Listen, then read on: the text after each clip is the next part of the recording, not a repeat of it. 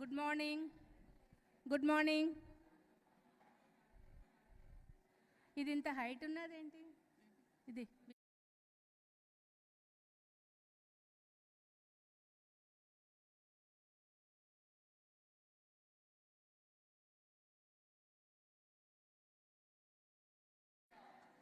Yeah, very nice. You're all here. Please be disciplined. Sit in the places until the program is over. It will be just over in less than 2 hours.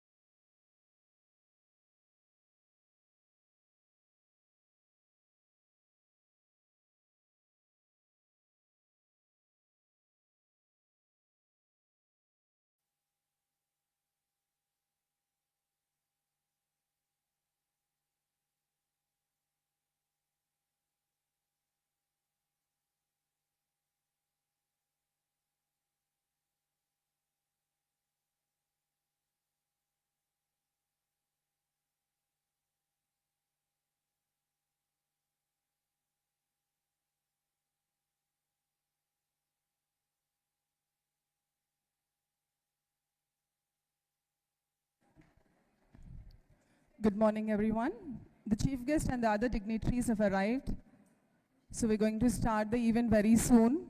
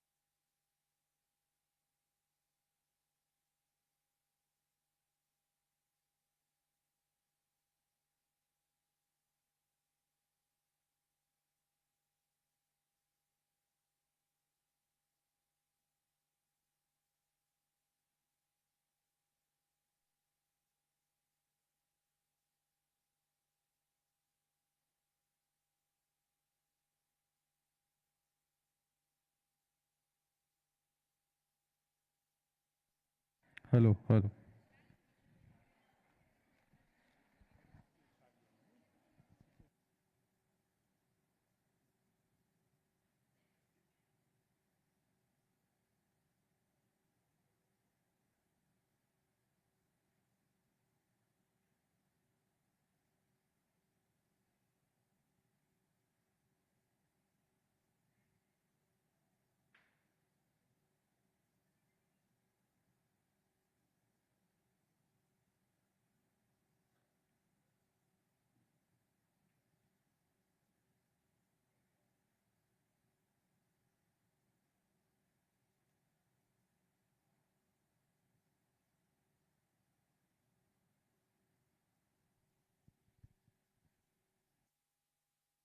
Thank you. Please be seated. Now I request all the guests to join me in honoring the Prime Minister, late Prime Minister.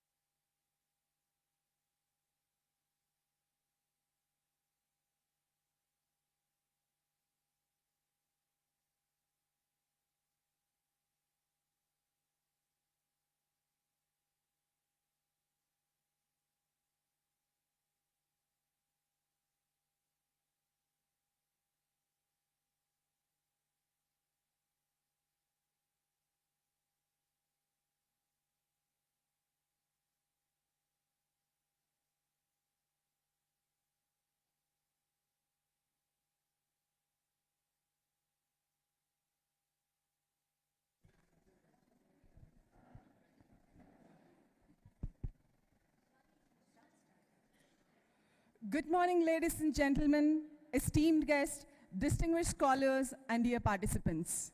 I, Amla, Assistant Professor from the Department of Business Management, welcoming RISE 2024. It is with great pleasure and profound honor. The problems we face today are complex and multifaceted, requiring not only just individual brilliance, but collective effort. By fostering partnerships across disciplines, industries, and geographies, we can unlock transformative solutions that resonate globally. With this note, let us initiate the inaugural of today's event. I take the privilege in inviting the Honorable Chief Guest of the inaugural function, Dr. Atul Negi, Dean, Hyderabad Central University, onto the dais.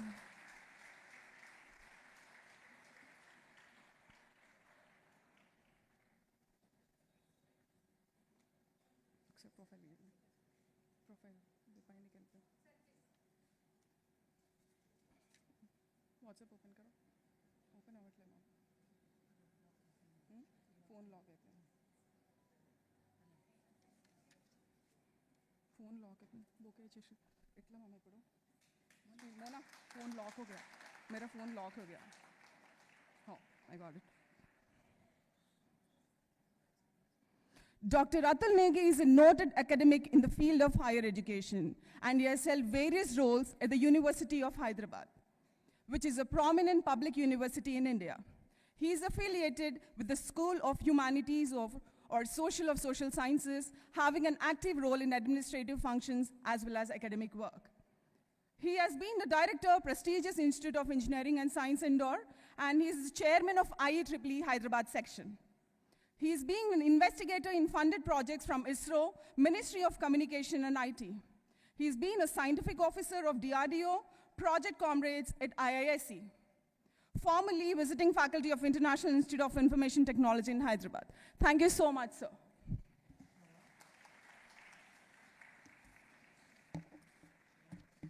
It's a privilege to invite the guest of honor, Dr. Nguyen Hong Son, Head of Science and Technology from Hanoi University of Industry, Vietnam.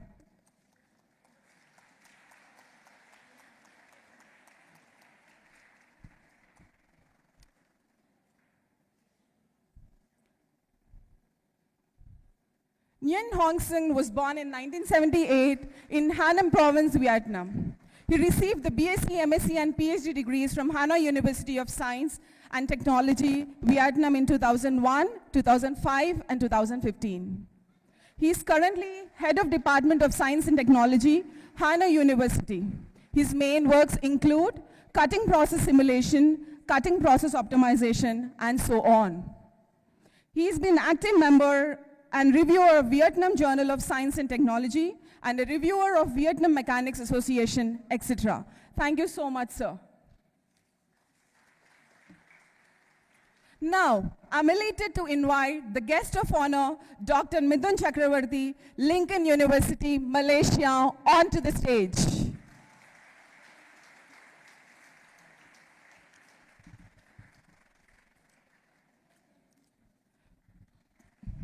Dr. Mithun Chakravarti is a distinguished researcher, academic leader, and corporate trainer specializing in artificial intelligence, big data, and cybersecurity. With over 1,000 citations and an H index of 16, his work has made a significant impact in these cutting-edge fields. Dr. Mithun's ability to translate academic research into real-world solutions has earned him a strong reputation as a leader in his field.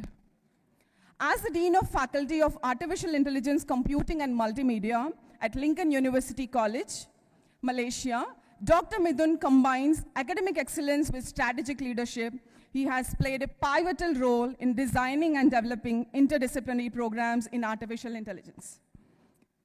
He has led to the successful implementation of cutting-edge academic offerings that are shaping the future of education in these areas.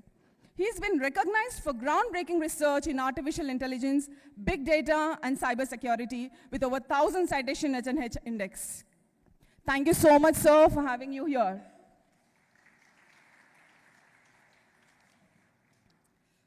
Now, I'm delighted and honored to invite our benevolent secretary and correspondent, 𝐒𝐭𝐚𝐧𝐥𝐞𝐲 garu, onto the dais.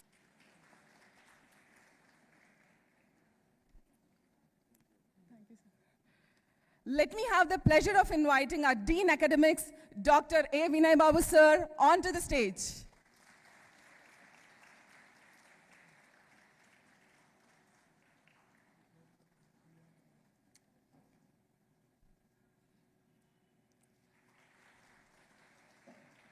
I extend my invitation to our Director, R&D, Dr. Vishnuvardhan Reddy sir, onto the dais.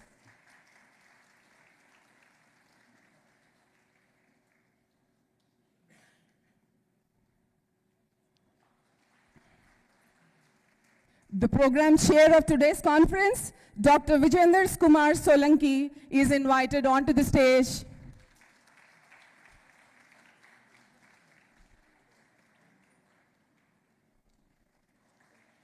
Here, I would like to invite our beloved principal, Dr. Satyaprasad Lanka sir, to come onto the dais.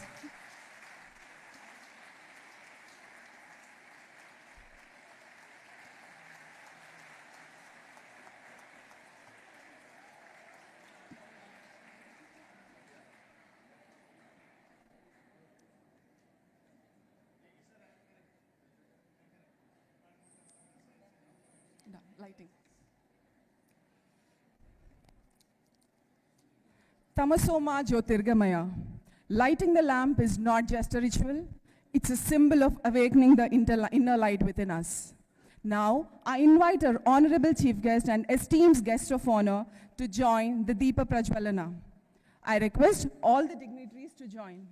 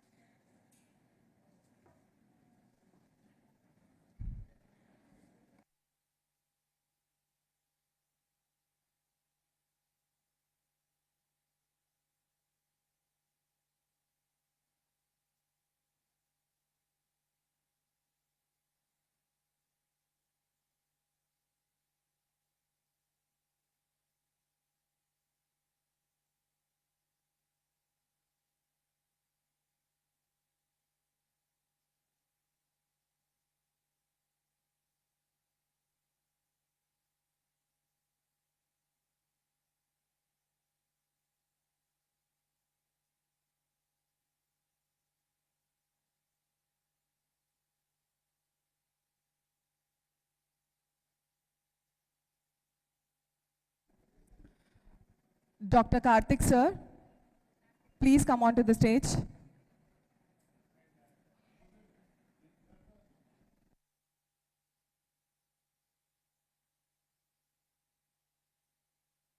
I request Rakesh Reddy sir to please join the lighting of lamp.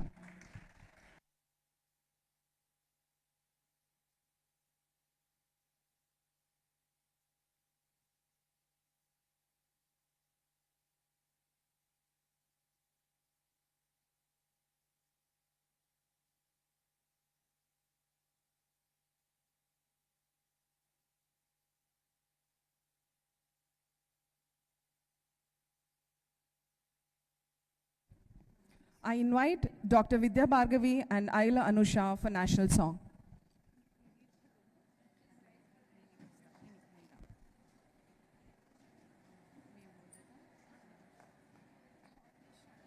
I request all the audience to stand. Thank you.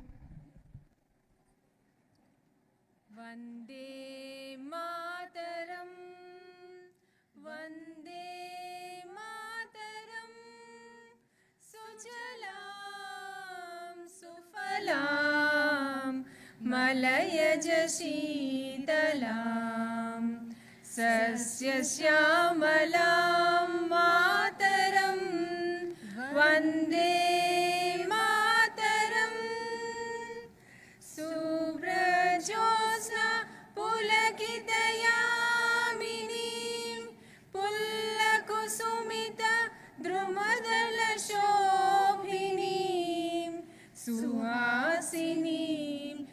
सुमधुरभाषिणीं सुखदां वरदां मातरं वन्दे मातरं Vande Mataram.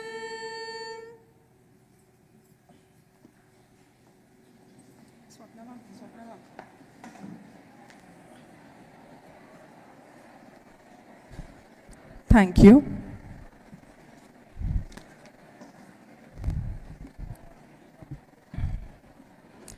Now, let me invite Dr. M. Swapna, convener of today's conference, to propose her welcome address.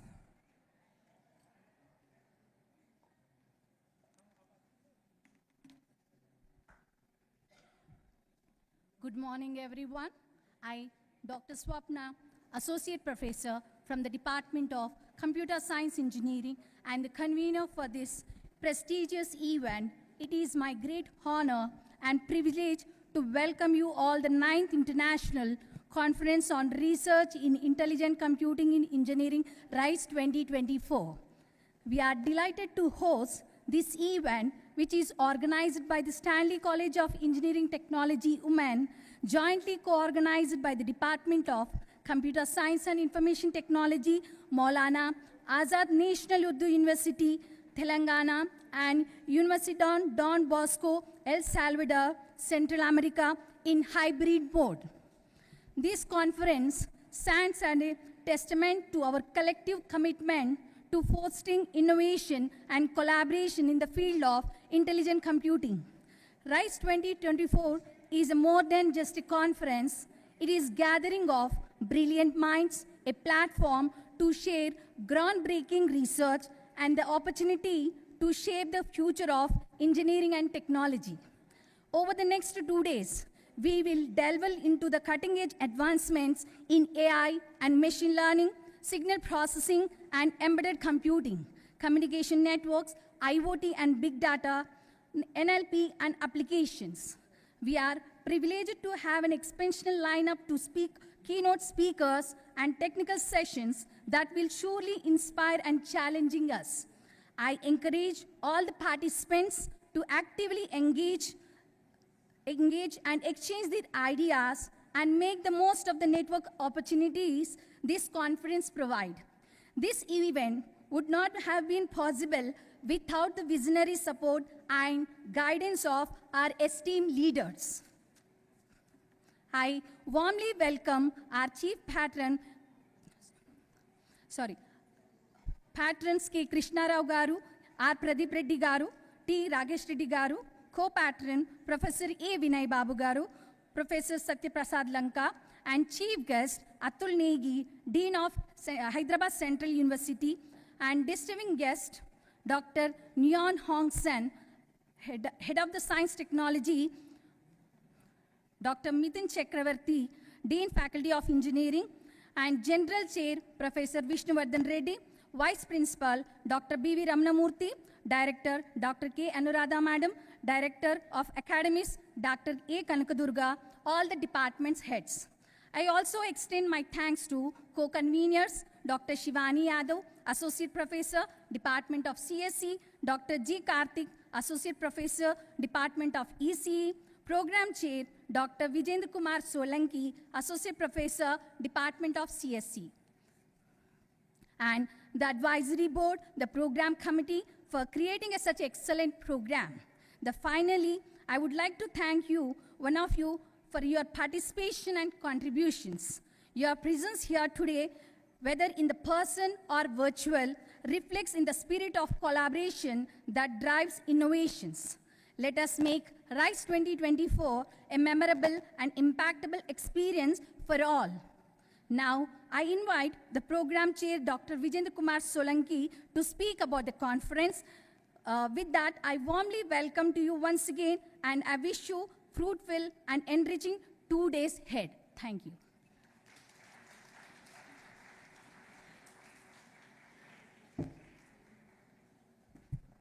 Thank you, ma'am. Good morning, one and all. Distinguished guest on the dais, off the dais. I am Dr. Vijendra Kumar Solanki, Associate Professor, Department of CSE, Stanley College of Engineering. Welcome one and all to the 9th edition of the RISE 2024. So I'd like to just tell you, we have started this conference before 9 years, and it was started from the Nagpur in the center of the India. For your information, in the 9th edition, we have completed 4 editions alone into the Vietnam and 2 into the Hyderabad and 1 in Salvador, and we have completed 1 in Uttarakhand. I am truly thankful to the management of the Stanley College of Engineering for allowing us to do this wonderful conference. Wholeheartedly, I am thankful to the keynote speaker, our Dr. Sudhan, Dr. Kadir Saab, Dr. Buitin San, Dr. Rajiv Dey Saab, and Dr. Mithun Saab, to coming from across the different places. At the same time, I am truly thankful to the session chairs, Dr. Aditi ji, Dr. Ashish ji, Dr. Shweta ji, Dr. Vishnath ji, Sridhar, Dr. Uma ma'am, and internal all the staffs who have really done a good works to make today's event a grand success. At the outset, I am truly thankful to our guest, Dr. Atul Negi ji, who humbly accepted our invitation and today is with us. And we have also the pleasure to invite our Dr. Amit ji, who is the CEO of the BioAxis. He's with us. So a lot of dignitaries today with us, and it's really a whole celebration day with all of us. Time to meet with us, greet with us, make a network, have a lot of time to know how the things happen. Just to know you, we have got approximately 120 papers. Out of that, we have got finalized 31 papers. And for the proceeding, we have successfully scrutinized 22 papers, which will be published into the annals series published by the Poland.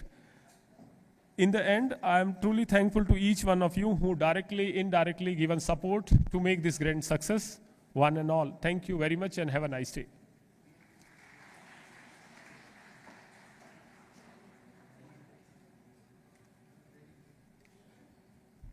Thank you, sir. I request Dr. Satyaprasad Lanka, sir, Principal of Stanley College, to propose an address.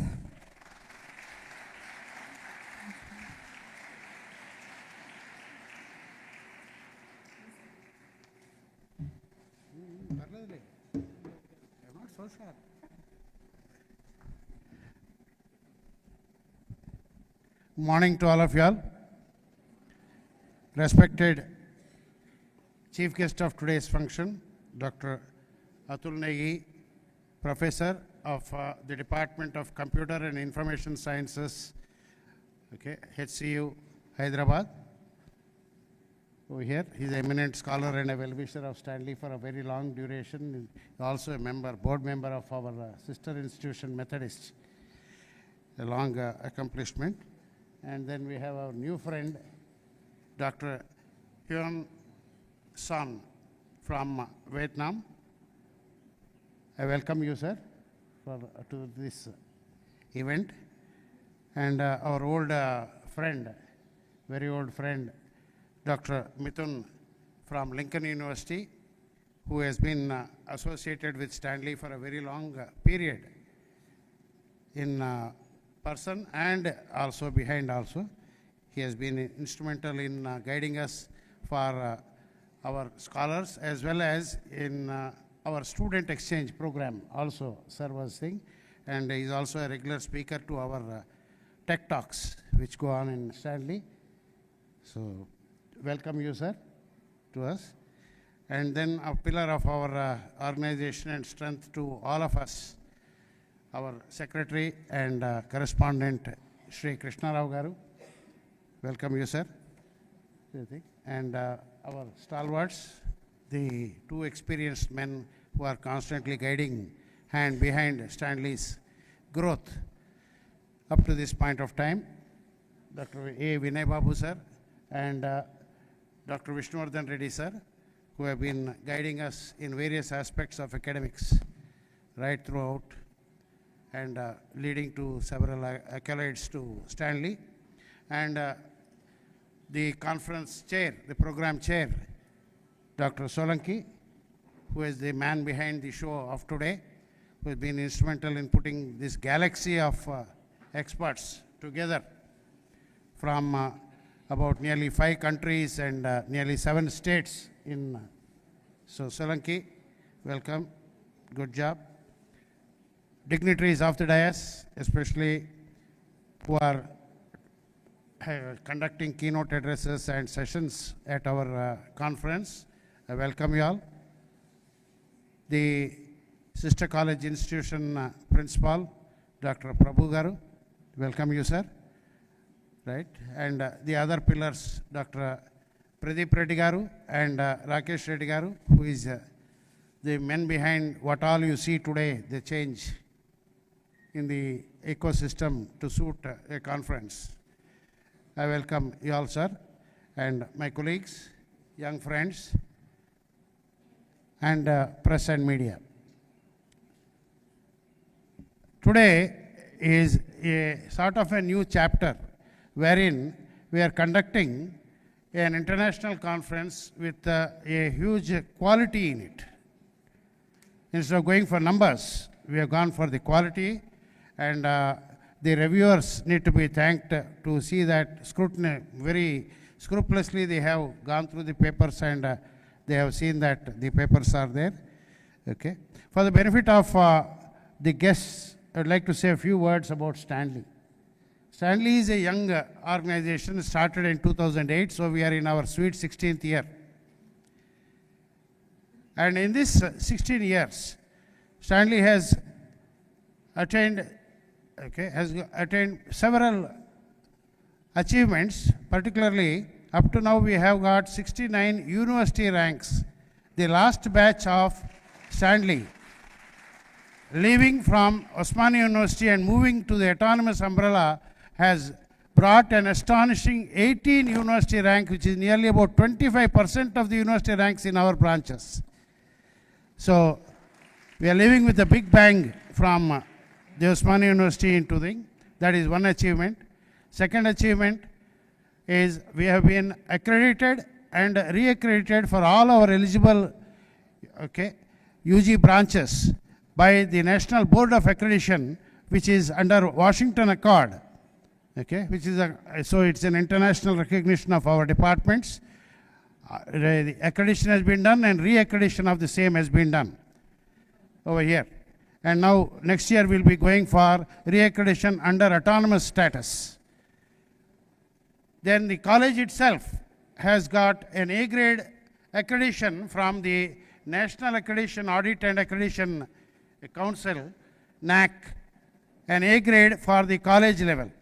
All this is a testimony to the hard work of the students, the earnestness and vision of particularly the leadership of the college, and the efforts, untiring efforts and mentorship of the faculty. So I request you all to give a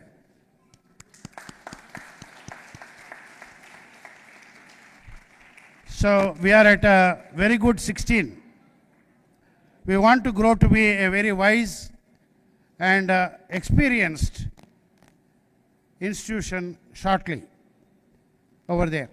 Further, in 2020, we have got the autonomous status from University Grants Commission.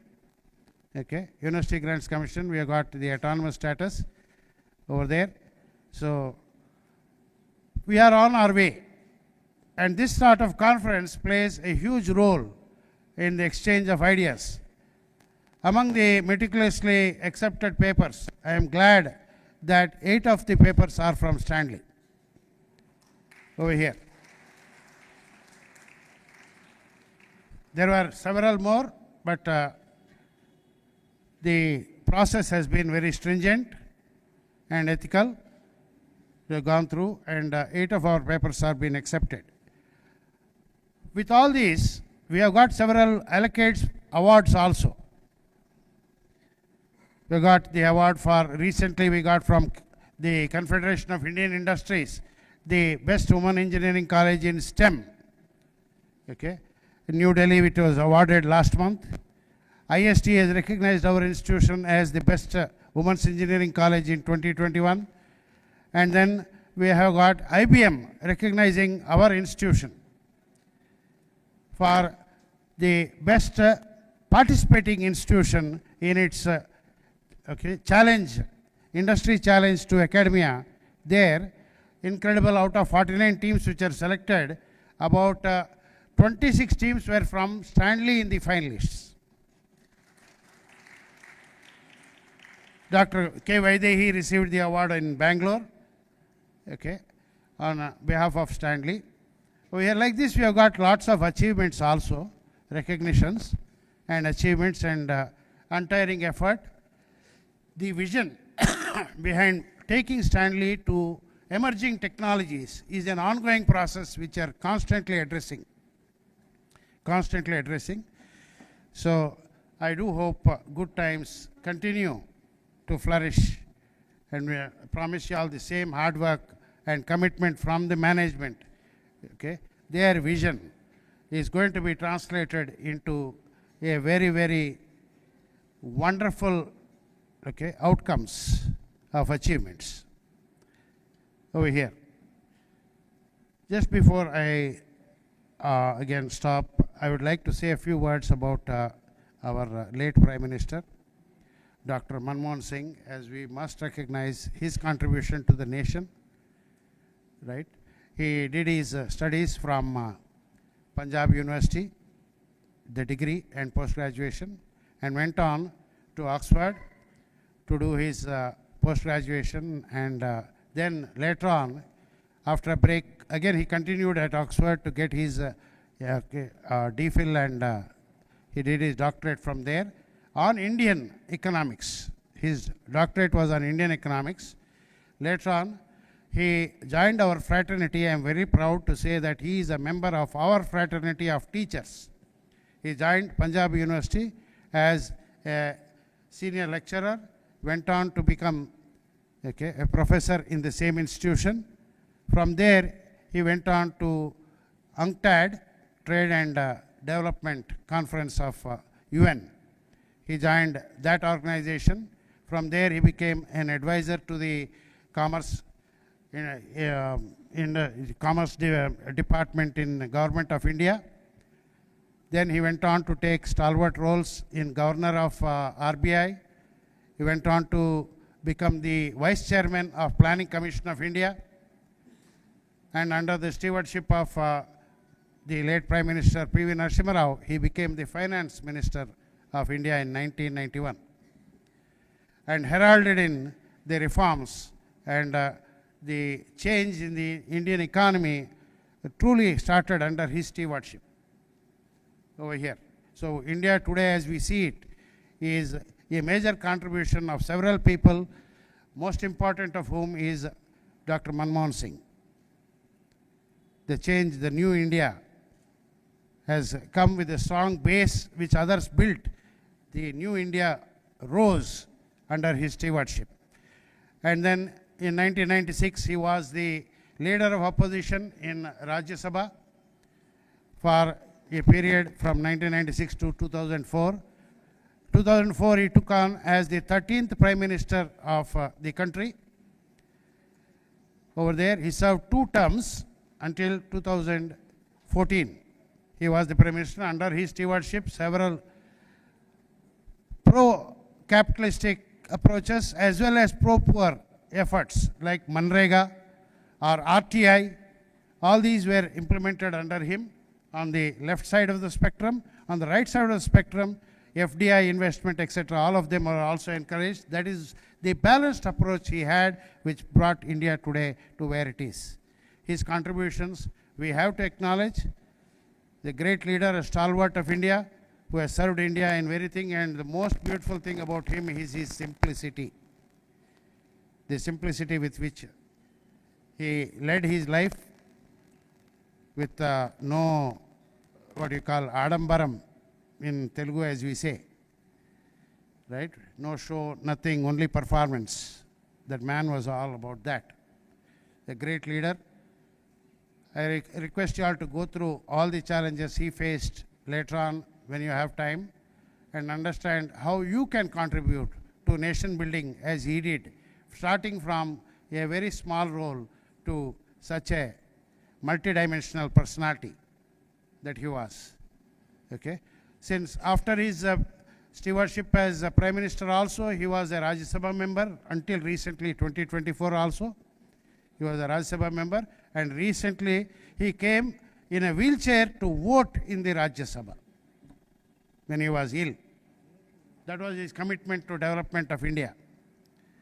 Right? So let us remember this stalwart.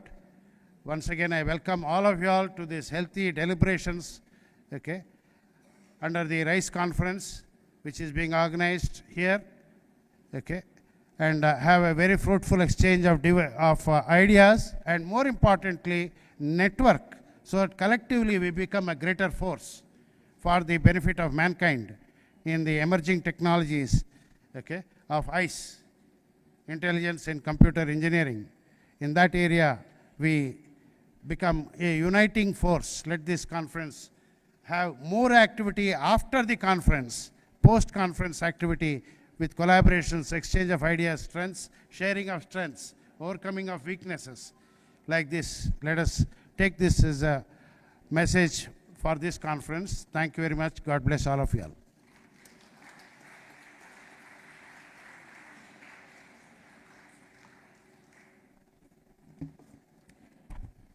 Thank you, sir.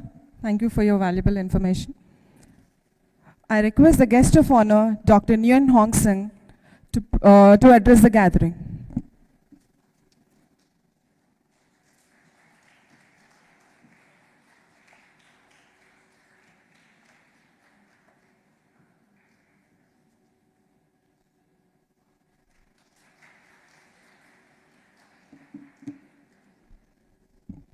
Good morning, everyone.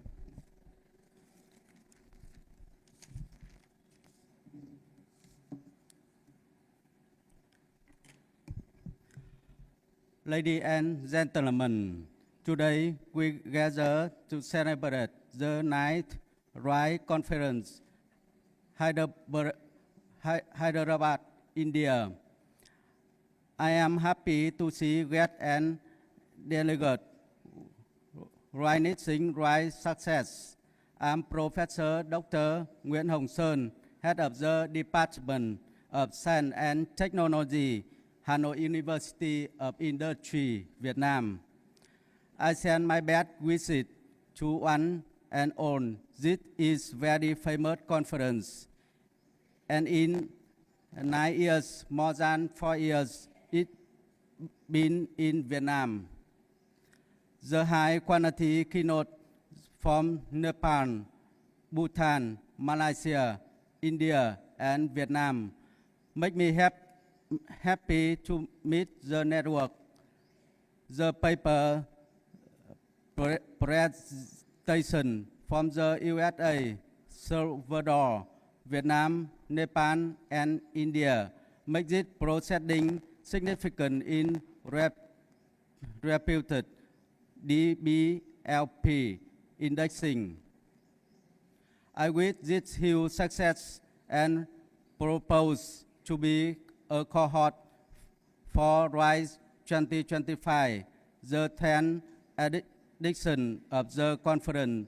Once again, thank you for the invitation, warm hospitality, and care for us in India. We are looking forward to welcoming you to Vietnam. Thank you very much. Good day.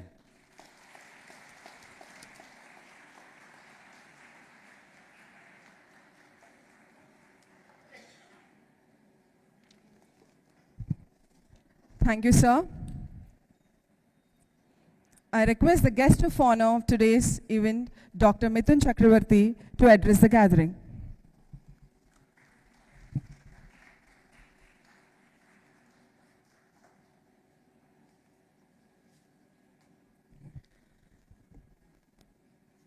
A very good morning for all of you. Respected Dr. Krishna Rao Garu and Vishnuvardhan Reddy sir and Dr. Satyapradap sir, and also all the dignitaries, Dr. Vinay Babu sir, and lecturers, professors, associate professors in Stanley Engineering College, and the delegates who have coming from far away to take part in this conference. Welcome one and all, and thanks the management for inviting us, for making Lincoln University a part of this great event. And also I wish heartfelt thanks to Mr. Rameshpati sir for being collaborating with us, being an intermediator within us, Lincoln and Stanley Engineering College. And hopefully you can see I would be the youngest in the dignitaries over the dais. To be very honored to be in here. And I thank all the professors, senior professors, for conducting this event consistently, because conducting an event consistently for 9 years is not an easy task, and delivering with the quality of articles, papers, keeping the scientific work in higher standards is not at all an easy task. And bringing people from all over the world, Dr. Nang from Vietnam, and also I would see Professor Sudan from Nepal, and bringing people from all around the countries to conduct these such events. It keeps the academic fraternity and the research to be in the high standards, which provides the enrichment within the students. And I wish very, very thanks, and also I congratulate the management for conducting the event in a very smooth way. And from the time I landed in Hyderabad, it was very smooth and warm, and we don't feel that I'm being in another country or another place. It seems like back in home, because all of them in here, in the lecturers, because we know Dr. Shivani, Dr. Srilata, Dr. Srileka, all these lecturers were being very kind to us. And of course, we know few students as well, and we are also expecting few students in near future, maybe in the month of March and also in June, July. We wish the collaboration between Lincoln University College and Stanley should go long lasting. And with all these words, I would also put a word of thanks from our president, Professor Dr. Amia Baumik, who was the man behind us to make these collaborations and who made us to be in this genre. And thanks for both the managements, and thanks for inviting us. And I wish a grand success for the event. Thank you.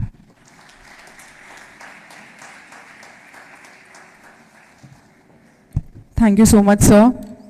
Now, I request Dr. Atul Negi, Dean, Hyderabad Central University, to convey inaugural address for the gathering.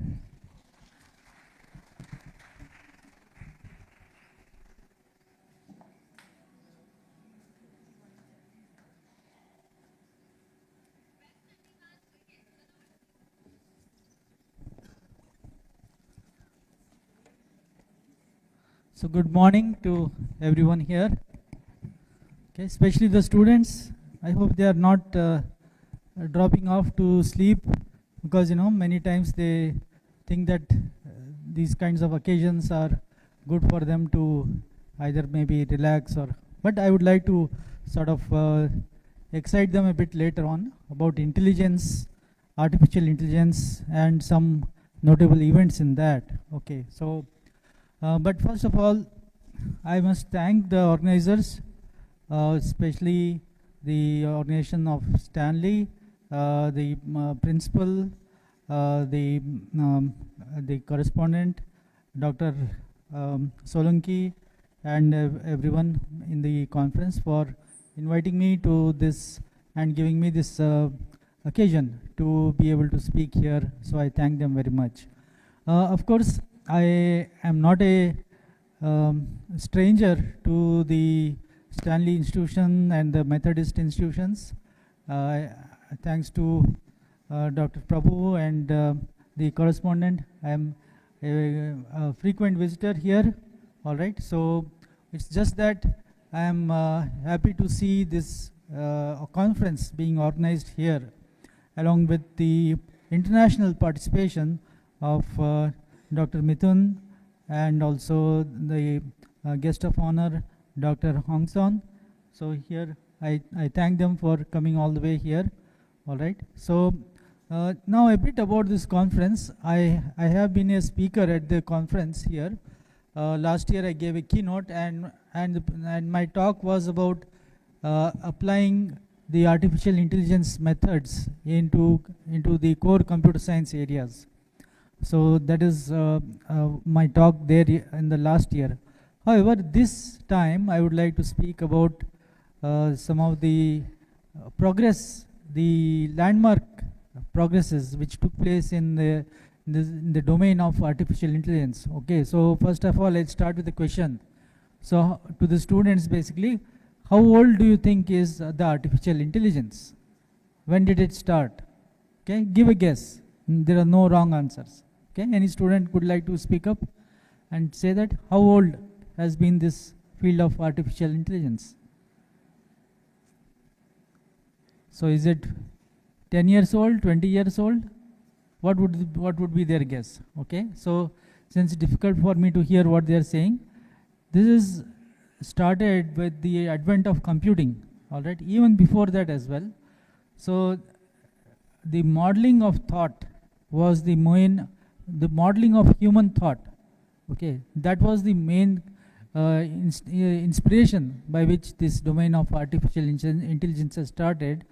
And Alan Turing was the one who gave it the formal basis of that. And as everyone will say, there is a very famous test of intelligence which is called as the Turing test. So in the Turing test, what we want to know is that how intelligent is your system. If the system cannot be distinguished with a human being, then you can say that that system is intelligent. All right, so that was basically the idea of which Alan Turing has given. And the Turing test stood as a test for a long time. However, in recent years, there are many systems which are sort of past that Turing test. In fact, now we have what is called as a reverse Turing test, which is like if you go to a website, you are asked to show yourself that whether you are a human. Okay, so this is, as many of you have tried to see, that it is called as a CAPTCHA. All right, CAPTCHA, reverse CAPTCHA, such things. All of you who are visiting websites will be giving that. That itself is showing that how much the computer systems have evolved by which they are able to model and mimic human behavior. Okay, to go back now further into the history of artificial intelligence, the name artificial intelligence as such came about only after the conference which took place by John McCarthy. So John McCarthy, he was a mathematician, and he contributed a lot to the progress of artificial intelligence. He is specifically remembered for lambda calculus, which was the one which started the AI programming language, which is called as Lisp. Okay, nowadays nobody hardly ever programs in Lisp. They program in Python.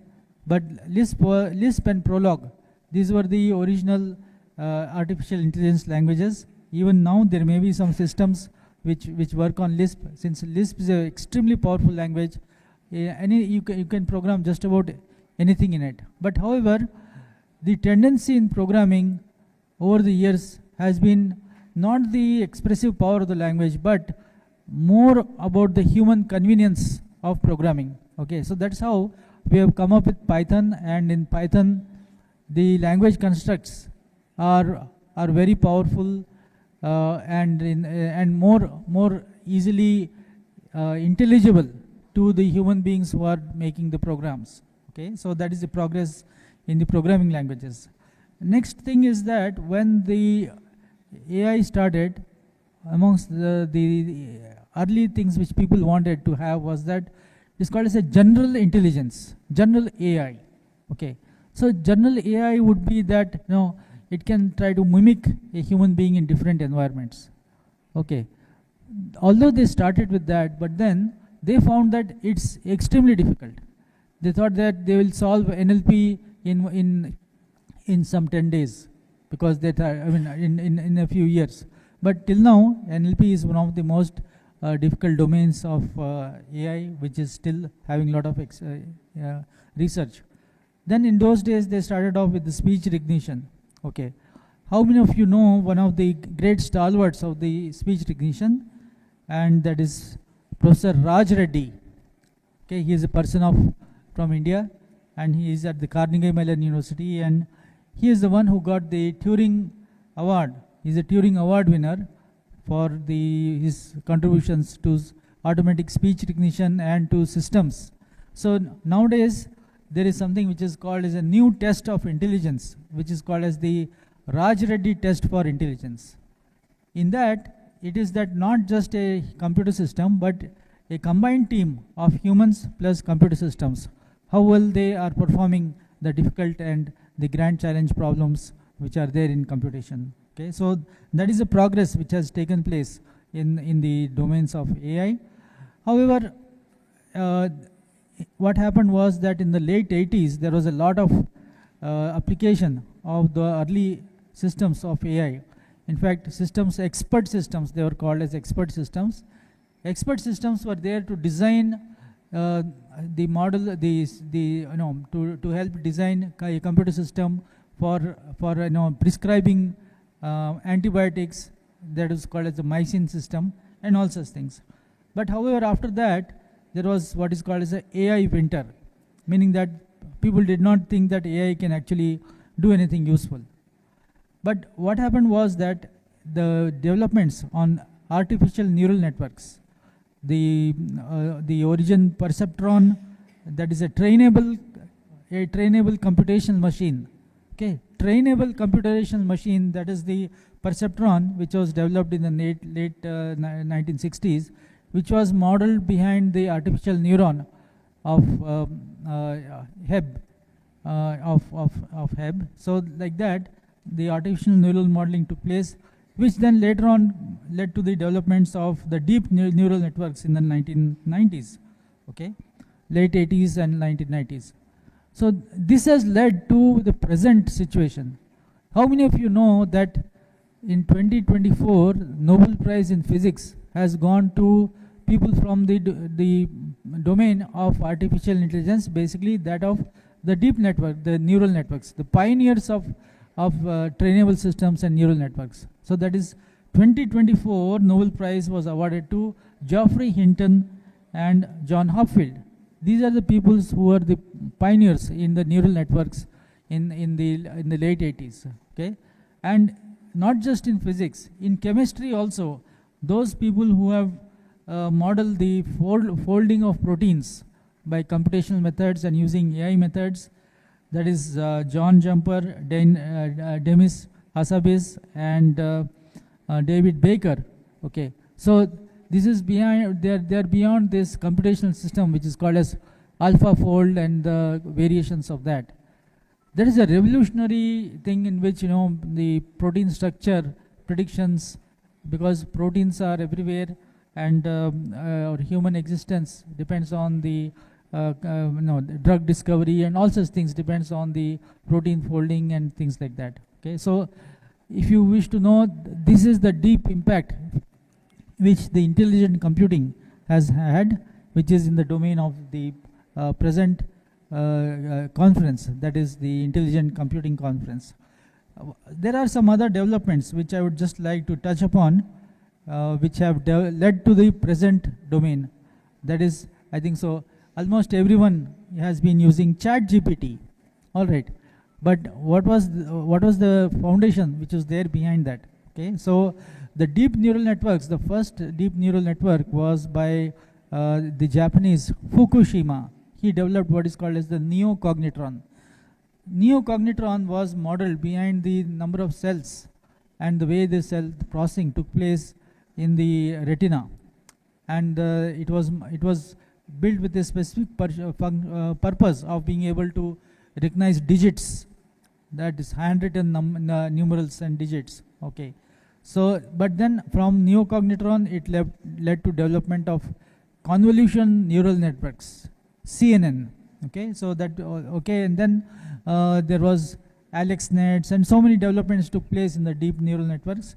Okay, other big development which took place, which led to the formation of the ChatGPT and all that, and the large language models, is what is called as recurrent neural networks. So recurrent neural networks are able to model state, because all NLP methods depend upon a sequence of tokens and their context. So word in context is captured through the recurrent neural networks.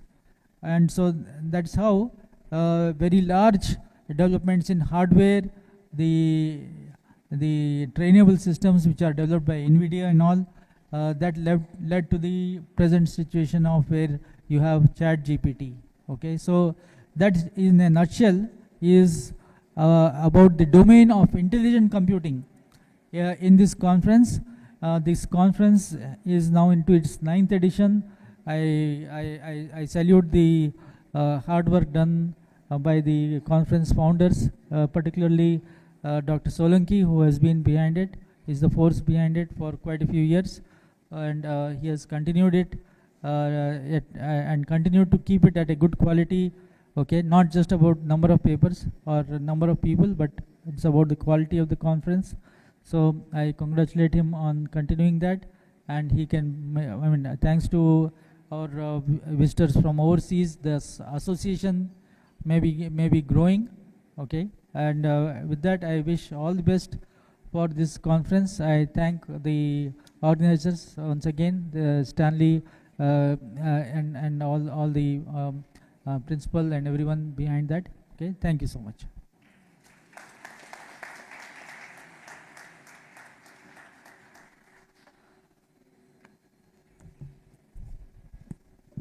Thank you so much, sir, for your inspiring words. Now, I request our chief guest to please release the souvenir of today's 9th International Conference on Research in Intelligent Computing and Engineering 2024. I request Rakesh Reddy, sir, and Pradeep Reddy, sir, to please join for the release.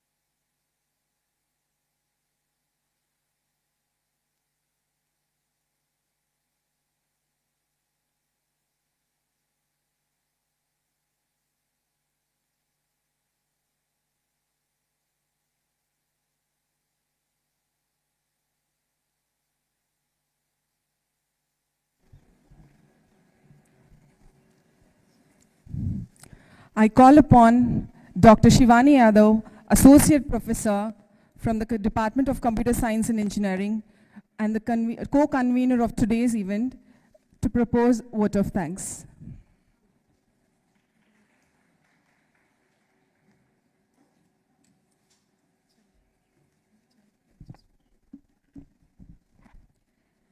Good morning, one and all. I, Dr. Shivani Yadav, Associate Professor and co-convener for today's event, is delighted to propose vote of thanks. I am thankful to our Honorable Chief Guest, Dr. Atul Negi, Sir, Dean, 𝐂𝐶O, for accepting our invitation. I owe thanks to our esteemed guest of honor, Dr. Nguyen Hon Son, for his gracious presence to our conference. I thank our esteemed guest of honor, Dr. Midhun Chakrabarty, sir, who is also my co-supervisor during my PhD. Thank you for your presence, sir. I'm thankful to all the keynote speakers and session chairs who have found their valuable time and gracious presence today for the conference. I am eternally thankful to our beloved correspondent sir, Sri K. Krishna Rao Garu sir, for unconditional support. I am thankful to our management, directors, Sri Pradeep Reddy sir and Sri Rakesh Reddy sir for their support and guidance. I am eternally thankful to our Dean, Dr. Vinay Babu sir, Director R&D, Dr. Vishnuvardhan Reddy sir, and our Principal sir, Dr. Satyaprasad Lanka sir, in overseeing the conference. The wholehearted thanks to our program chair, Dr. Solanki, and Dr. Swapna ma'am, the convener and the co-convener, Dr. Karthik, and all the HODs and the committee members for their continuous support. My love and thanks to my student volunteers and the audience for your cooperation. Thank you, and I wish you all a successful and inspiring conference. Thank you.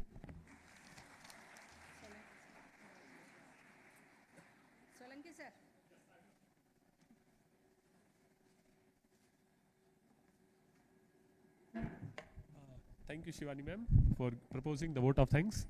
Now, I would like to request to the head of the department, Professor Nguyen Hong Song, to give a souvenir from the Hanoi University of Industry to our beloved correspondent and secretary, Shri Krishna Rao Garu sir. Please. Yes, please.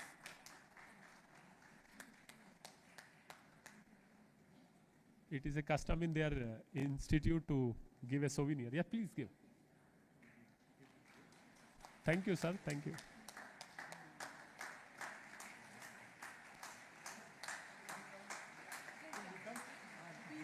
No problem, no problem, no problem. This is boss. No, it's okay. That's okay. Thank you very much, sir. Thank you.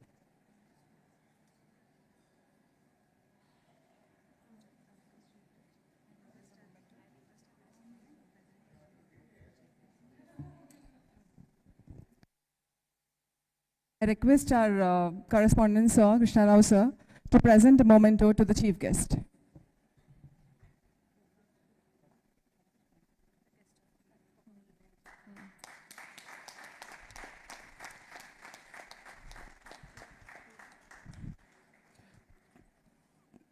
To the guest of honor, Nguyen Hong Song.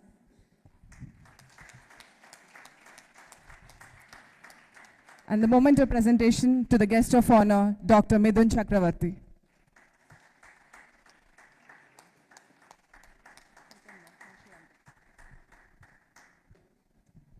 So thank you so much.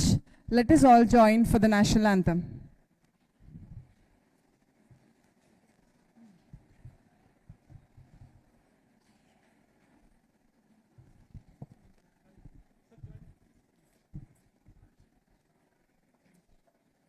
जनगण मन अधिनायक जय हे भारत भाग्य विधाता पंजाब सिंध गुजरात मराठा द्राविड उत्कल वंगा विंध्य हिमाचल यमुना गंगा उत्कल जलधि तरंगा तव शुभ नामे जाहे तव शुभ आशीष मागे गाहे तव जय गाथा जनगण मंगलदायक जय हे भारत भाग्य विधाता जय हे जय हे जय हे जय जय जय जय हे जय Hind.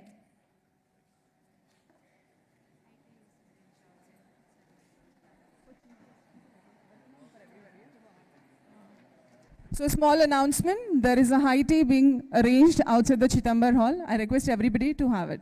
Thank you.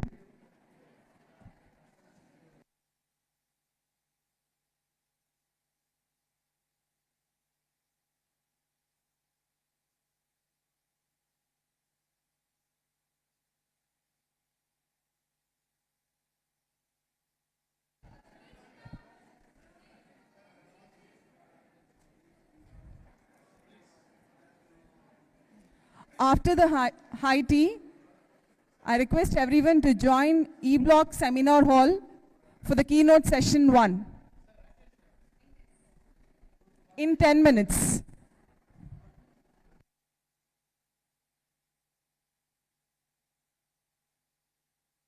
There is keynote sessions going on in E-Block and C-Block Seminar Hall within 10 minutes.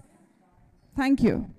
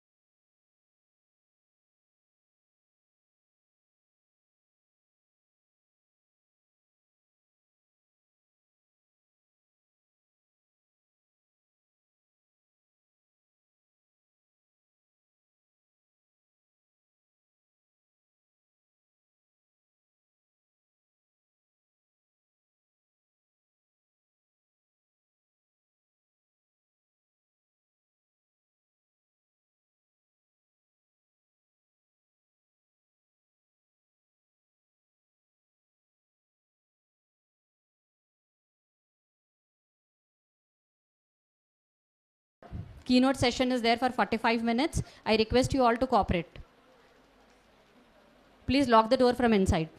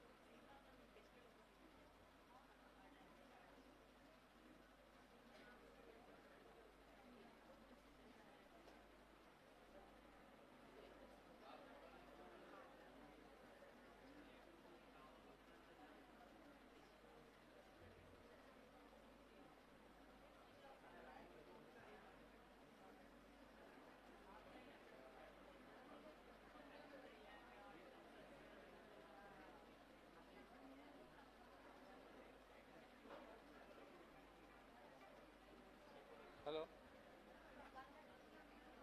Madam ఏమైంది నుసుకొని రాలేదా ఈరోజు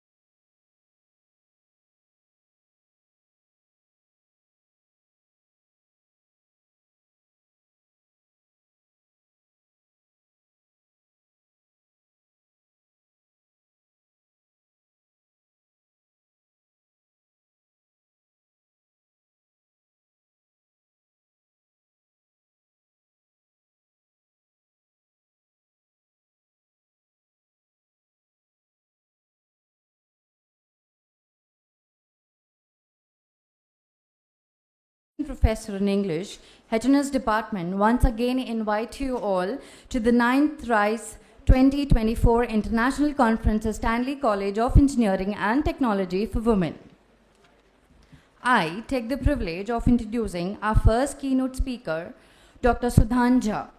With over 23 plus years of combined teaching, research, and industrial experience, Dr. Sudhan Jha is a senior member of IEEE and a professor in the Department of Computer Science and Engineering at Kathmandu University, Nepal. He is a lead researcher of the IoT R&D lab at Kathmandu University.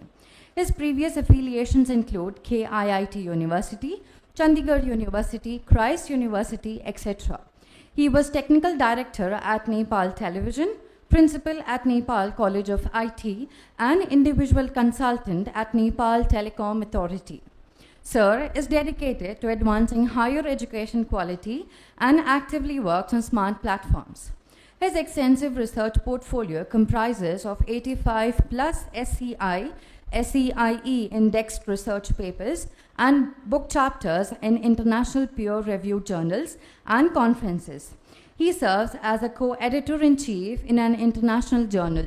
He also serves as a guest editor for SCIE, ESCI, Scopus index journals. With 3 patents to his name, he has authored and edited 7 books on cutting-edge topics in IoT, 5G, and AI published by Elsevier, CRC, and AAP. His research has also secured funding for 2 international projects. Additionally, Sir contributes as a keynote speaker at more than 40 international conferences. In addition, he has also delivered faculty development programs, short-term training program, and workshop in national and international conferences and universities.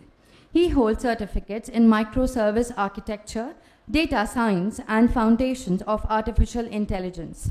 His primary research interests encompass quality of service in IoT, enabled devices, neurosophic theory, and neurosophic soft set systems. Thank you, sir. I now request Pallavi ma'am to welcome sir onto the dais with a bouquet.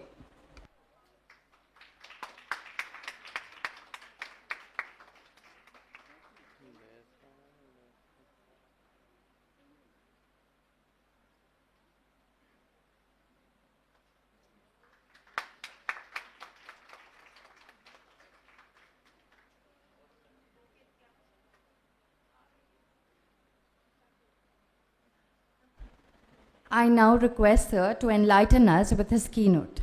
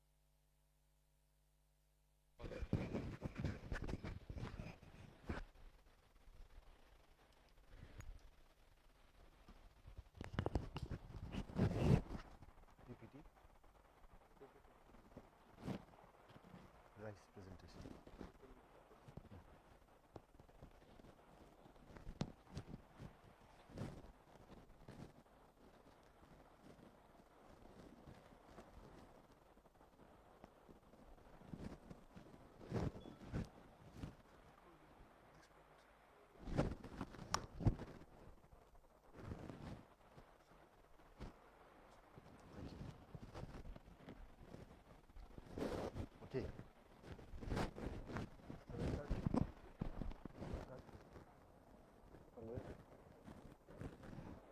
Hello? Hello?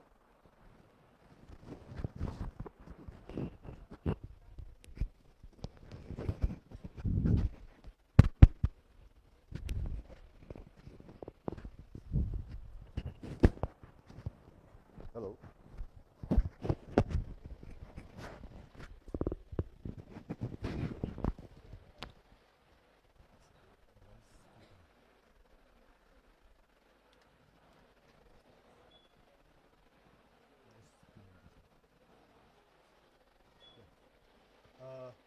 Am I audible?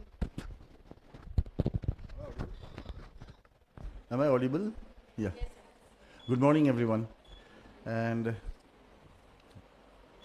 to start with, thank you, Dr. Solanki, Dr. Vijender Kumar Solanki, who has been kind enough to organize such a successful event.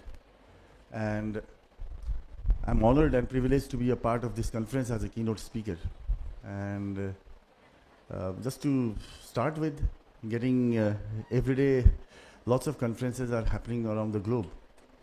And getting 120 papers, that too in this, 31 papers getting selected and 8 papers from this college itself is a remarkable achievement, because that attracted me.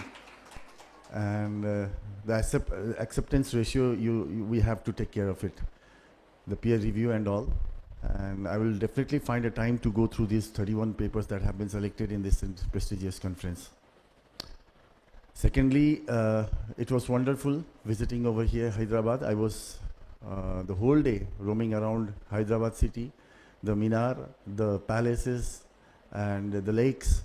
And thank you for warm hospitality to the entire organizing team.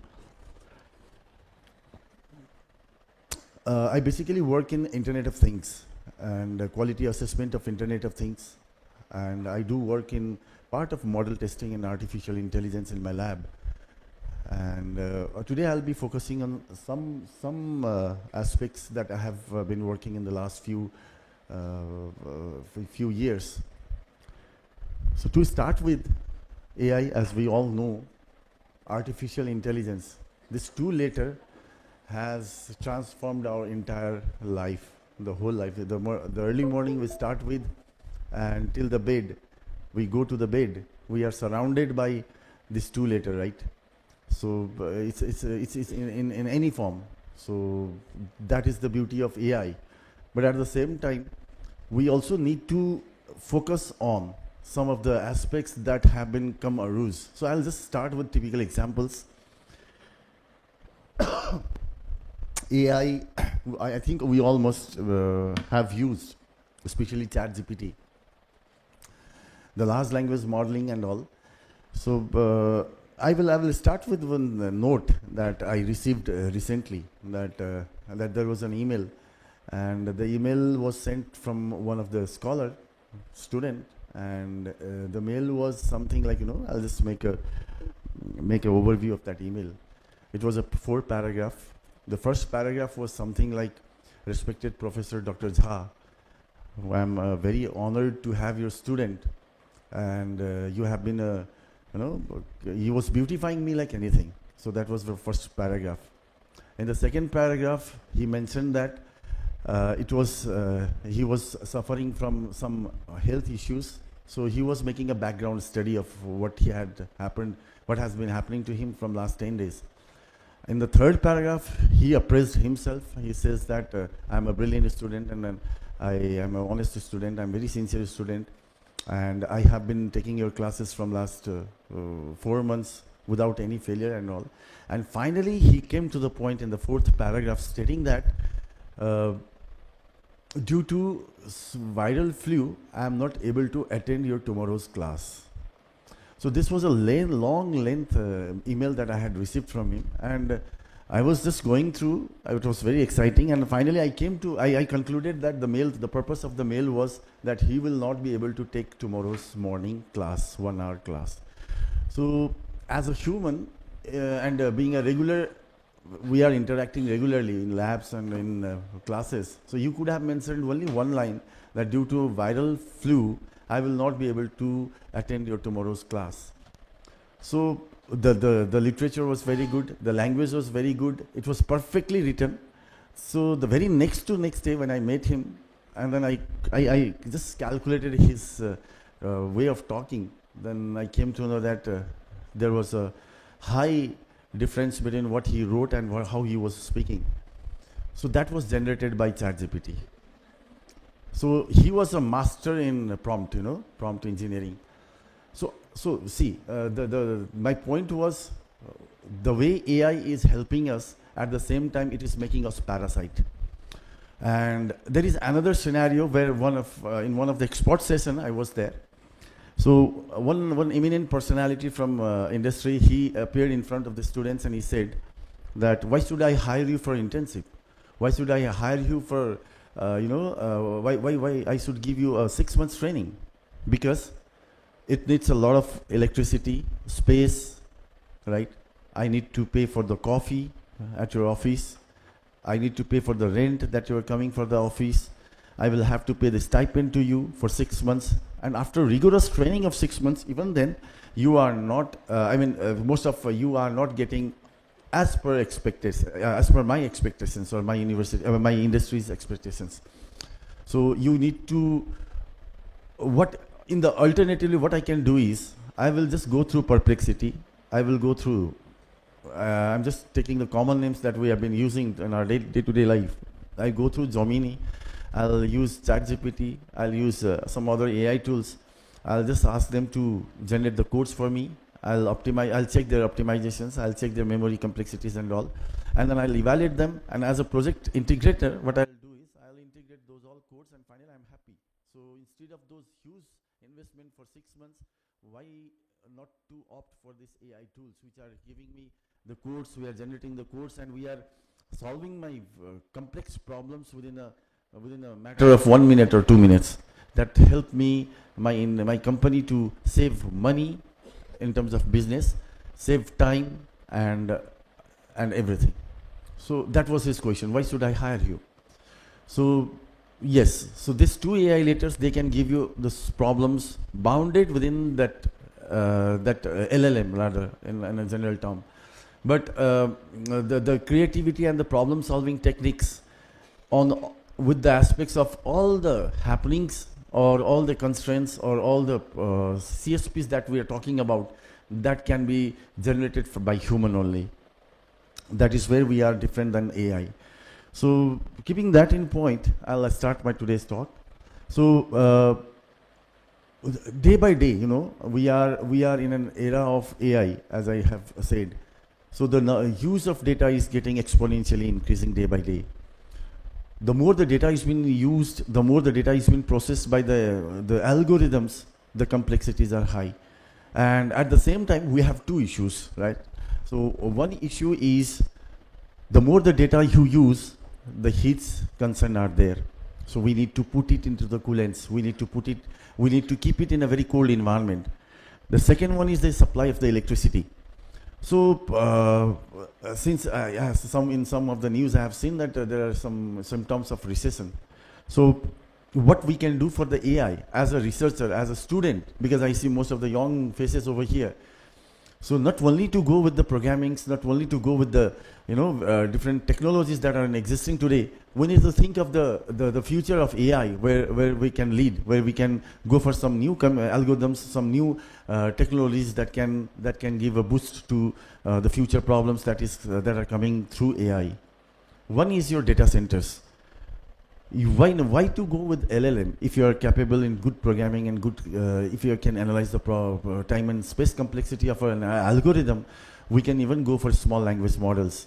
We can find out the small problems. We can just see what is happening around and how these problems can be solved more technically using AI. Then we can definitely come across our own small language models. Those small language models can help us to at least process data in a small scale, and then we can go for the good data centers. We can go for a coolants, and we can choose environment, and we can go for data centers. That is number one. So a second one is the dependencies of AI has led us to parasitic. We are getting more parasitic. I doubt after 2 or 3 years, if I ask any one of the students what is 10 multiplied by 10, then he will directly ask to the ChatGPT, not even to the calculator. If I ask some scholar to tell something about your country, then he will go and make a prompt to the ChatGPT, to the AI tool. So in order to avoid that, we have to reduce these dependencies. One more thing is there. So in one of the research that was been published not more than 6 months back, there was a research paper that was very viral throughout the social media.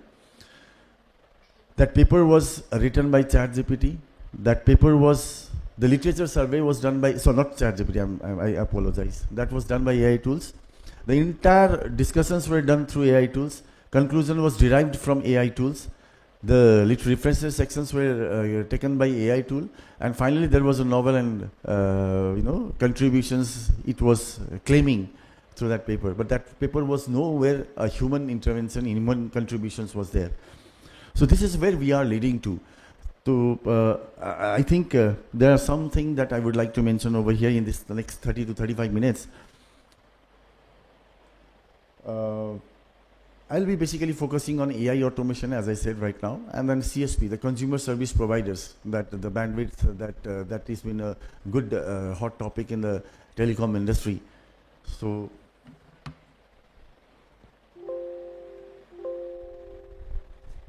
So consumer service providers. Now switching from AI to telecom is something different taste, right? So I have been working in some of the projects related with telecommunications where the industries are running behind making happy, the customers making happy in terms of cheap data rates and all. But the problem there is the revenue generation of the telecom industries are degrading. They are coping with the telecom industries are coping with one of the factors related with revenue, that is the bandwidth, that is the data that they are availing to the end users. And the second one is AI automation. So how this AI is going to help in terms of the revenue generation and in terms of quality services to the end users, to the society as a whole. So CSPs, they started the CSPs, that is consumer service providers in telecom industries. They started remarkable growth in 1990s and went up to 2020 was a high peak point. And very less talks were there about AI at the time.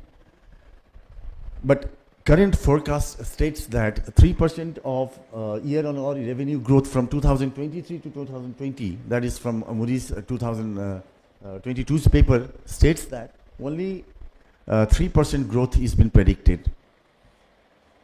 That means that they are currently kind of fat beat pipe that providers have. They are limited to this concept only. That means they are only availing, they are only generating their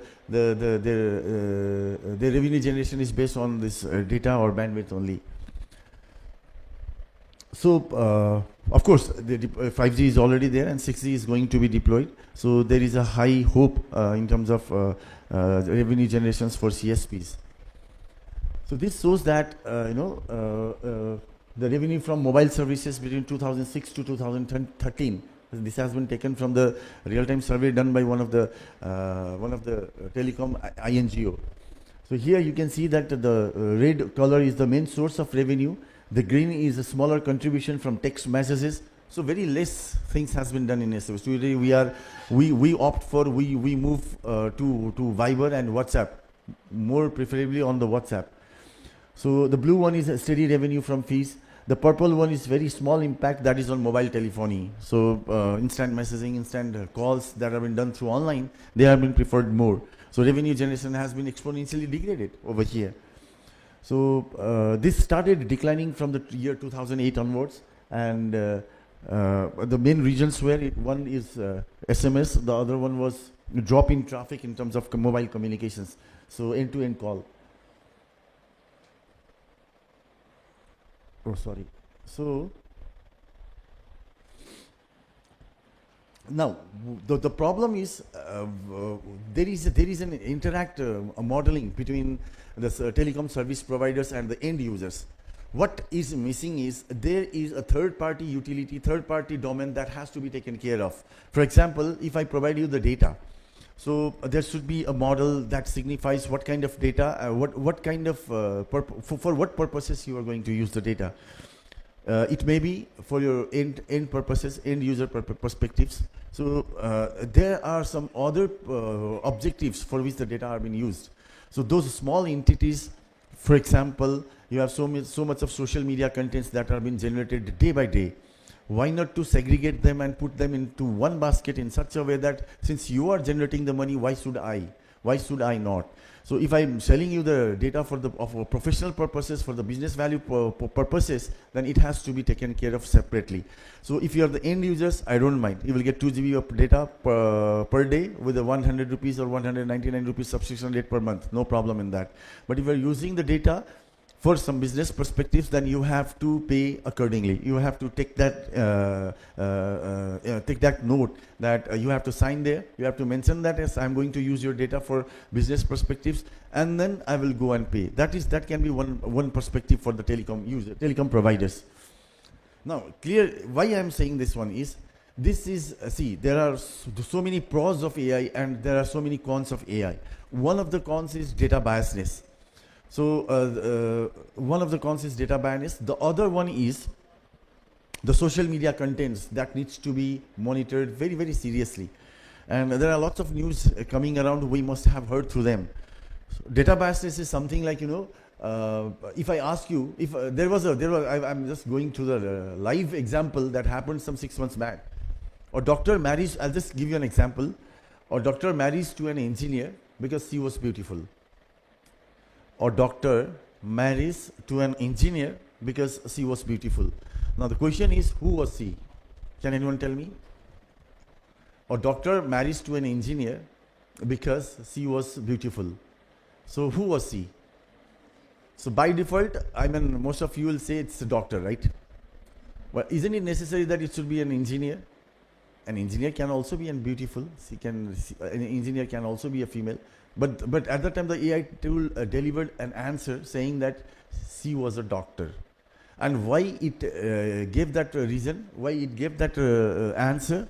Because it processed the past data, and where it found that most of the females are doctor. So it came to the conclusion that a doctor marries to an engineer. Who was she? She was a doctor. Now the second one is, there was a vacancy announcement in a company. It happened in a real time, and they did everything through AI tool. So thousands and thousands of CVs might have been collected. They processed, they shortlisted them. They came to the final interview, and finally, for the post of that was a open call for the post of manager. So a guy was selected for that post. Then suddenly there was a case filed against that vacancy announcement.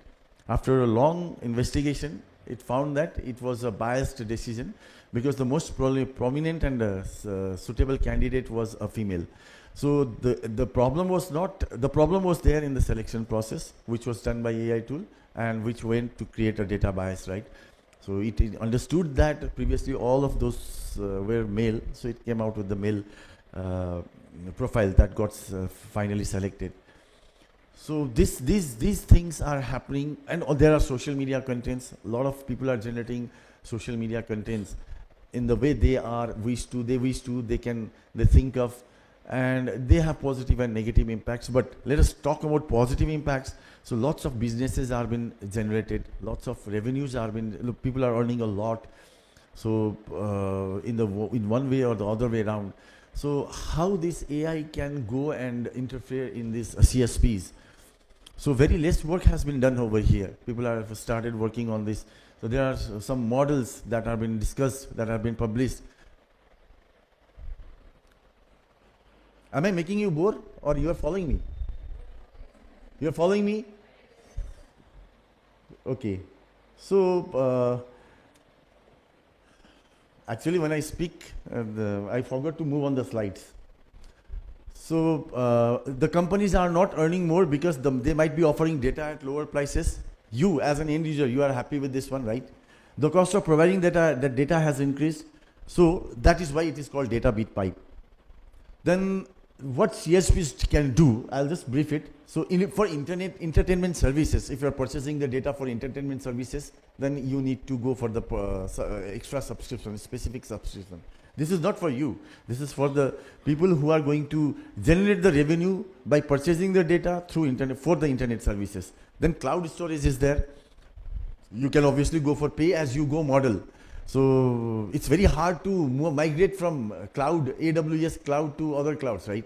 Because they have a restrictions. They're not exactly restrictions, but once you are using Amazon Web Server, Amazon Cloud Services for last 10 years, it's very difficult to migrate to the other cloud services and start your business, doing business over there. You can apply that model to here.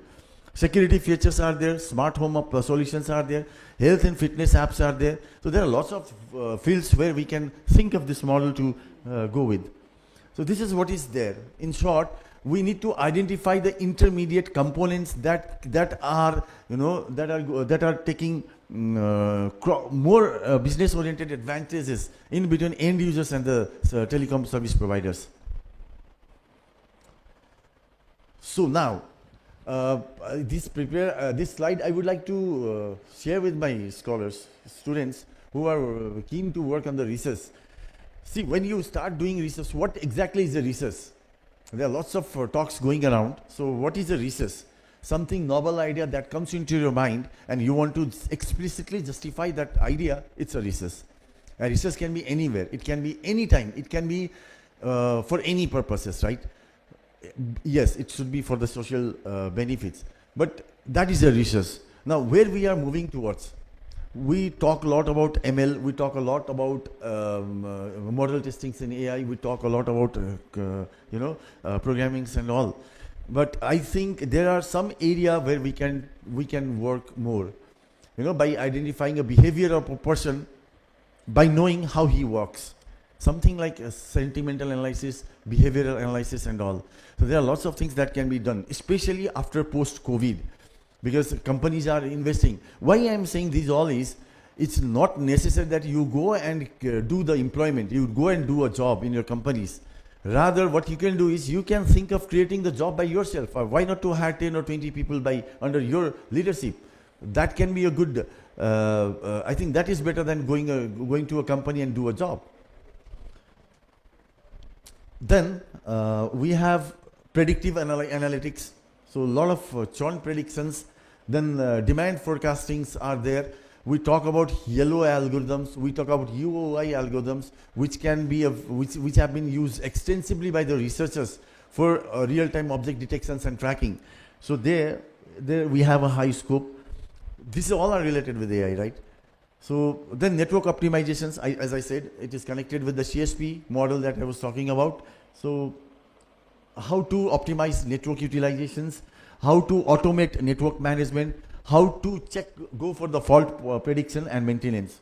So this is how AI in telecom, these all are there. So I don't want to go with each and everything. Yes, there is an AR and VR. So there has been a high talk about AR and VR. Today people do not need to go to, suppose you want to go to take an admission in your masters in some universities, you don't have to go there physically. You can have a AR and VR and you can check. It's something like, you will feel like you are inside the university as well, right?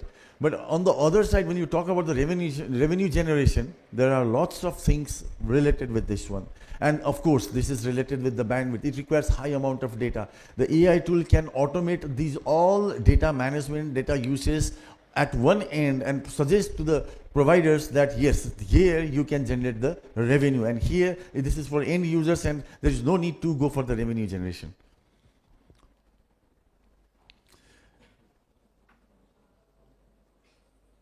So marketing, I think you all know it. So I would go for another one, that is LoRaWAN. So long range wide area network. It's a technology. And this technology is something, I recall this, I define this technology as using internet without having an internet, right?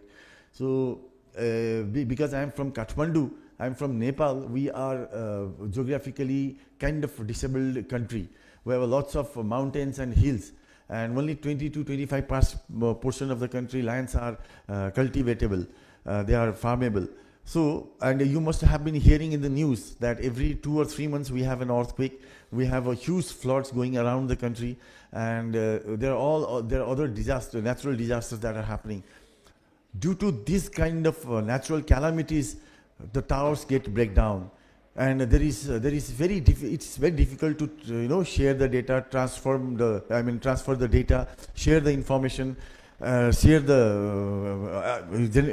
alert systems will not work there because of no data, no communications, no connectivities.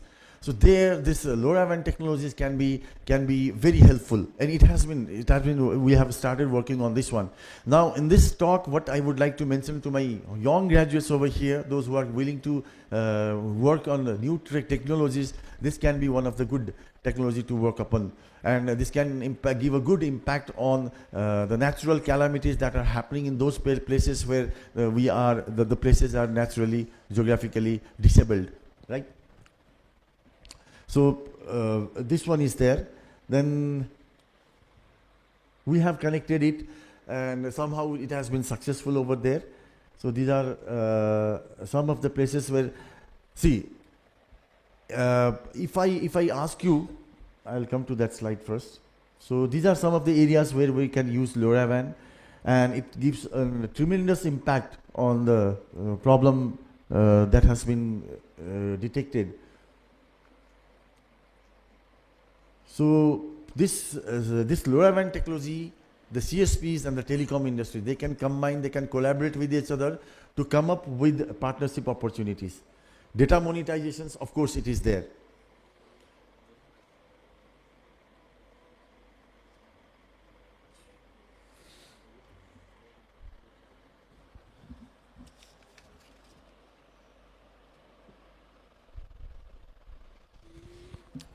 Okay.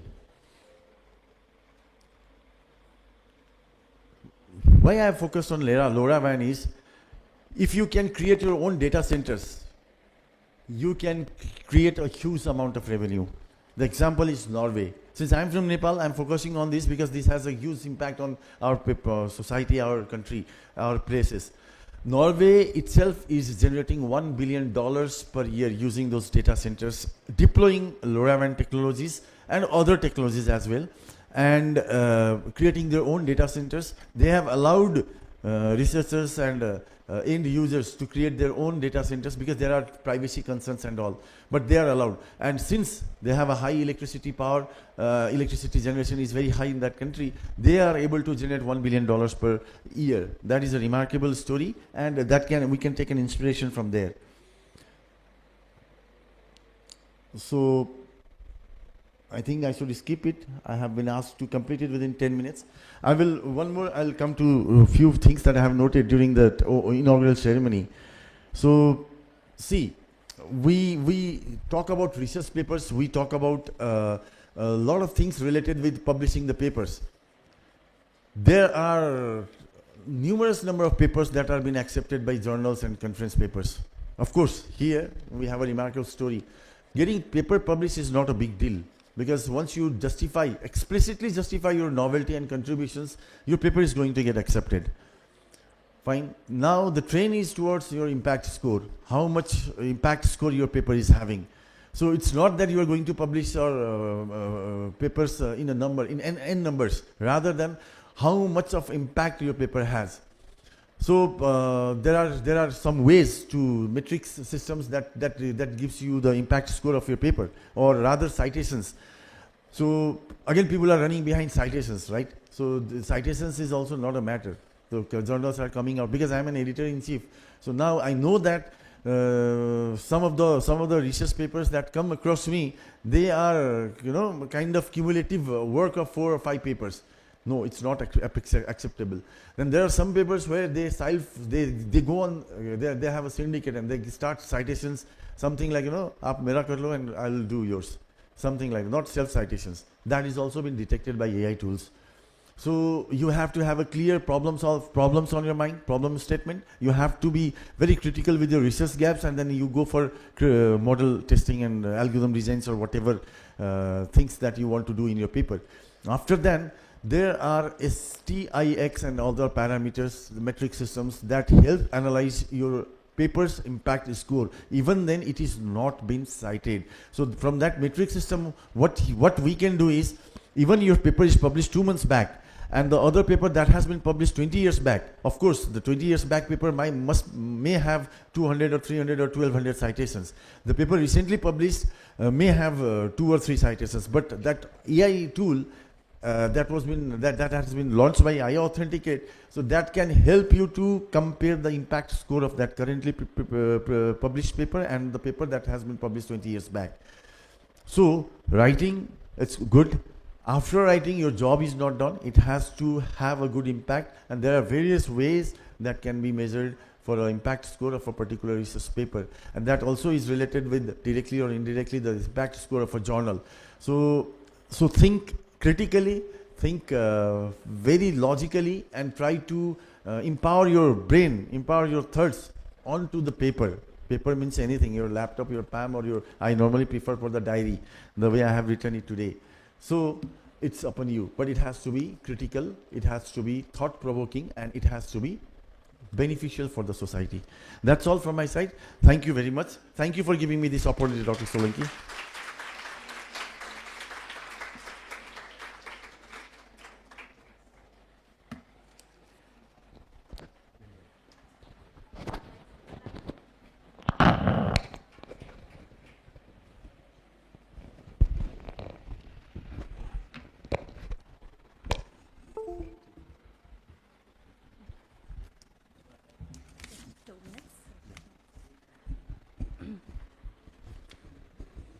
On behalf of Stanley and the entire family from Stanley, I would like to thank 𝐂𝐨𝐥𝐞𝐲 sir for a beautiful keynote session, and it was a kickstart for our conference today. I request you, Krishna Rao sir, our correspondent, to please felicitate 𝐒𝐭𝐚𝐧𝐥𝐞𝐲 sir with a token of appreciation. It's an Indian culture, sir.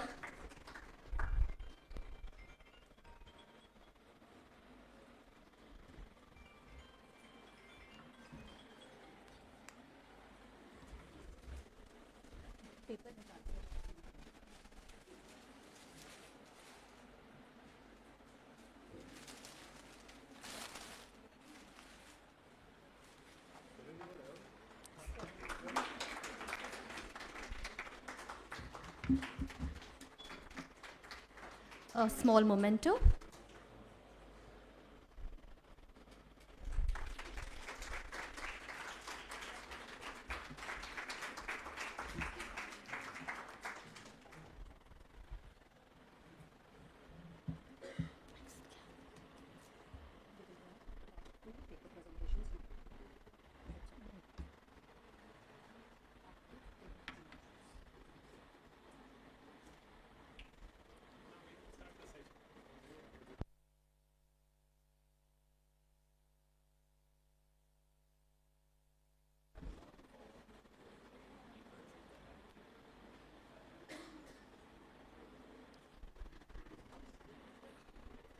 Taking the conference proceedings ahead, now we will be having our track 2 paper presentations, which are scheduled.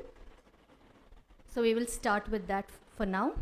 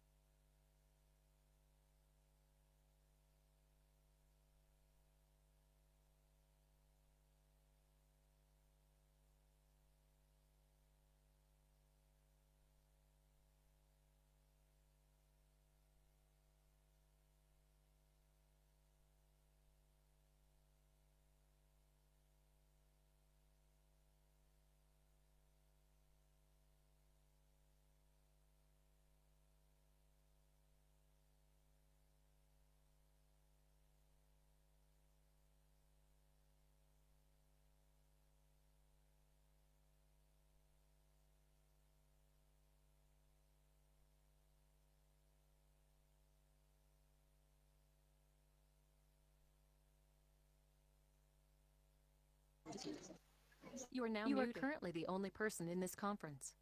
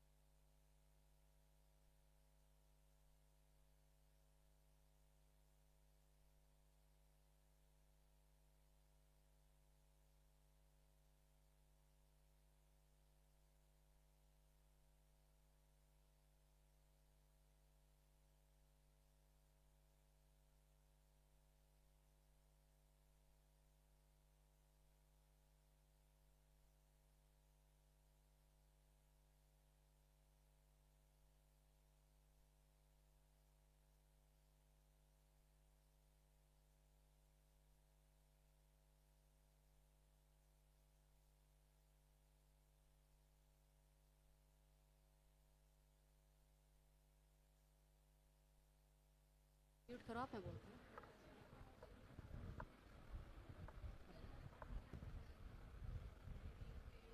You are now unmuted.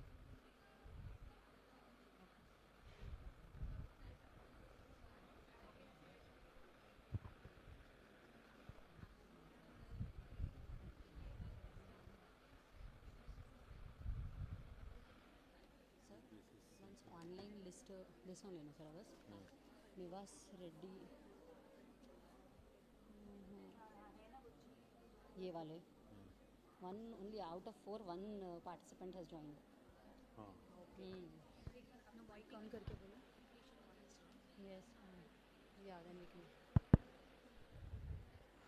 Hello. Ma'am, Good voice is afternoon. audible? Yeah, yes, sir, you're audible. You can please upload your PPTs. You have to click on the plus button, sir.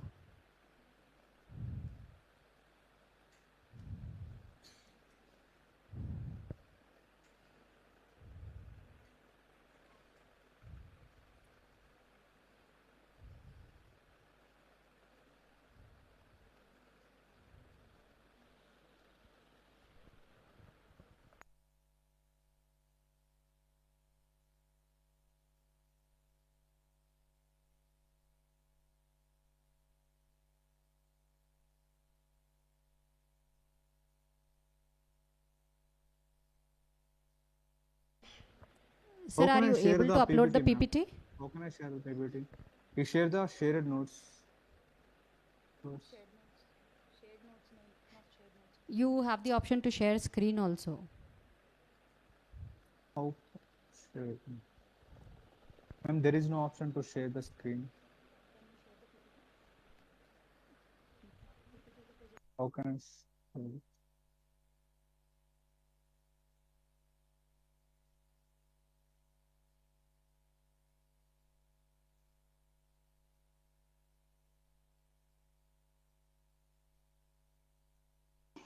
Sir, you have water.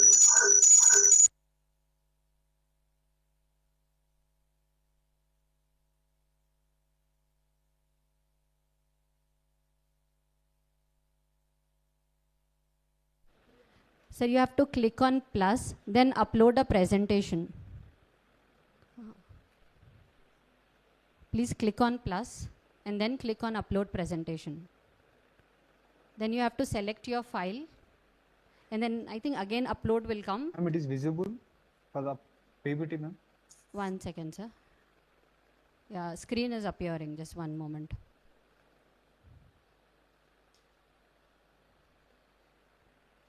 No, sir.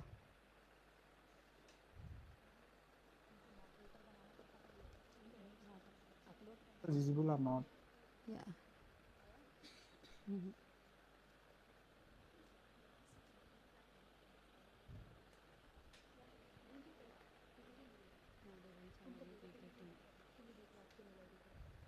One second.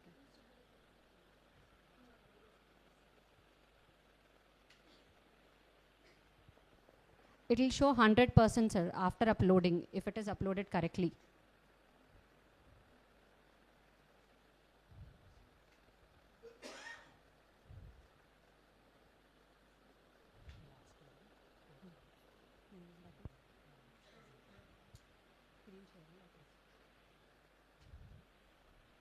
Visible to see the. Yeah. We can see you, sir. Your camera is like on, but not PPT. How can I share the PPT, ma'am? Just Plus, it sir. shows the webcam is on. Yeah, yeah. Please click on. Can you see a plus button at the bottom?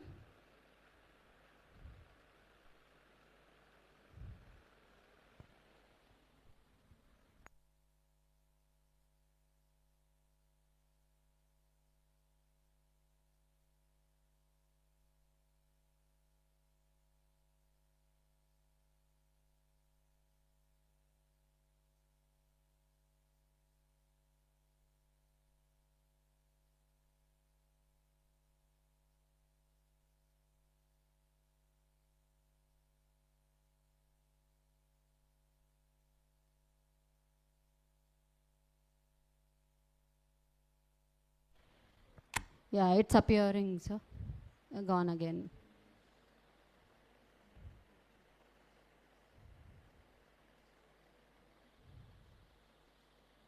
Come in now, it is visible, ma'am, PPT. Shall I Yes, start? yes. Screen share has started. Hello.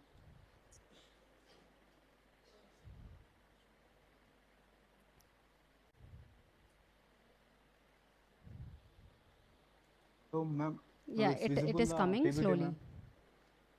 Just 1 minute, sir. Okay. It is visible, so you can start the presentation.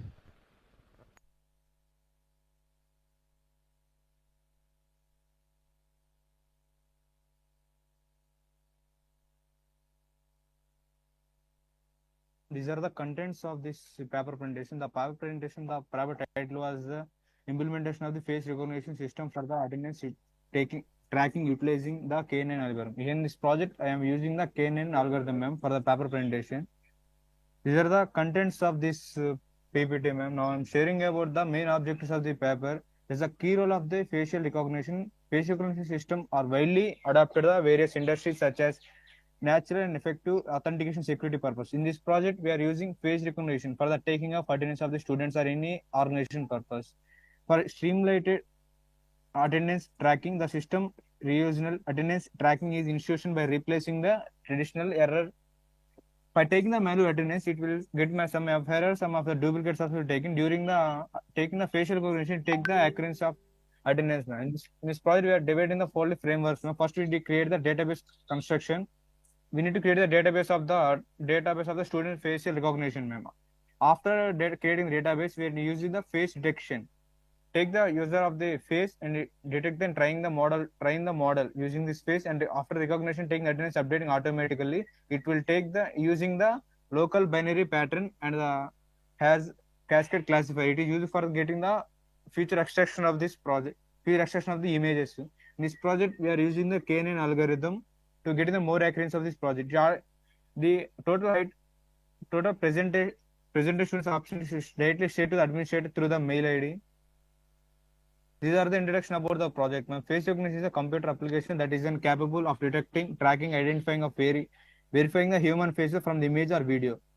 And this project involves in the attendance system utilize the face recognition to marks as a presence, time in, and date of the student. When they are taking the attendance, in this time it shows the date and time of the capturing the image. It shows presentation.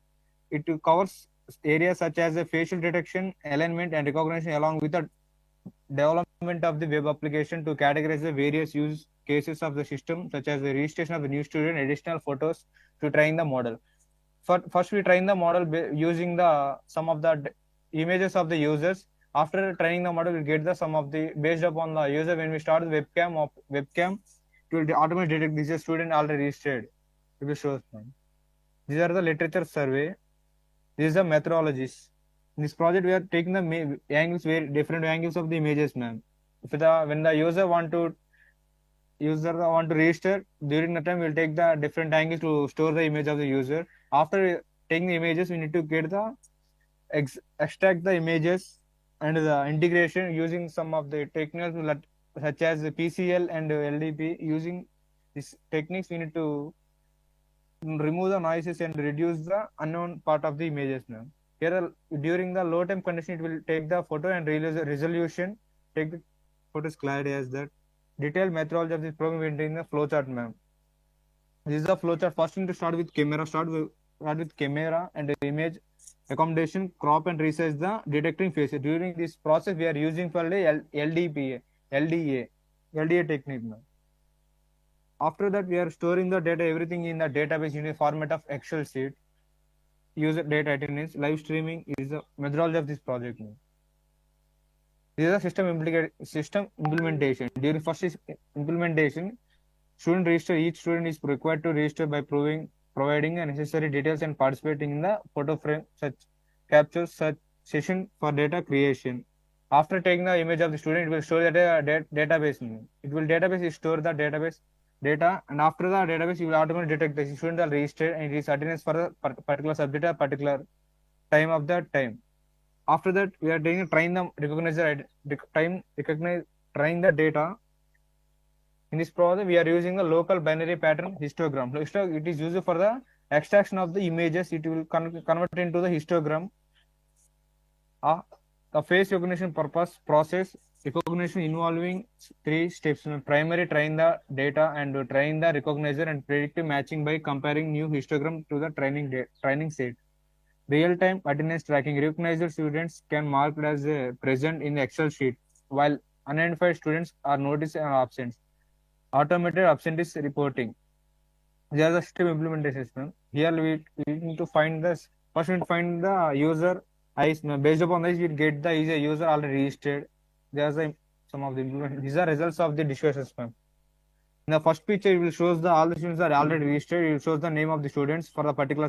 You need to store the particular subject option present. The second picture, it will shows the one student who register, another student not doesn't register. Who are registered already train the model. It will shows the already registered. It shows in green color. After taking the attendance of the student, everything is stored in the Excel sheet, man. There's the graphs we are dating the based upon the user registration. We are in the bar graph. We are sees the recognition of the correct faces. How many faces, and red color shows the fall recognition. There's the conclusions of the project map. These are performance of PCL and DLP, both principal compound analyzing. It will analyze the picture where there is any reduce any noise is present. It will remove automatically. Linear discrete analyzing, it will create the clarity of the image in this project. Importance of during some time we are getting the low time resolution. It will automatically resize the pixel size, everything now. There's the reference we are getting.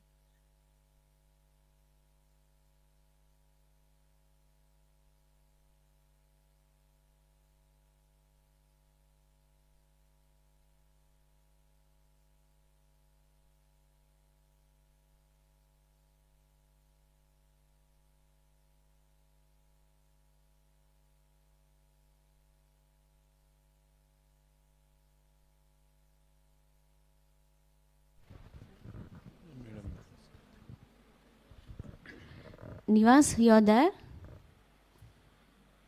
Hello? You're there, Ma? Hello? Nivas Reddy, you're there? Have a small question. Can you join?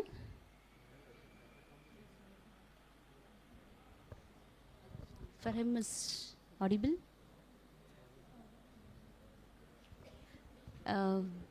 It's unmuted now. Okay. You are able to hear?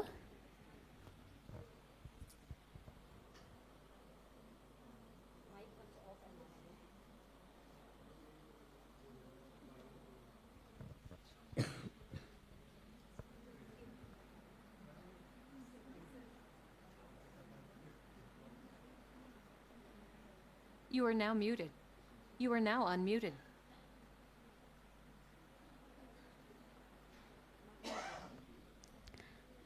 Nivas, you're there? Ma'am. Am I audible to you, Ma? Can I get response from you?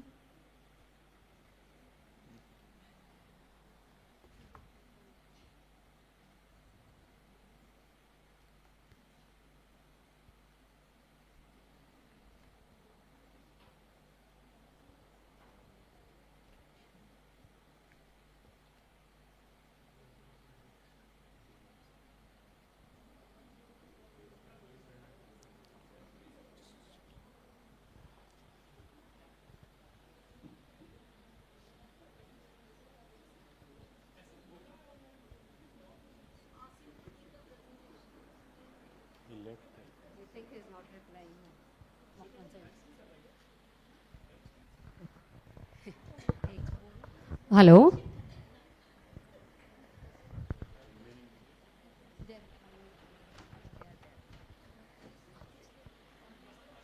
It's not audible.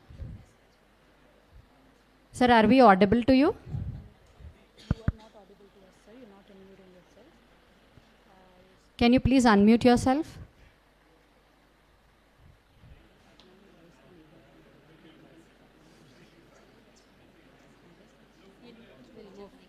We'll move to the next presentation.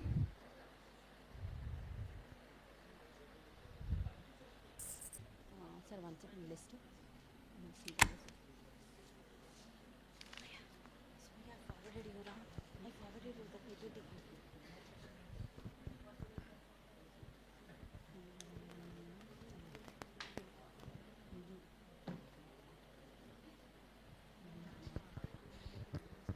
Praveen sir. Praveen sir, are you available with us? Hi Shweta ma'am, this is Praveen. Yeah, yes, Can I sir. share my screen? Yeah, please share your screen. Praveen Kumar.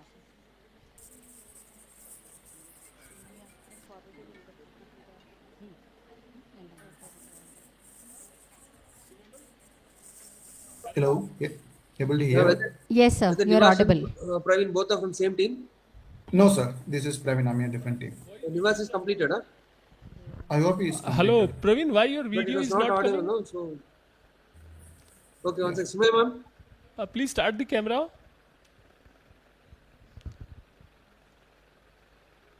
Nivas, are you there? Yeah, Praveen, we are there, but we are not able to see your camera. Can you please start your camera?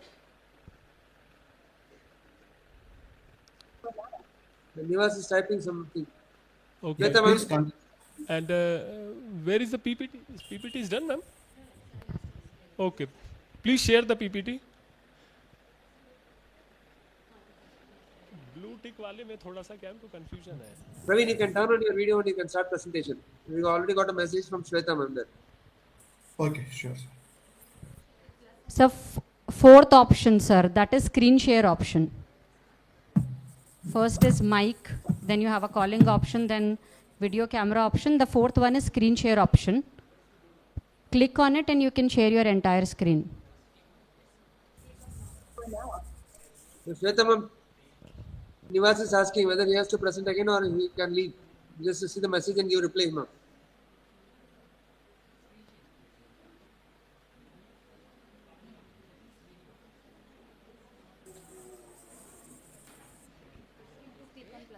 So, or you can click on the plus symbol. There you have upload presentation share screen option. Sir, shall I proceed? Yes, sir, you can proceed. Please click on plus and Praveen, upload your proceed, Praveen. presentation. Switch on your camera. Upload the content.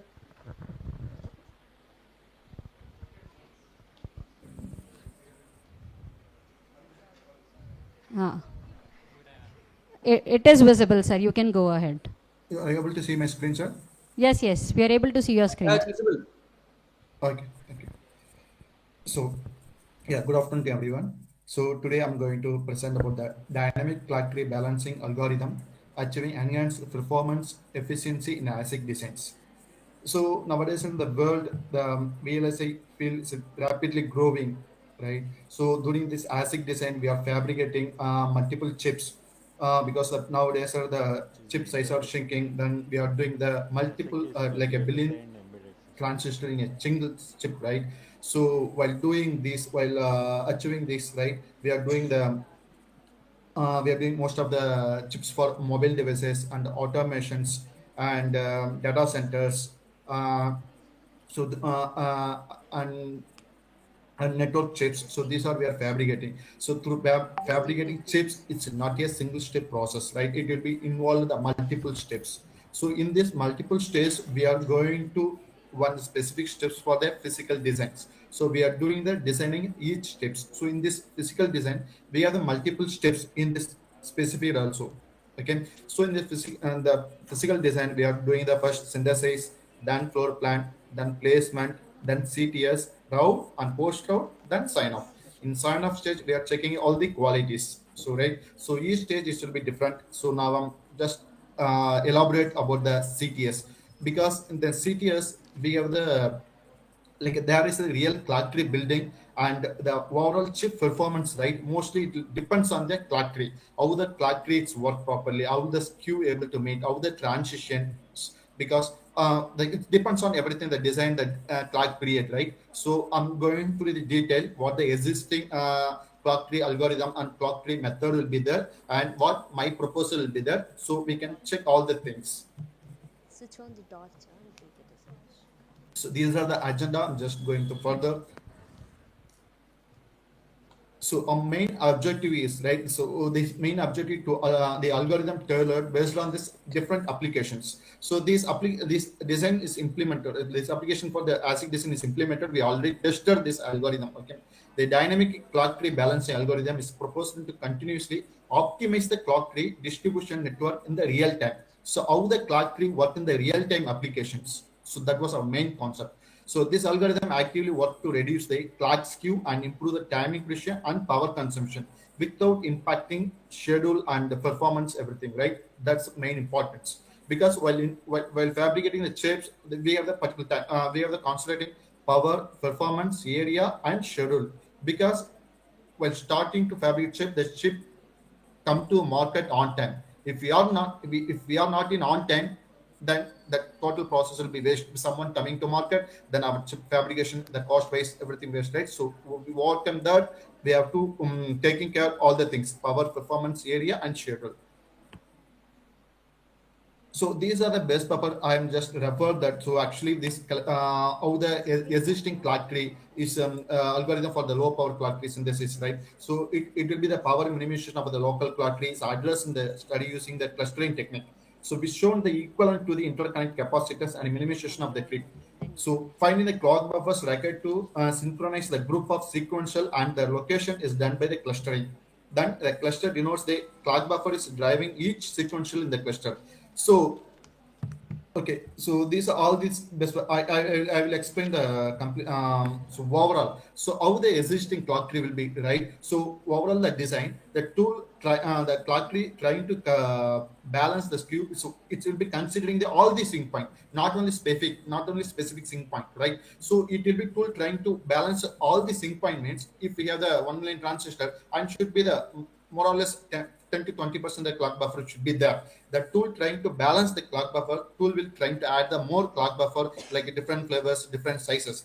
Then if you're adding the more clock buffer, then it will be normally the clock buffer consuming, right, more powers.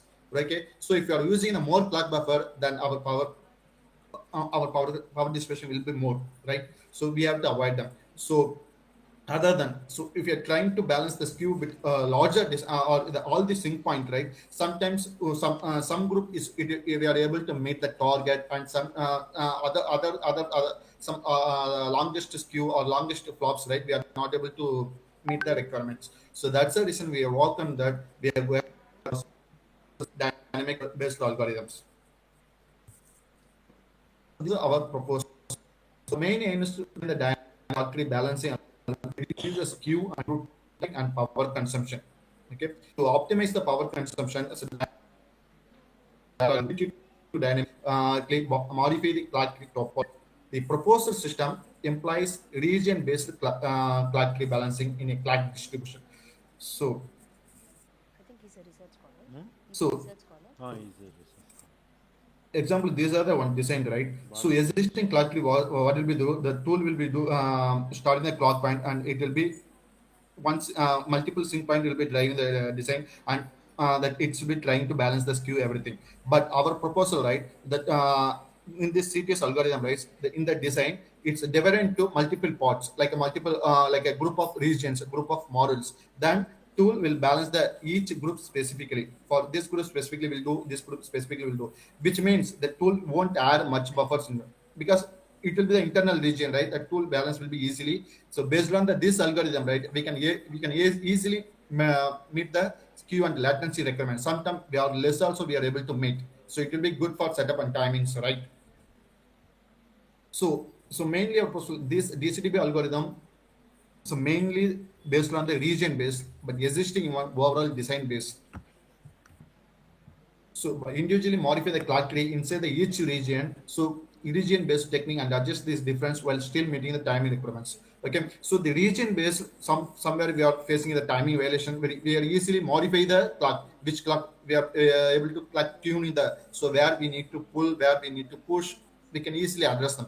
But overall design, it will be difficult. Somewhere we are pulling, and somewhere it will be losing the timing violation, right? Somewhere pushing, somewhere impact of timing violation. So that's the reason we are coming to dynamic clock based algorithm. So these will easily to identify which clock we need to push, which clock we need to pull, and where we need to balance, where we need to minimize. So those things, all the things we can easily understand. We can be able to do the clock. So this inter-region clock skew may affect the clock signal when they move between the region, and which can refuse setup and hold time violations and other timing problems. To avoid clock skew, clock gating cells or buffers are placed at the region boundaries to synchronize the phases of the clock signal as its crossover. By including suitable delays or buffers at the area borders, cross region skew can be monitored and corrected appropriately. By compromising the measured clock skew against the established threshold, the skew-aware source pooling is one of the DCDB algorithm which identify the clock skew breaches, and the algorithm starts corrective steps when skew violations happen. So normally, design what will happen, right? If you are facing skew violations, we are scared to touch the clocks because when we are touching somewhere it will be violating. We are not able to trace the proper clock source. So that's the reason we are overcoming that. We are using this skew-aware source pooling point in the dynamic clock tree algorithm. So these are the literature surveys. So I have gone through all the things. So these are the results. What are the existing conventional tree? What are the our dynamic tree? How it's improved? So conventional tree is nothing but there is a lot of tree will be there. Conventional tree, H tree. Okay, so and the multi-point cities tree. The multi-point cities tree, it will be used for the only the SOC, like a bigger design, some more million transistor count, more million transistor SOC, right? There will be using the multi-point cities. But normally they are using the conventional cities. Conventional cities is part of that is different point. So is there a fishbone structure and fine tree structure and all, right? So this dynamic cities, it will be region-based structure. While doing the region-based structure, the tool able to meet the latency and the skew or minimize while comparing the proposed method with traditional CTS method. This is achieved through a number of iteration and trial and cluster technique to achieve and target skew and latency while not compromising on the time and power items. This is very important. So whatever we are going to the new optimization, we won't compromise the timing and power requirements. That is main things. So one of the design we are implementing. So what is the difference between the conventional CTS and dynamic CTS? So the result was very compared. So while using the conventional CTS, the launch latency will be the 300 picosecond, like a negative, and capture is 340. So overall skew is 640, right? It will be very huge. Then while coming to dynamic CTS, right, the launch is 40 and capture is 254, and coming to local overall skew is 200. So it will be better. It's compared to conventional, this is more than better, right? Same, we are comparing the power comparison also, right? So compared to this result, maybe the power number little was compared to conventional our dynamic CTS, because we are this design, this algorithm, right? Everything depends on that design, depends on the technologies, because earlier they are using 65, 90 and 45 nm those on the degree, but now we are working on the 16 nm, 5 nm and 2 nm, 3 nm also. We are going to lower technology nodes. So in the lower technology nodes, again it depends on the instance count, model count. If the big million transistor, big instance count going to the design, right, it's a little bit the power will be drawback happen. So we are trying to overcome this also in the further analysis. So this timing comparison almost good in the dynamic CTS. So conventional CTS minus 42 and dynamic CTS minus 17. This we are talking about only worst negative slack, and this one KNS total negative slack. So this simulation is explained in the PNR tools, especially we have the PNR tools like a Cadence and Synopsys tool. So I'm tested this all the things in the Cadence tool, and the timing variation was captured and provided from the table. We already compared the conventional method. This is one of the case and may not be the same with all design, right? Because this results depends on the design. Because again, I'm saying, see, every design, every clock period depends on the instance count, the timing numbers, result and power, everything. It will be depends on the design. It will be it will be modifying. So based on that, how the dynamic CTS it will be improved compared to conventional CTS. Excuse me, sir. Sorry to interrupt. Can you please conclude? So while coming to conclusion, so while implementing this algorithm to reduce the clock skew and improve timing and power consumption. From this algorithm, right, timing is optimized while taking care of the skew and latency, but degrading power little minimum. Again, I'm saying it depends on the design. I'm taking the larger design for the reference that is design. It's degrading power, but we are trying the multiple design. So while implementing the low, like a small design and all, it won't degrading power, which is compared to conventional, it will be good. But again, saying it depends on the design. So which is the important part while handling the lower technology nodes and lower power designs, it will be important. So these are the reference I took. Done for my end. Thank you so much. If you have any question, I'll be ready to answer those. Good presentation, Praveen. Wonderful. I have a small question. As you are going for the cluster based, okay, what was the size of the cluster that you have taken care for the design? Hello? Can you hear me?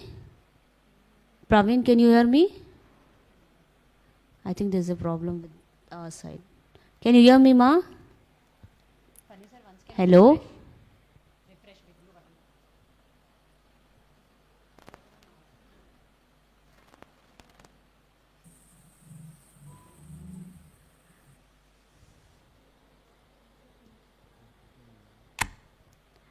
Yeah, can you hear me, ma?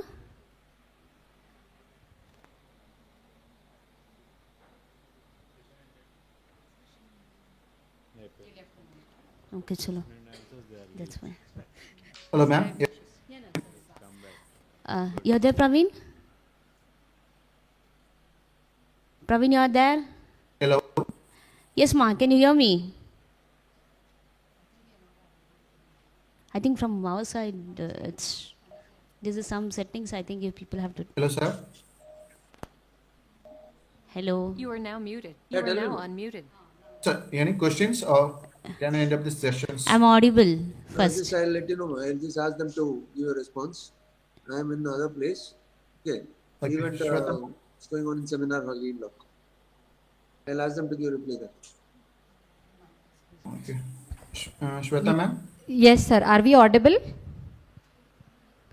Manivanan, sir?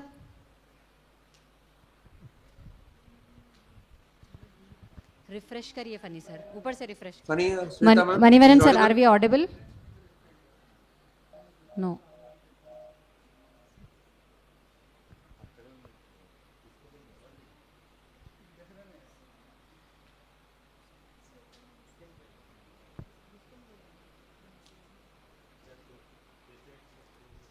Microphone, sir.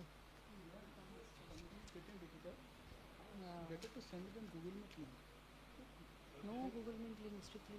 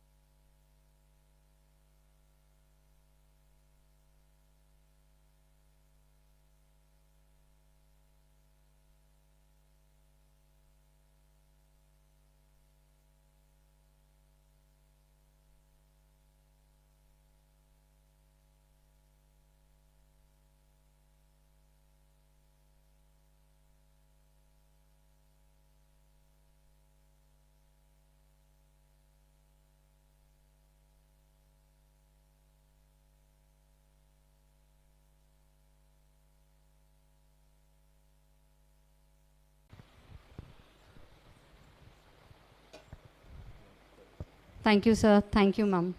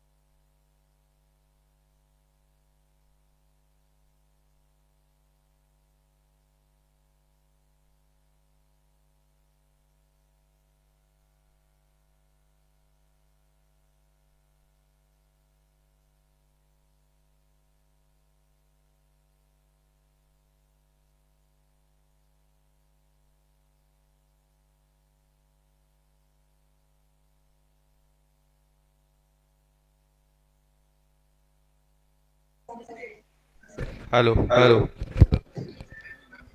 You are now muted. You are now unmuted. Hello, good afternoon, sir. Am I audible to you?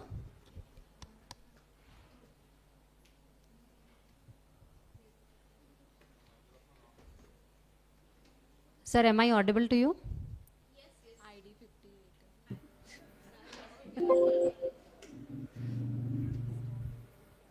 No.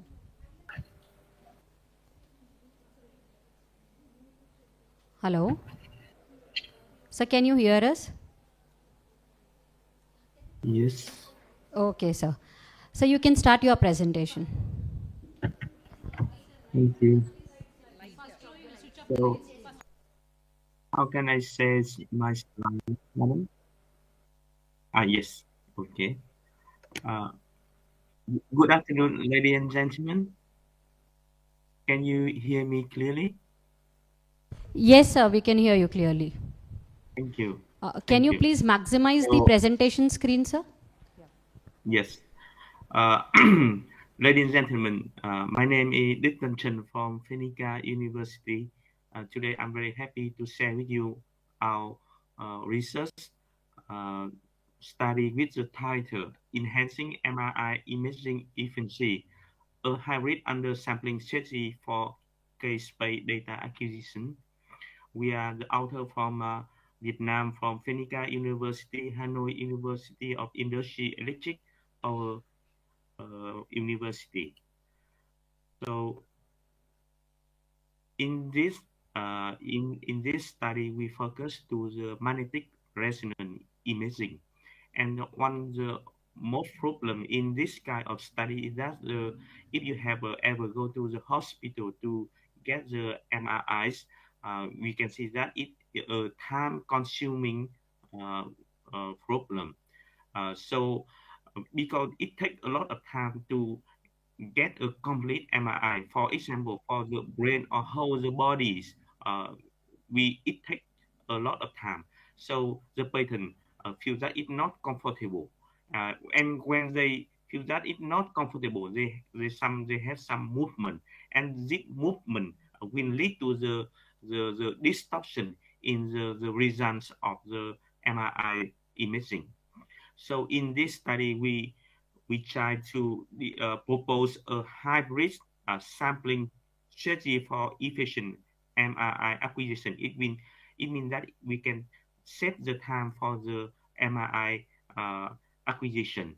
So after that, we will evaluate the performance in the image quality under reduced sampling scenario. In this study, we forgot to reduce the sampling scenario because if we can reduce the sampling time, so we can save time for the patient when they go to the hospital. For the right hand side, you can see that this is the image of the brain, and in order to get the results of the MRI, we need to sample the data in the case space, and from the case space, we need a image reconstruction to obtain the image in 2D and or 3D. Next. So in the previous times, we have the two kinds of sampling. The first one is deterministic sampling. It means that we take every sample in case space, and after that we have a new technical, we call that compressed sensing. So if we use the compressed sensing, the total sample will sample using the compressed sampling. But we know that for the MRI image, the data focus to the case-based center. So in this study, we need to take the 25% of the sample near the case space, and the other, in that 80% of sample, we use the random sampling. After we got the hybrid undersampling, we put it to the reconstruction, for the image reconstruction. And for this kind of image reconstruction, we use the non-linear conjugate variant methods. So the key finding of this study that we can combine compressed sensing and deterministic sampling. And because we use compressed sensing, so we can reduce the time for scanning. After that, we analyze the quality of the image reconstruction using the 50%, 25%, or 50% of sample reduction. And the image quality will be analyzed using the errors or Q index matrix.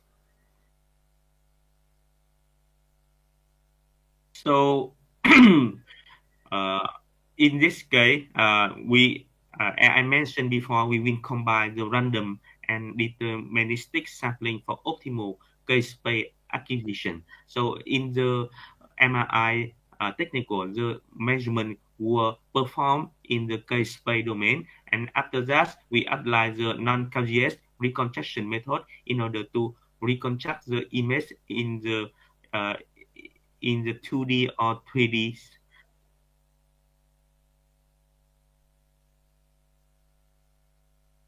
So this for the right hand side, you can see the scenario in the case space. If we take every sample here, so we call it full sampling.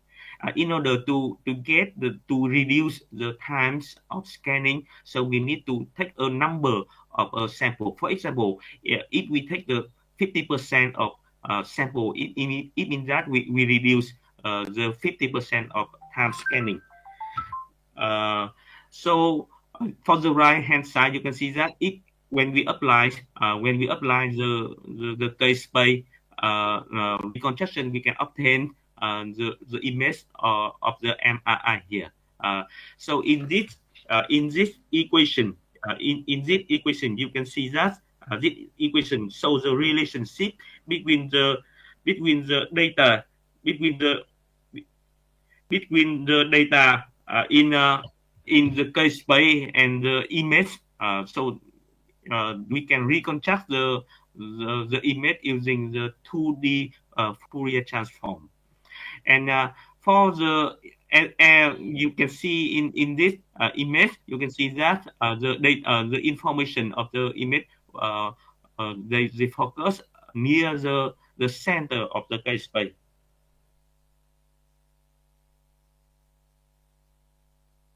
So this is the flowchart of our hybrid sampling algorithm. Firstly, we set up the radio frequency excitation. After that, we determine the compression ratio. It running from 0 to 1.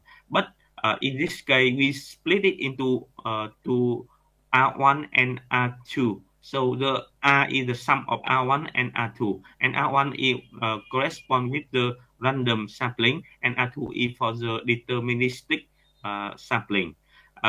Based on R1 or R2, we can determine the N1 and N2. N1 is the number of the sample in the case space. Based on the R1, and the N2 is the number of the sample correspond with the R2. And in this scheme, we need to avoid the overlap between the random and deterministic pattern. After that, we can adjust the sampling density. We can analyze. So this is the number of data in Kx and the number of data in Ky.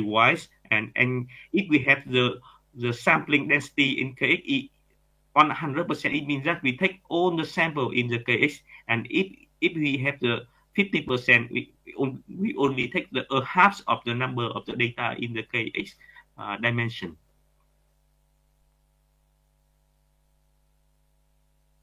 This is the non-conjugate reconstruction from the data from the measurement in the case space. We need to reconstruct the image denoted by MH here in order to tuning the quality of the reconstruction. We need to choose carefully the value of lambda in this equation. So in order to compare the ideal image with the reconstructed image, we we apply the arrow formula as you can see in the right hand side. And also we can use the Q index in order to analyze the quality of image based on the feeling the feeling of the real human. And the value of Q is running from 0 to the 1. It means if the Q upward to 1, it means that the quality of image is very good. Here, in this you can see the scenario with the reconstruction results in the KX reduction. In the first in the right top left here, you can see the number of sample in K space and the reconstruct image. And in this case, for example, 50%, you can see that the number of the sample in the KX is reduced 2 times. So you can see that the quality of the image will reduce.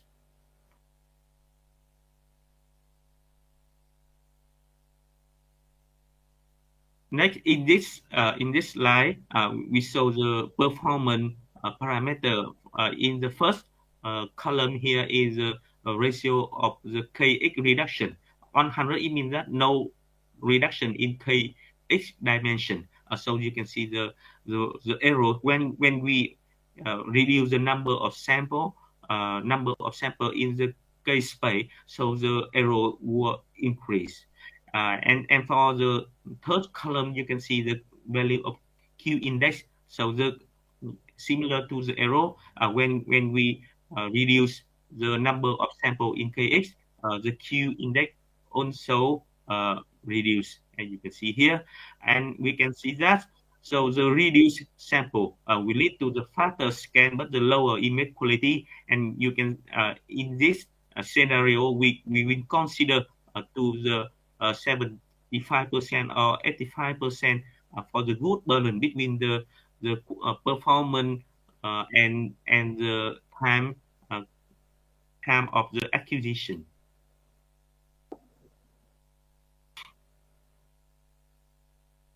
So for the discussion, you can see that if we apply the contrast sensing approach, we can significantly reduce the acquisition time.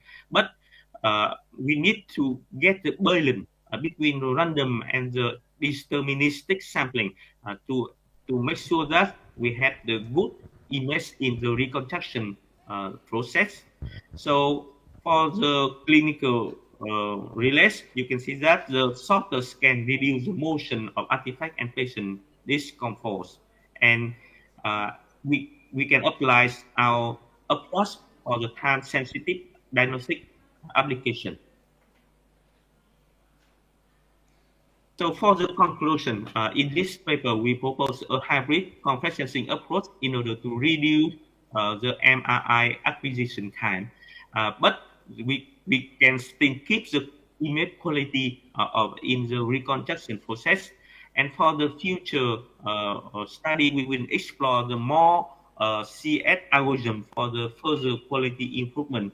And we can apply some maybe deep learning or AI in the MRI reconstruction. And we will step by step to apply our algorithm for the real MRI data. Once again, thank you very much for your listening. Thank you, Mr. Trin. Very nice presentation. I must appreciate your effort for like finding out the better strategy for the MRI imaging efficiency. I have 2 questions from you. Actually, Yes. yeah, 2 questions. Am I audible to you? Yes. Yes. First question, what tools you have used for finding your results? Like what you are working for the parallel imaging. So what kind of tools for the programming you have been used? The tool, right? Yes. The tool for the study, yes. So in this study, firstly, we need the data. So the MRI is very popular right now. You can download Yes. the So- data from the the data sets from the Google data set or some maybe research center for the MRI. Firstly, we have the data, and secondly, for the convex sensing, we know that the convex sensing were proposed by Lustig from the 2007, and he published his code, the convex sensing code to his website. So every researcher can go to the website to download the code. The code was written both in MATLAB and Python. And in this study, we use the MATLAB programming in order to process the data, in order to modify the code, in order to propose the hybrid approach, in order to reconstruct the MRIs. Okay. Yeah, thank you. Next. Fine. Second question is like you have been used like case-based sampling. Okay. So, like along with the GRAPPA and the CIPIRNA. So, what is the reason that you have been working for the cluster sampling for the MRI parallel imaging? Why you are not working for the neural networking or something like supervised learning rather than unsupervised learning? Yes. Yeah, in this study, one of the limitation of this study is that we have not applied any machine learning or deep learning in order to reconstruct the MRI's image. I mentioned in the last slide. In the future work, we will try to speed up the reconstruction times. So in this study, we just focus how to reduce the scanning time, but in the future work, we need to reduce the time in the reconstruction. So you can see that the time is the sum of the data acquisition and the reconstruction time. In this study, we just focus to acquisition time, but in the future work, we will focus how to speed up the reconstruction time. So that's why we have a lot of work to do in the near future. Okay, okay, fine. And if pardon, actually, I have one more question. So actually, when you are showing the analysis of your like accuracy, na 85% and 50% and all. So have you compared your proposed strategy with the existing literature? Like whatever the MRI scanning is there, okay, and whatever the existing researchers are doing for the MRI imaging, have you compared your parallel imaging proposed techniques with those literatures? Yes. In the journal version, we will have the full list comparison. So firstly, we need to compare our hybrid sampling with the fully convex sampling. Secondly, we need to compare our methods with the fully deterministic sampling. So in this case, because in this case we combine between the random sampling with the deterministic sampling, we can change the ratio between the convex sensing and the deterministic sampling. In this study, the ratio is 80%, 20%. But maybe in the journal version, we need to analyze the suitable ratio. For example, 70% and 30%. For example, like this. So after that we will choose the most suitable ratio between the convex sensing and deterministic sampling. After that, we will compare our optimal ratio scheme with the fully convex sensing and fully deterministic sampling, because this one is the conference version. So I have a limited number of the page, so we cannot show everything we got right now. Okay. Tan, one more question. Actually, this is MRI images you are using. It's for medical purpose. All your samples, whatever you have shown, everything is images are distorted. Okay, image quality is very poor. How can you use that gradient method? And you are saying 50% also it is 75 and 85% it is producing a good result you are showing. Image quality are distorted, no? So medical images, how can we use like this? Is it audible? Hello. Is it audible? So could you repeat your Actually, question? the My question, internet yeah, is not good in not the an last issue. minutes. Actually, just a small question. Actually, she is asking that whatever the data set you have taken, is this distorted images or the well-known images for your MRI scanning purpose? Means how you are justifying that your work is actually giving that 85% accuracy or 95% accuracy for those distorted images? Like what brain tumor images you have shown, na? So those images are not that clear, or means how much accuracy for those distorted images?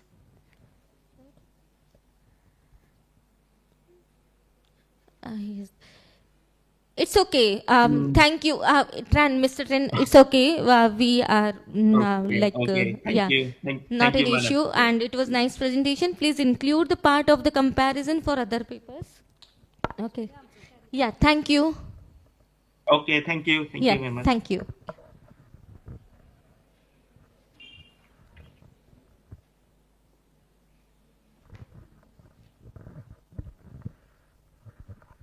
Thank you so much, sir. Now I request Mr. Sajid Faisal to upload his PPT. Kalpana, can you make a presenter? Jabbar? Ma'am, I have uploaded my presentation slide, but I am having a problem, which is I can't present my Yes, sir. Yes, sir. screen. One moment. We are giving you permission here. Make presenter. Yeah. We made you presenter. Now you'll be able to upload your PPT, sir.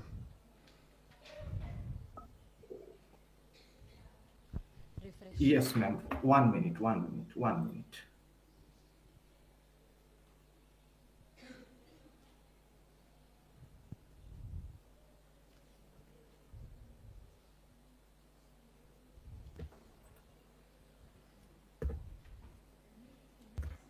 Ma'am, I have uploaded it now. Okay. Public chat, in the public chat, ma'am. 1 second, sir. Jabbar, you refresh it once. The old PPT has to go, no? No problem. No. He's saying he uploaded his thing. Actually, first one he has to leave. That is why if you refresh, no? No, not refresh. He will leave. This one, Jabbar. Ma'am, please, can you repeat what you have said? You remove the right. Click Should on I it. start presenting? Remove user.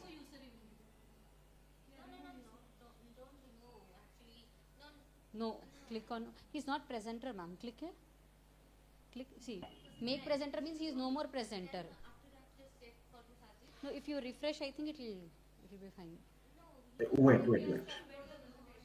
Ma'am? Yes, he has to upload means. Refresh. He is the presenter. Here symbol is there, ma'am. He is the presenter. Refresh, Jabbar. Reload. No issues. When he made the presenter, he has to click on that document to present. Maybe 2-3 documents will be there. You are now muted. You are now unmuted. Ma'am, have you found the presentation slide? No, sir, not yet. Have you uploaded it? Ma'am, I'm uploading it again. Yes, sir, please. If there is any difficulty in uploading, you can share your screen also, sir. Screen share option will be there.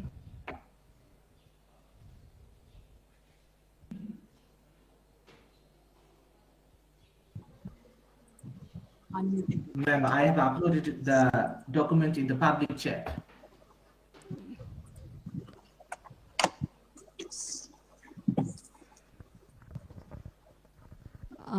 Yeah. Third paper. No, sir, we cannot see the PPT yet. You can go for sharing full screen, sir. We can only make, ma'am. Jabbar, click on make presenter.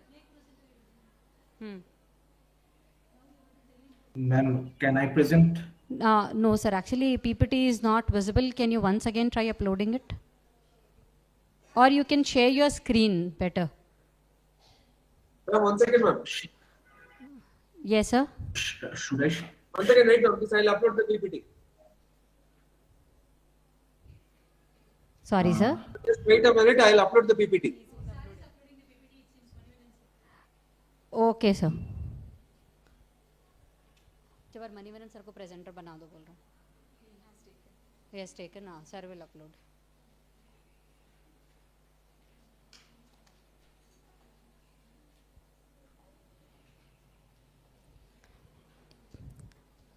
Sir, PPT is visible. Who are presenting, you can switch on the camera. Sajid sir, you can start presenting. Please turn on your camera. Yes. I'm starting. Okay, sir. Thank you.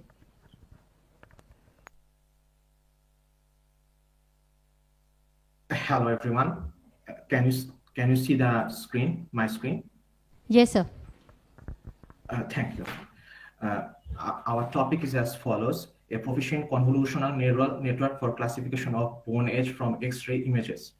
The authors are as follows, and this is me, Sajid Faisal Fahim. Now, moving on to the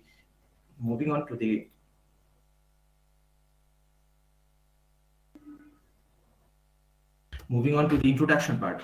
The age of bones indicates an individual's skeletal and biological progression, whereas chronological age refers to the time elapsed since one's birth. Bone age evaluations can serve as a valuable tool in diagnosing various endocrine abnormalities, including precious puberty and idiopathic dwarfism. The document provides an overview of convolutional neural network CNN-based models for classifying bone age, designing an innovative CNN-based system using ResNet and the RSNA pediatric bone age dataset, showcasing ResNet 50's better performance compared to exception and VGG16, particularly in reducing computational complexity. Now, moving on to the next slide, which is literature overview. We have overviewed some of the documents, whereas DL models. In a 2020 research document, it designed a decision support system based on ML and DL, utilizing RBFCL for certain regions in the hand images and DL models. DenseNet 1-to-1, Inception V3, and Inception ResNet V2 to extract bone-related features, obtaining an MAE of 6.97 months on RSNA. Hello. This approach outperforms Excuse the me, sir. traditional DL. Yes. Slides are not moving, sir. Full screen you make it.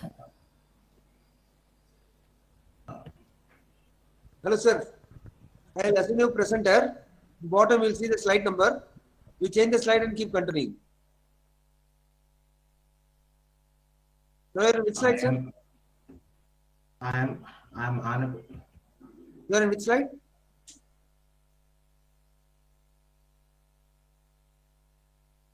I'm unable to go to the next. Here is not showing. Yes, it's in the next page. Next page after the introduction. Yes. I'm in the second phase of the YOLO V5. In another 2022 document. In another 2022 document, proposed a hierarchical CNN. No, the previous slide, please. Yes, thank you. YOLO V5 in 2022 proposed in a research document proposed in hierarchical CNN YOLO V5 for BAA using ROI detection and bone score classification on a dataset from Zhuzhou Central Hospital from 2,158 X-ray images and achieved an MAE of 6.53 months on the public RSNA dataset and 6.78 months on the clinical dataset, showing competitive performance and beating current fine-grained image classification approaches in VAA, which achieved in the eighth number of research paper. Moving to the next slide, please. Yes, we have collected over 12,000 images, and we have categorized them into two categories, male and female. Our primary data set was manually captured, and secondary was from the internet. Now, please move to the next slide, please.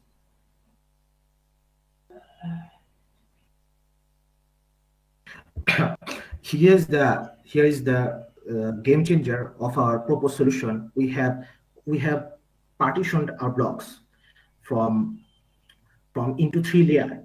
Into three layer, we have able to classify them and able to propose a single solution defining bone age prediction from layer 1, layer 2, convolution block, and finally we have the third block where we can finally achieve our desired output. Please move to the next slide.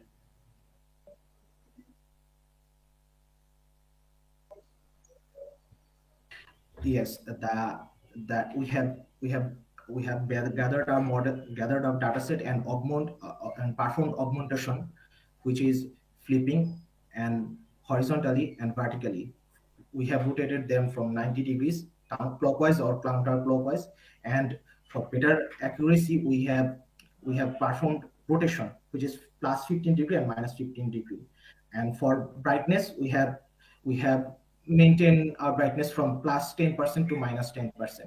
As a result, our ratios were 80, 10, and 10 for training.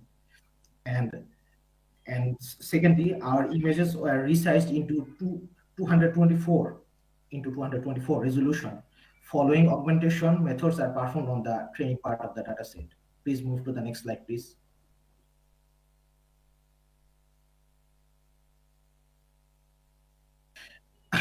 We have performed different methods here.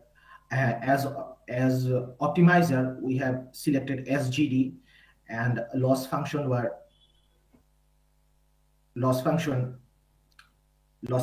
sparse categorical cross entropy.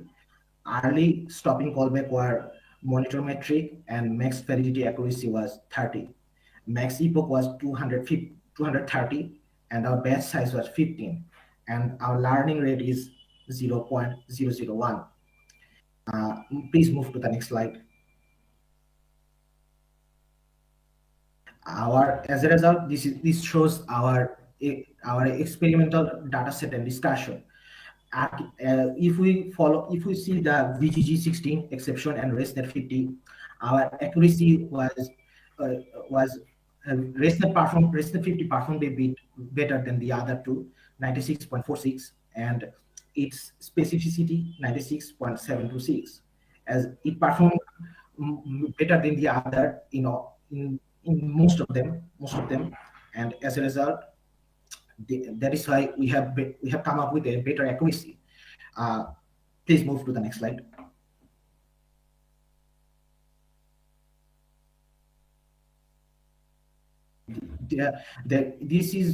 This was the tip of the iceberg. There is still much work to be done, but the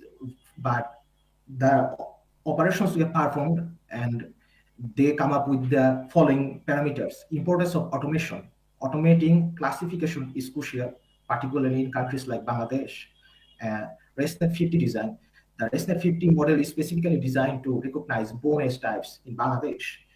The model structure is as follows. The model consists of convolution pooling, conv pool, pairs, dense, and layers. Performance. ResNet 50 offers high accuracy and reduced computational complexity. The application, the CNN model, shows potential for bone age classification and can be applied in image processing tasks. Potential for further application. The CNN-based ResNet 50 model could be further explored, applied in the broader image processing task. Please move to the next slide. I have concluded my presentation. Thank you for listening.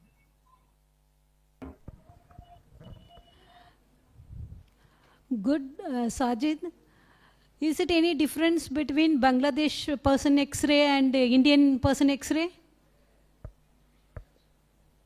I don't think, ma'am, because You are saying it's very difficult for image classification for Bangladeshis, you mentioned, no?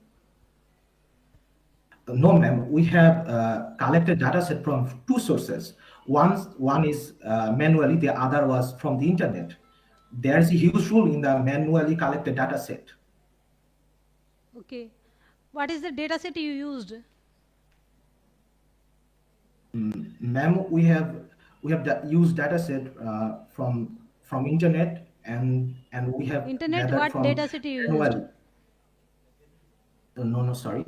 No, from internet, what data set you used?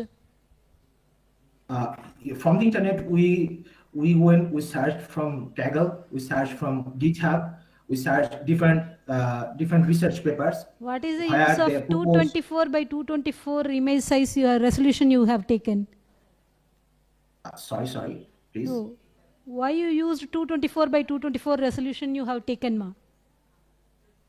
Because, ma'am, it performed betterly. As that is why we collected that resolution, because it performed betterly than the previous. There were a few experimentals, but in our experiments we concluded that 224 would be the best, and it was a step-by-step process, trial and errors, and as a result, we concluded that the whole team concluded that 224 resolution would be better for the outcome, and as a result, it performed finally the ultimate objective. It performed betterly than the other. Mr. Sajid, which course are you pursuing right now? Yes. Are you an MTech student or PhD student? No, ma'am, I am an engineering student from Engineering University, student. final year. Okay, got it. So I just want to ask, how many papers have you been gone through for this work? Means how many papers have you read? Ma'am, we have collected over 12,000 pictures. But as I said previously, the Okay. trial and error, we did not discard anything, but we collected them and performed different experiments, and from that we achieved our desired results. But initially our data set is over 12,000. Okay, Sajid. Part of So it is can from you please manually tell collected. me if my learning rate is 0.001? Okay, so will it be good for my data model? You have just shown us that my learning rate is 0.001 for your model, na? So is this a good learning rate? Ma'am, there is always scope for better approach and better improvement.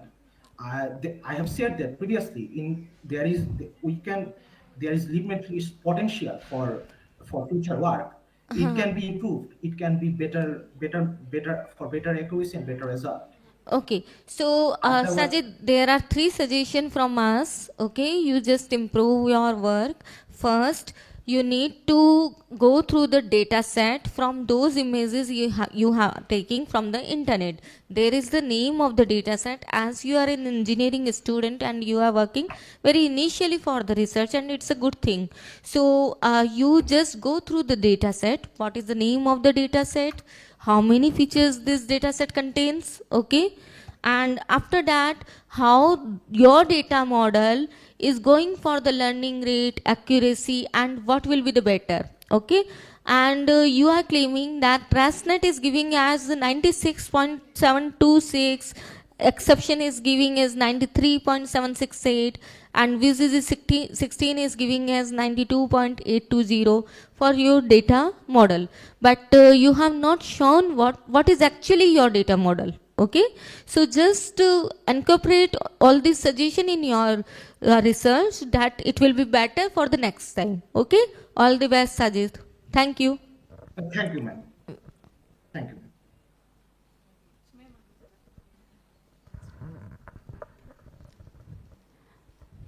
Thank you, Mr. Sajid. Next we have Daljit Kaur, ma'am. Are you available? Am I audible to you?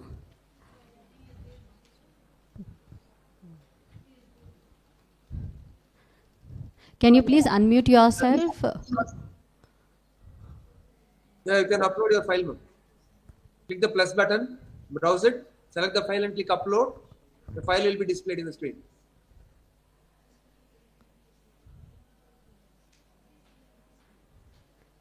Daljit ma'am, are you there?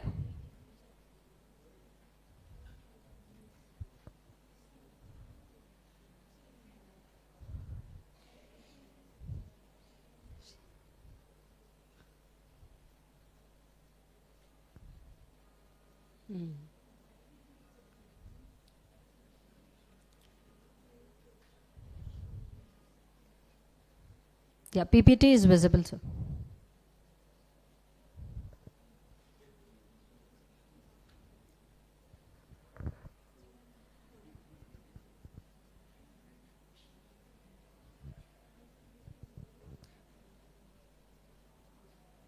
Please unmute and start the presentation.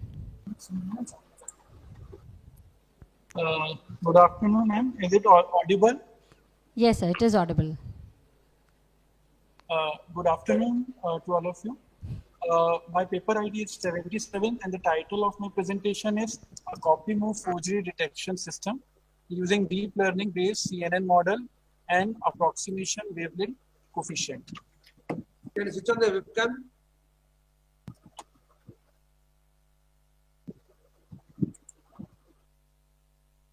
Is it visible, sir? Yes, you are audible, sir. Okay. Let's start with the image forgery definition. The altering of images to transmit false digital information is referred to as image forgery. These forgeries may be employed for deception, propaganda, or other bad intention. If we talk about the types of image forgery, then splicing, retouching, and copy move forgery are the various type of image forgery. Splicing means it is a process of using various pictures to produce a brand new one image. Retouching, if we talk about retouching, it is the process of changing the look of an image. Copy move forgery entails cutting, pasting, and reassembling piece of a picture to produce a new one. My detection system is based on the copy move forgery system. A copy move forgery is introduced in images by copying a part of an image and put it into the same image or in other images. For ensuring the credibility of digital images, detection of forgery in the digital images is an emerging research field. If we talk about the application area of image forgery detection system, then we can use it in the military system or surveillance cameras, in the field of forensic laboratory, authenticity of evidences, and also in scientific research. Now talk about my problem statement. The digital picture forgery is one of the often emerging difficulties in the realm of crime. There are currently no precise approaches available to automatically determine the integrity and authenticity of digital photographs. Talk about the literature review. Then for the as a reference for my detection system, I go through the review of the paper of the author Stanley, which suggests a rotation invariant feature based on the root mean squared energy. If we talk about further in the Kovach Mina's lecture, a novel copy move picture fraud detection based on the tortulant transform.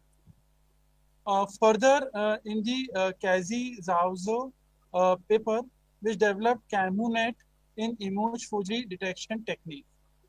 One of the more further literature review of Syed Sadaf Ali, sir, a strong deep learning based method for detecting image forgery in the context of double image compression.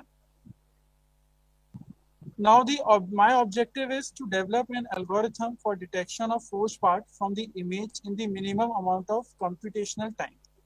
Also to detect a detection system for forged images with maximum accuracy.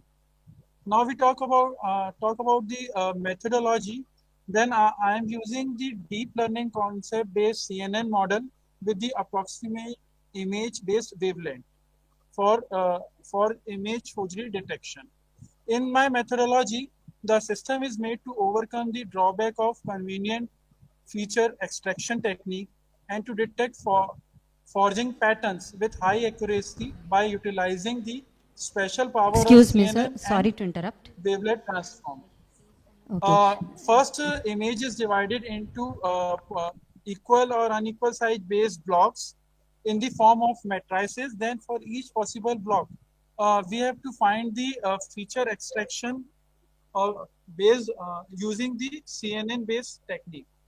For each block, AI approximation image CNN model is used, which blend the convolutional neural network model approach with detailed coefficient based wavelength transformation. This is my proposed system in which images, first of all, image is to be processed. In this processing, image is virtually divided into number of blocks.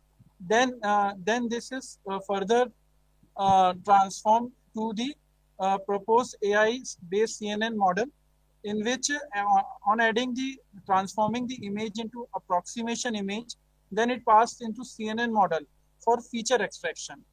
Then further in the matching of dense field, where each block value is to be compared.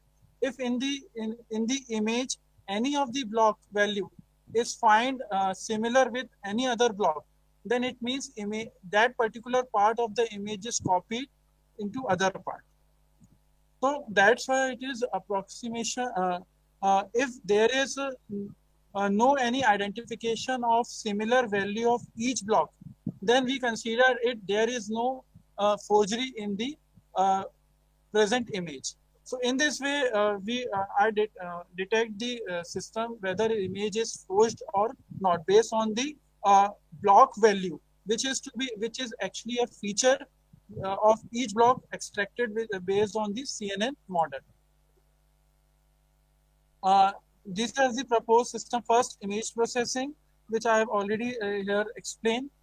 Then second is feature extraction technique, where first I transform my image to approximation coefficient wavelength transformation, then pass into CNN model.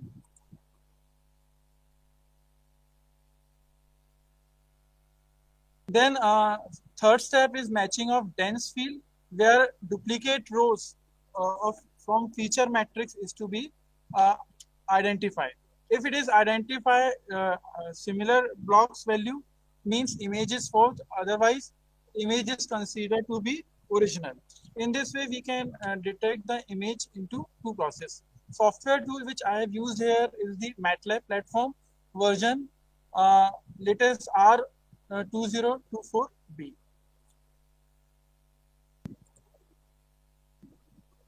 If we talk about my performance of the system, around 86% of the accuracy which I have found here.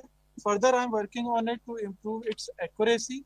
Here I use the bird image, football image, and a house image for forgery detection. First of the detection result of a bird, which I have found here. Next one is the football ground, where football forged part identified. Two of the forged part here I have identified, and third one is the house, where of the chimneys forge is being detected. Talk about the references which I have took here. Stanley, these are the references where CNN based model for the copy move forgery detection is used by other researchers. Thank you. Thank you. Thank you, ma'am. Okay. Why you didn't use very old references? You used latest references. You have to use one thing. Then why you used a feature extraction technique? You are giving input images to your CNN. You are feeding input images to your CNN. Then what is the use of feature extraction? Wavelet approximation features you extracted, no? What is the use of Ma'am, feature extraction? Ma'am, with the feature extraction, first of all, for the identification of forged image, I have to identify the feature of each block. First, virtually divide my image into number of blocks. Then for each block, I have identified the feature. Based on that feature value, I'm trying to identify whether particular part of image is copied in any of the other area of same image or not. What is the input of your CNN? Input is, ma'am, 1 minute, ma'am. I'll open my.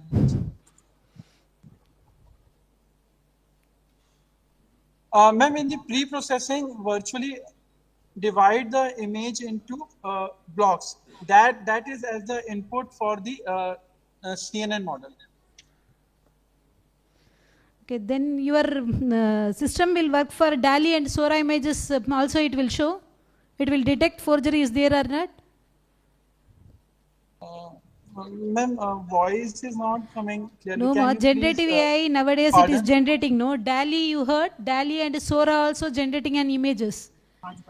Is it possible to identify which are all the images it is created by Sora, what are all the original images? Is it possible to find out using your method?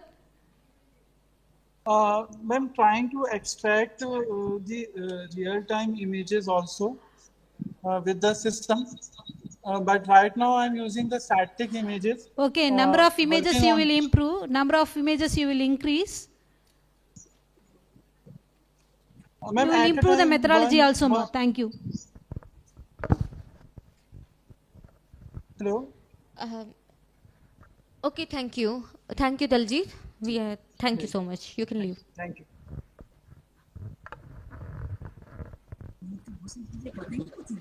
Thank you, sir. Now I request the next presenter,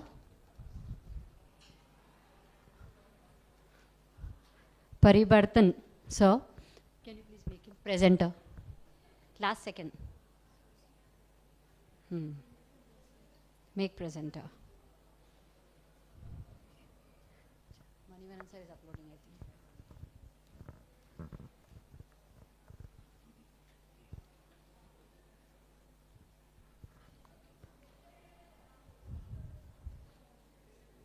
Manivanan sir, are you uploading the PPT? No, ma'am, I deleted the previous one. I made Patman as a presenter. Now we can use Na? it. Okay. Parivartan sir, you can present your PPT. Please upload it. Last.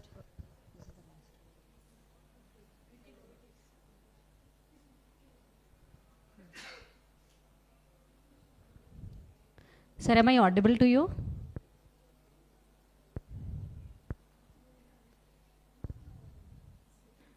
Once can you unmute and reply us? Mr. Parivartan. Excuse me, sir. Yes, sir. I have a presentation at 3:45, so I am going to prepare it. Will you give me 5 minutes, please? It was scheduled for 3:45, ma'am. Yes, it was scheduled, but since the other participant did not join, how much time will you take, sir? So, can you give me 5 minutes, please? 5 minutes, okay. It's 3:25, 3:30 will connect, sir. Okay, ma'am. I will join after 5 minutes. Okay, thank you, sir.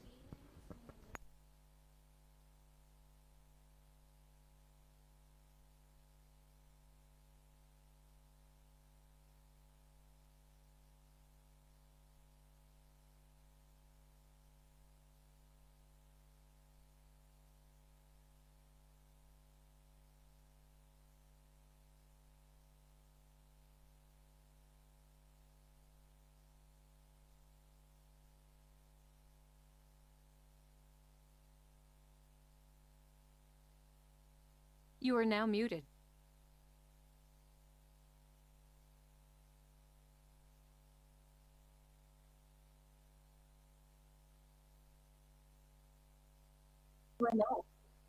Now just pause the recording. When the session starts, you continue, ma'am. Sumaya, ma'am? Yes, sir.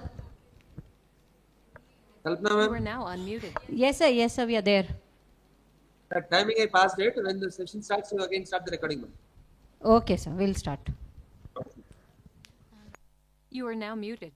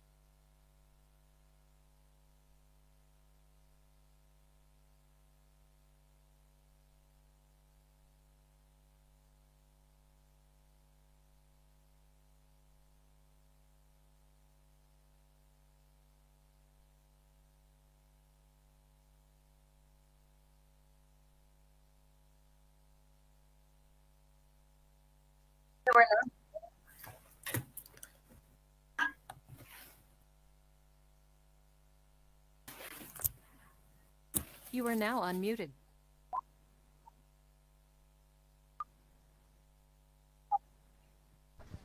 Hello? Hello, ma'am. Yes, you can upload your presentation, please. How can we upload the presentation, ma'am? Please help me. You have to click on the plus symbol. Do you see a plus symbol at the bottom? Plus, yes, ma'am. Please click Okay, on okay. it. Okay, ma'am. What options do you get there? Okay, I know, ma'am. Now I will do it. ma'am. Okay, done.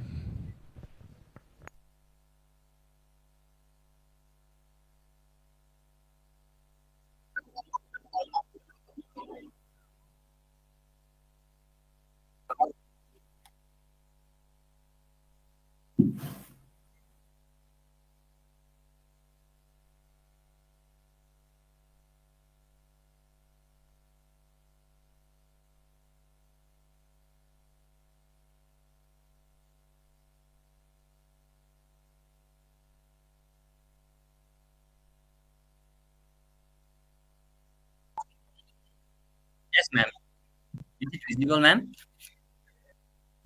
Yes, you are audible. Please go ahead. Okay, thank you. Okay. So, good afternoon, everyone. I am Parivartan Timal Sinha, and I am a student of Kathmandu University in Nepal. On the behalf of my team, I want to thank all the people in this conference, and we are honored to present our research work on this esteemed conference. The title of our research work is Enhancing Plant Disease Detection Through Image Analysis Using SST MobileNet V2 and ResNet 50. Our paper ID is 15, and the authors of this presentation are myself, Parivartan Timal Sinha, Suvarna Bhattrai, Sashwat Patel, and Sudan Jha.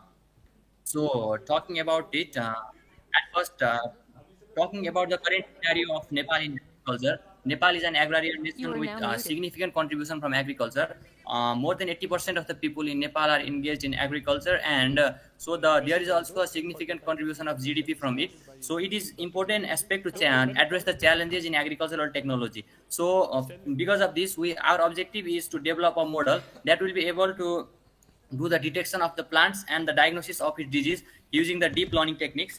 And similarly, we are also trying to implement the real-time image analysis that will allow the farmers to have the immediate feedback for them on the disease and on the types of disease the plants are suffering, and then also the facilitating the timely decision making for the plants.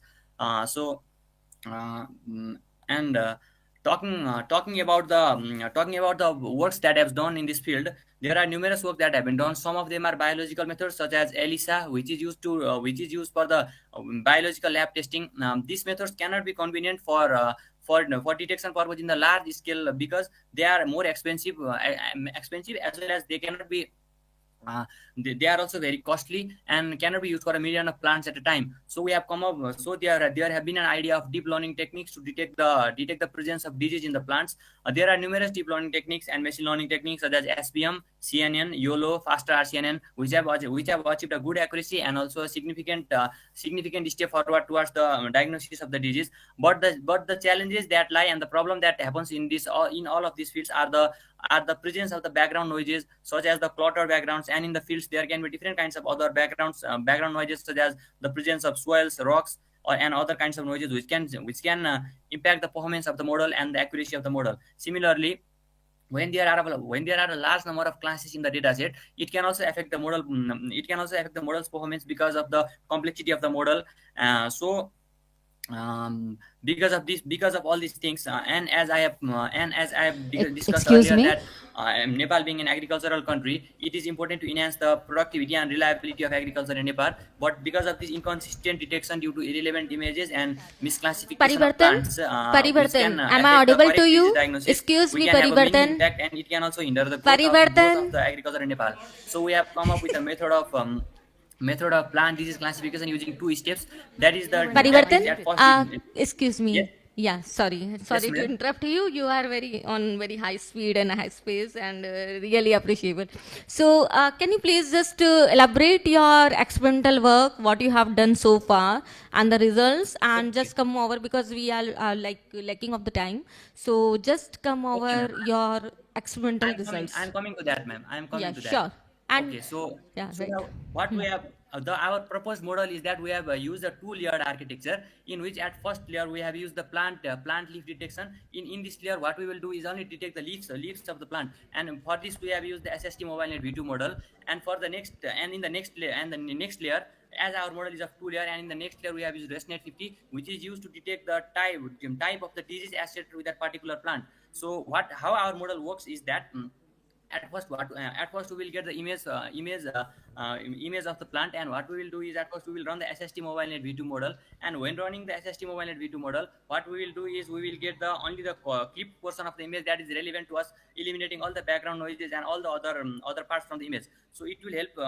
And when we will get the cropped portion of the image from the SST MobileNet V2 model, then we will pass the cropped portion of the image in the ResNet 50 model by eliminating all kind of background noises. And after doing this, what happens is the model will be less complex, and for individual plants we have trained the individual models. So what will happen is the type of plant that have been detected in the SST MobileNet V2 model will then be proceed forward for the type of plant that is the type of plant disease that is to be detected in the ResNet 50, and then we will do the classification of the type of disease related to the plant. So why we have used SST MobileNet V2? It is mainly because that SST MobileNet V2 has a low memory requirement, and since this model will mainly run on the mobile devices, it should run on the constant environment, so it will justify that.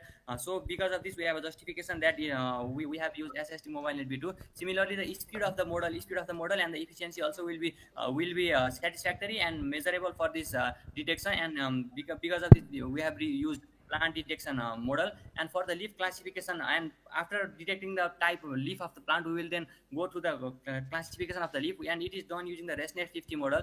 The purpose of using ResNet 50 model here is because it solves the problem of vanishing gradient using the concept of skip connection and residual networks. And by this, all the Parivartan, can you please come on the result? Input features will also be maintained, and then we can achieve high accuracy. Yeah, please in the come classification on the task. result. Now talking about the results that we obtain after training our model, for the plant detection model, we achieved an overall loss and total loss of 0.5%, which is satisfactory. And the metrics that was used for accuracy was a MAP score. We achieved a MAP score of 60.91%. That can be termed as a satisfactory, as our model need not to be more complex in this field. And for the MAP score, we have taken the average map of all the 9 classes of the plant detection that we have used. And similarly, for the detection of plants. After classifying the type of leaf, we have trained the individual plant model for. And when we compare, when we took the average model accuracy of the individual plant model, then we achieved 98.3%. And when it was combined for 33 classes of labeled data set, it was achieved for 94.7%. And from this we can say that when we remove the background noises, and when we only focused on the relevant parts of the plant, we can achieve a good model accuracy of 98.3%, which can overshadow 94.7%. Similarly, the same statement is also validated by the loss and F1 score. The F1 score is the combination of both precision and recall, which is achieved good for the individual plant models, which is combined. And we can also see it through the loss plots of the individual plant models. And when we so what we can say is that when we train the model by all the 33 classes in the same model, we achieved a very low accuracy compared to the one where we clip the background noises and then train the model using the ResNet 50 for the individual plant detection model. So this validated our research. And after saying this, the strength of our model is that it can achieve a high accuracy in both detection and classification, and also it can be used for the real-time image analysis using the camera feeds. But there can be also some limitations, like the camera should be of the high quality, and also it should be also dependent on the label data set. Means that if there is some kind of class imbalance or any kind of non-label data set, it can also impact the model's performance. So on conclusion, what we can say is this can be a very good model, and a step forward for leveraging the agricultural technology in Nepal, and this model provides a reliable plant detection and disease diagnosis mechanism. So we can also by using this model, we can also address the key challenges in agricultural technology. So in the future, what we can do is we can integrate the more number of species of plants and diseases, and also integrate some of the weather factors and environmental factors. So thank you so much, and now I am open to the questions or any kind of queries. Thank you, ma'am. Thank you, Parivartan. A very nice presentation. I have one question only from you. Okay. You are now muted. You are now unmuted. I'm audible to Parivartan? Yes, ma'am. Yeah, thank you, Parivartan. Very nice presentation and very fast presentation. So, yeah. Actually, just I want to ask, what is the motivation that you have chosen the SSD MobileNet V2 for all these agriculture crops for your research? Ma'am, we intended to use this model for the mobile devices. So when we researched on that, we went through different kinds of models like YOLO or faster RCNN or any kinds of other models. So what we got is that YOLO, so SSD MobileNet V2 can be run on mobile devices with significant accuracy, and also with the greater speed. So and also no, Parivartan. I'm just asking, like, if you are working on a model, so why you want to run those model on mobile device? You need to just work on a app and integrate that model. Why you are actually working for the mobile device for this model for simulation purpose? Because if there are the users who are the farmers, because it's a like of agriculture work, and the main users and the customers are the farmers, okay, they don't need like whatever the model is there, whatever the thing is there, they don't concern with the technical thing, na? So why you are emphasized with the MobileNet V2? Because I need not to care about the mobile simulation. So, ma'am, it is mainly because the MobileNet uses very low. It has very low memory requirements, and also it has greater speed for the real-time analysis of the images. So it was mainly because of these two reasons, ma'am. Actually, see, you are not getting my point. Are you working your model on the mobile device directly? Yeah, ma'am, we are training the model, and we are saving it as So means whatever the research you are doing, you are just doing this research on your mobile?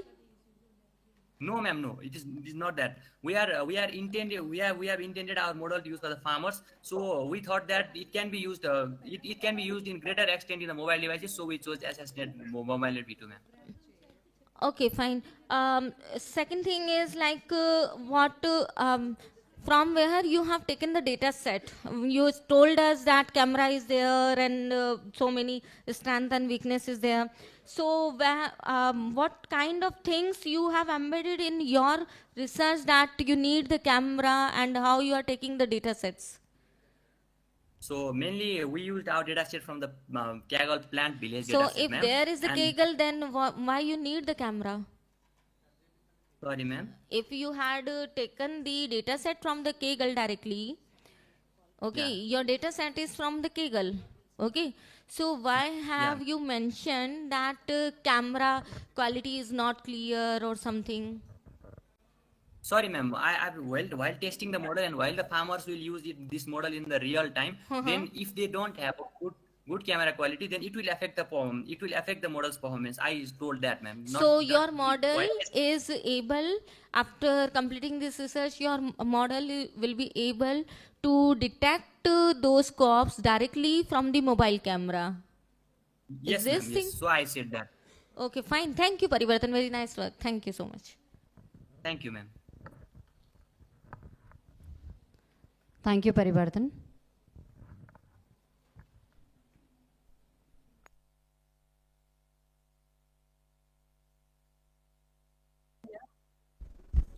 Good afternoon, one and all. We have come to the conclusion of the second track of the seminar hall. So track 4 is completed now. I would like to thank both of our session chairs, Dr. Aditi Sharma and Pragati ma'am, for being with us throughout, and also Vaidehi ma'am. Vaidehi ma'am, please take seat for 5 minutes. Uncle, switch on your camera. Yes, sir. Uncle, switch on the camera, ma'am. Camera. This one, video cam. इधर है.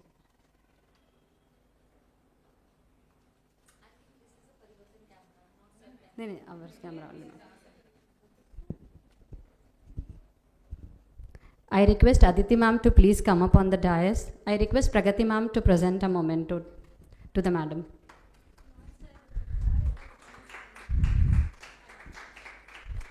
I request Vaidehi ma'am to join us, please. Yes.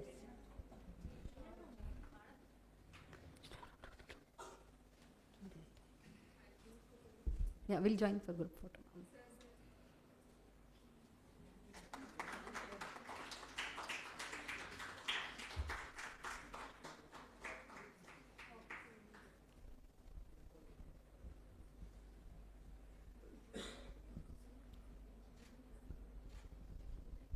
I request all the faculty members present here to please join for the photo. So slightly adjust the camera, ma'am.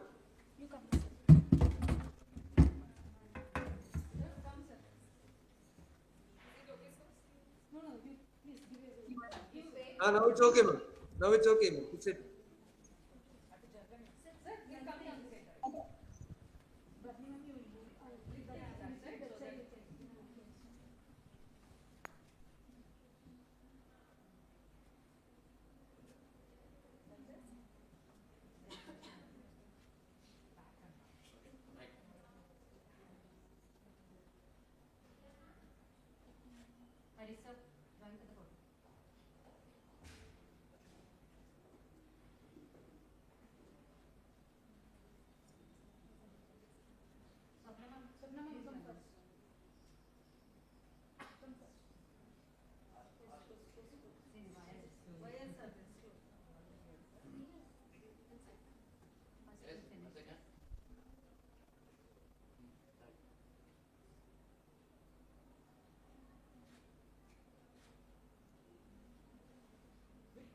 Photo with the volunteers. All those who are present in the hall can join us. Make it fast, ma'am. Make it fast. We are waiting for the keynote session.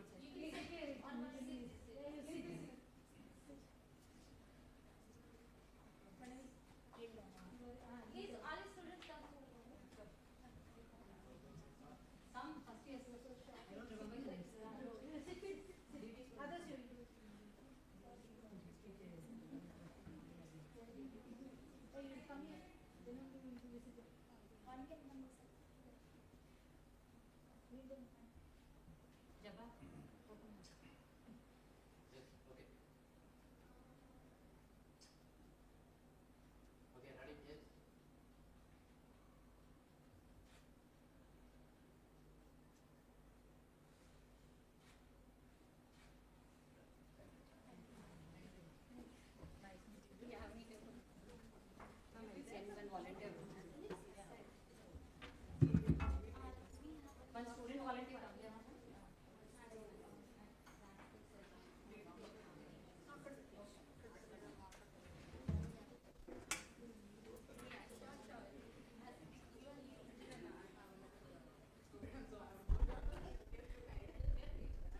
Girls, please settle down. Volunteers, please ask the students to join for the keynote session.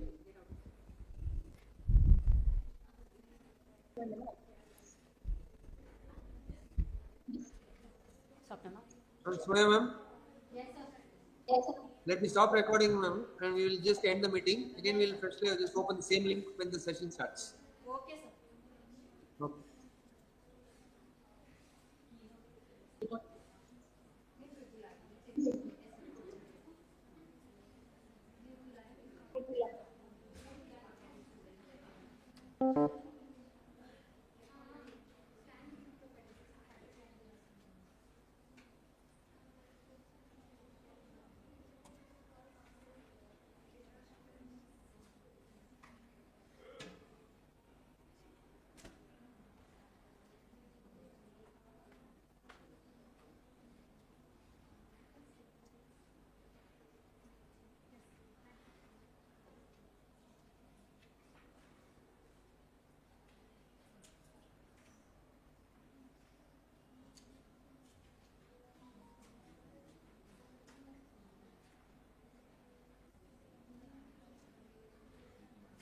Everyone's attention here. Now we'll have keynote session. I request Radhika ma'am to please come up and introduce the speaker. Thank you.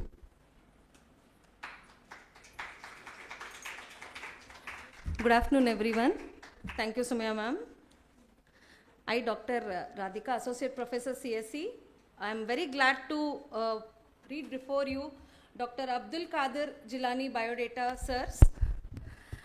Dr. 𝐒𝐿𝐾𝐻𝐲, a distinguished academician and professional in computer science and engineering, holds a PhD from Rayalaseema University and Masters in Information Technology from Punjab University and Masters in Computer Applications from Bharatidasan University and specialization undergraduate program from Usmania University in specialization with electronics. Currently serving as the head of the Department of Computer Science at the University of Technology, Bahrain. He has extensive teaching and administrative experience, including roles at Majma University, the University of Nijwa, and Deccan College of Engineering and Technology. With certifications in IC3, CEH, and CHFI, his expertise spans cybersecurity, machine learning, digital forensics, and software engineering. Dr. Jilani has contributed significantly to ABET, BQA, NCAA accreditation committees and developed a circular for AI, data science, and cybersecurity programs. A prolific researcher, he has authored over 25 papers in reputed journals such as IEEE and Springer, focusing on IoT security, machine learning, and groundwater modeling, and holds a patent in intrusion detection for IoT-based electric vehicle charging system. He has led several funded research projects and authored books on topics like web technologies and e-commerce. Dr. Jilani is also a seasoned workshop facilitator, having conducted training in robotics, network security, and Java development. We are very glad to have a senior academician here in our conference. We welcome you, sir. I request Asma ma'am to present the bouquet, please.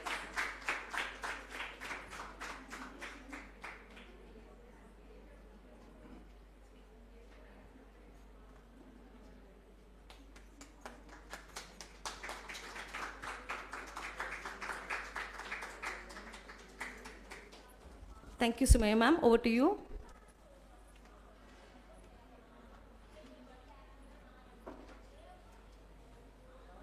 Can you switch off the lights this one? Sure.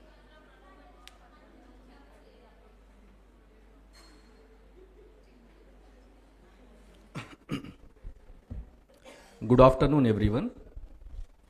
Thank you very much for invitation. I'm really thankful to the management and Dr. Vijay for giving me this opportunity to be here with you today. I'm very honored and privileged to be among with you today and attending this RISE conference, and for the opportunity for giving me keynote speaker about the drones today.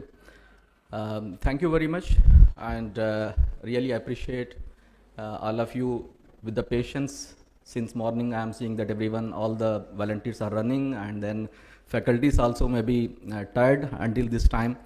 And I know that you have contributed a lot, and really listening again is the biggest task, our biggest problem now. But yeah, I will not take much time, but I will try to give you in as much as less time, the more information I can, I will try to give that one. I'll not go very technically, but at the same time, I will try to give you the best of the best from the drones technology. So you have already got the information or the introduction about me. My actually area of research is machine learning and artificial intelligence and cybersecurity. But yeah, most of the conferences now I have attended recently, many conferences, but I found that everywhere machine learning, deep learning, cybersecurity I heard. So I thought that, okay, let me give some other topic or the area where I can contribute my experiences, and I can elaborate on drones technology. Yeah, so my topic outline is today introduction to classification, and I will take up one case study that is already implemented in National University of Singapore, and the other one case study I'll try to cover, which is Nanyang Technological University in Singapore again. So these two case studies I will try to cover, and then I'll just give some brief about do's and don'ts while using the drones, and then the market potential about the drones, how the future is going to take place, the drones usage or the applications of the drones in society and as well as at the country's level. And then I will just show you the communication mechanism in drones, and then the drone to infrastructure communication I will discuss, then the drone security. Again we are with the cyber security things, or we can say that the communication security issues I'm going to discuss. Okay, just to cannot move from here. Okay, many of you have seen in your daily life drones. Just I want to have some interaction from you. Like all of you have seen drones, or anyone not seen drones? All of you have seen drones. Where you have seen drones? Marriages, yes, yeah. For which purpose it is? Photography, perfect. Videography, excellent. Any other place? Any other place?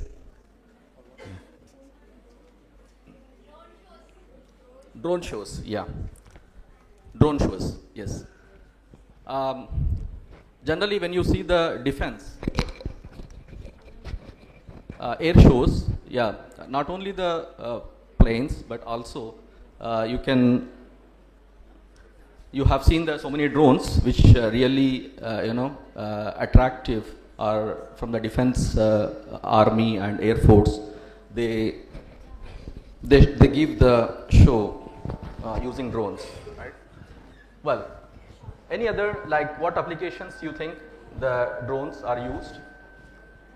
What applications? Where what else? Like you have seen in your marriages for the photography, and you have seen in the air shows, right? What else? Where else you have seen? Delivering, right? Yeah, perfect. So you can see that there are so many places for delivering of the goods the drones are used, right? Perfect. Any other applications you feel? Surveillance, perfect. Surveillance, like for the security surveillance it can be, or for the traffic surveillance, right? What else you think? Spraying pesticides in the agriculture field, excellent, excellent. We have very good audience, really we need to give the clap for this one. Like they have the best knowledge about the drones, yeah. Agricultures, now they are using the drones see we have like let's say 30 acres of agriculture, and if we employ some labor, maybe they will not do that much perfect as the drones are doing, right? It is really very good application that the drones are used in agriculture also. Where else you have seen?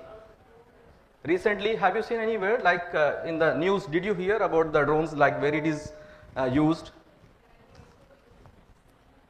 In wars. In wars, nowadays drones are used, right? So most of the days, like when you see the Russia-Ukraine, yeah, the drones are using for the war, and there are many applications in the war. So my session, I'm going to cover about what are the different types of drones, what is the technology behind drones, and how it works. So we will see one by one, so that you will get some clear idea about this. These are the different pictures you can see in this. Like we can also call the drones as UAV. You know what is the full form for UAV? Yeah, here you can see unmanned aerial vehicle. The drones also called as unmanned aerial vehicle. There is no person inside the drone. We are just controlling the drones with the different aspects or with the different sources. So here we have fixed wing rotor. Basically, the UAVs are working classification based on the wings, wings and the rotor. So you have seen that here we have like 2 wings and 1 rotor. Here you can see that single rotor only. There is no wings here, and you can see here fixed wing hybrid VTOL. This is VTOL. We have 2 types of drones. Basically, it works for functionality. VTOL is vertical takeoff and landing, and the other one we have HTOL, that is horizontal takeoff and landing. So vertical takeoff and landing means like like helicopter. So helicopter, how it fly like straight, like vertical to the ground, right? And the takeoff and landing also the same, like vertically it is coming down. Whereas the horizontal, it's the example of the flight, right? The flight, how it is going, it's like it needs some place to take the run like horizontally, and then it will take off. And while the landing also, it is HTOL. So VTOL and HTOL, we have 2 types of drones. So where vertical VTOL drones, which doesn't require much space, whereas HTOL required a lot of space to take off and landing. Okay, so here we have these things. Single rotor, and then the fixed wing hybrid rotor, VTOL, and this is quadcopter. We have like 4 wings to this drone, and this is hexacopter we have, and this is the tricopter. Also we have some other drones like octocopter we have. So I am taking one case study where we are going to discuss about that particular thing. Okay. Yes. These are the different types of drones. Have you seen these drones in anywhere? Especially in air shows. From the Air Force, when you have air shows, you might have seen these drones which are specially used for army and defense purposes, like war purposes. You know that which DRDO, our DRDL or DRDO, they have developed one drone. What is the name of that drone? Anyone? Name of the drone which is developed by India DRDO? It is Rustum 1. This is the drone developed by our defense organization in India, and it is one of the popular drones we are using for the war purposes, okay, for the defense purposes. Okay. And from the USA, there are so many drones, which you can see that X-47C, this is the drone from USA, and also this is Sentinel, this is also from United States, and we have like Killer Bee, this is also from United States. Okay, there are so many drones which are specially used for the country's defense. So now the Army, Air Force and Navy, other than that, we are completely depending on the drones, where we no need to worry about the loss of the lives or the loss of human beings. So or the loss of our army okay, who are working hard for our country. So the drones are especially really, it is taking a main role where it helps us to protect our country, or if someone attacking on the country, the drones can make the re-attack on that one, and it can be demolished from the other drones. It's possible. This is one simple case study. This is the case study of this is from the Singapore, that is National University of Singapore, so NUS campus. So they have drones, as one of the student, they told that the drones are using for delivery purposes. So here, without involving any human, the drones are completely working on that one. Like the drones will take the parcel, and then it will go to the destination, and from the destination the receiver will receive the SMS, and then the receiver can take up the parcel. As well, the other case study is here, from the port to the parcel destination also the drones are used. So this is already implemented in this university campus. So this is one example we can see. This is the National University of Singapore. If you are using for your personal purposes drones, what you have to do and what you should not do, do's and don'ts. So do not fly above 400 feet ground level, and keep drone within visual line of sight. Okay, don't make that the drones are going outside your control. Do not fly over people, and when flying within 5 miles of an airport, give notice to the airport people, or you have to get the proper permissions from the authorized people, the departments. And observe community based guidelines. Whatever the guidelines are given or provided by the country, you have to follow that. Now this is the advancement to the normal drones or UAVs. This is called UAS. UAS is unmanned aircraft system. So the next thing is, without pilots, without the control of the human involvement, the complete control is from the base stations or control stations, and the pilot will be sitting at this point, and then the aircrafts are running. So most of the places, countries, they have already implemented this one, and we can see that in United States, so there are different areas like telecommunications, public safety, industrial applications, cargo, passengers, even passengers also, they are already trying for that. So we can see that the future, it can be by 2036, we can see that the market size will be around $25 billion, which covers for the passenger transportation. So we can see that nowadays also, when the long flights, let's say from Hyderabad to United States, if we are traveling, it will take like 18 hours or 16 hours time to travel. So where the pilots no need to take care, it can put autopilot and they can run the flight. So the same thing, without being pilot, the control can be done from the base station itself. Okay.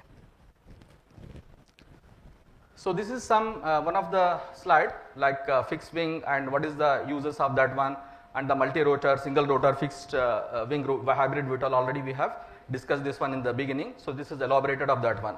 And I want to tell you one more thing, that each information is taken from a research paper which is already published in Web of Science. So the references are given here in the down.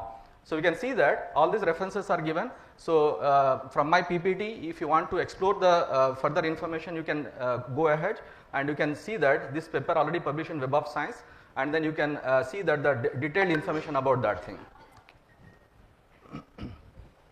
So here, this is the military UAVs, okay, based on payload, capacity and weapons on board. So this is the type of UAV, that is Predator Sea Avenger, which will use for Hellfire missiles, guided bombs, joint direct attack ammunition.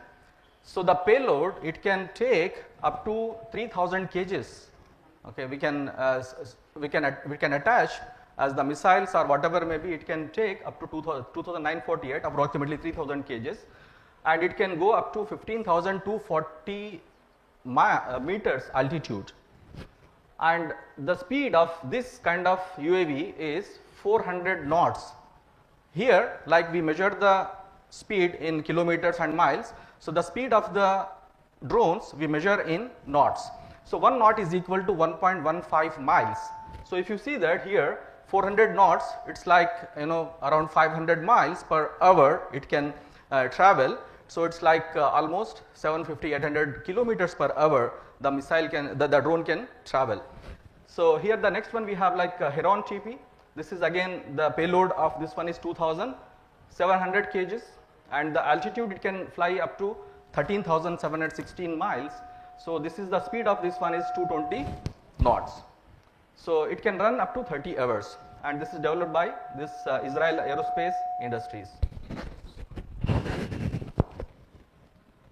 And the other one like MQ-9B Sky Guardian and Predator B MQ-9 and CH-5 UAV, all these things we have mentioned here, like the payload and its altitude and its speed and the number of hours. It can run up to 60 hours, you can see here.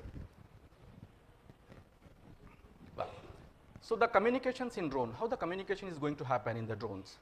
So let's take one example. Basically here, these are the things which will help in the drones, like communication modules, antennas, handling platforms, networking, wireless sensor networks, and vehicular communication system.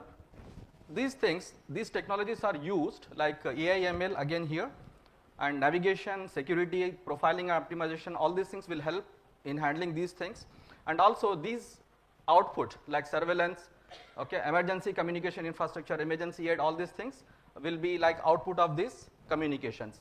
Let's say that we have a ambulance and the drone is connected to the ambulance, and the drone is controlling the ambulance by communication module, by using the communication module. So now we have GPS, right? We use GPS. In GPS we can see that, okay, this route is got lot of congestion, we cannot, it is better to take the alternate route. But when we connect with the drones, what happens, it is, you know, it will see the real-time environment. Like, you know, let's say that around 10 kilometers or 20 kilometers or 30 kilometers range, it will give the exact outcome, like which route we have to follow. So really the life of the person, okay, is very important. So the drones will help us in getting the real-time situation, and then based on the real-time situation we can take the decision on it instead of depending on the GPS.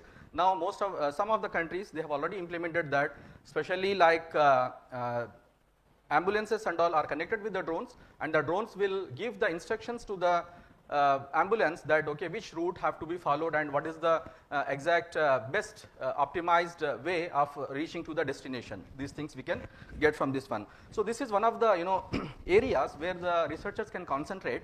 Basically, you know, especially like communication modules, how it is happening and what is the base, and then wireless sensor networks, and you know, these things like, you know, security also is one of the major concern in the in drones. These things we can work on it for the further this one for the researchers. So here, you know, modules there for the drone communication. We have here resource handling platform and the antennas. There are so many antennas, types of antennas, which will help in the drones communication. And also, you know, basically we have 3 types of utility factors. The one is centralized system. The centralized system is the person is sitting on a base station and they are controlling the drones. This is called centralized system.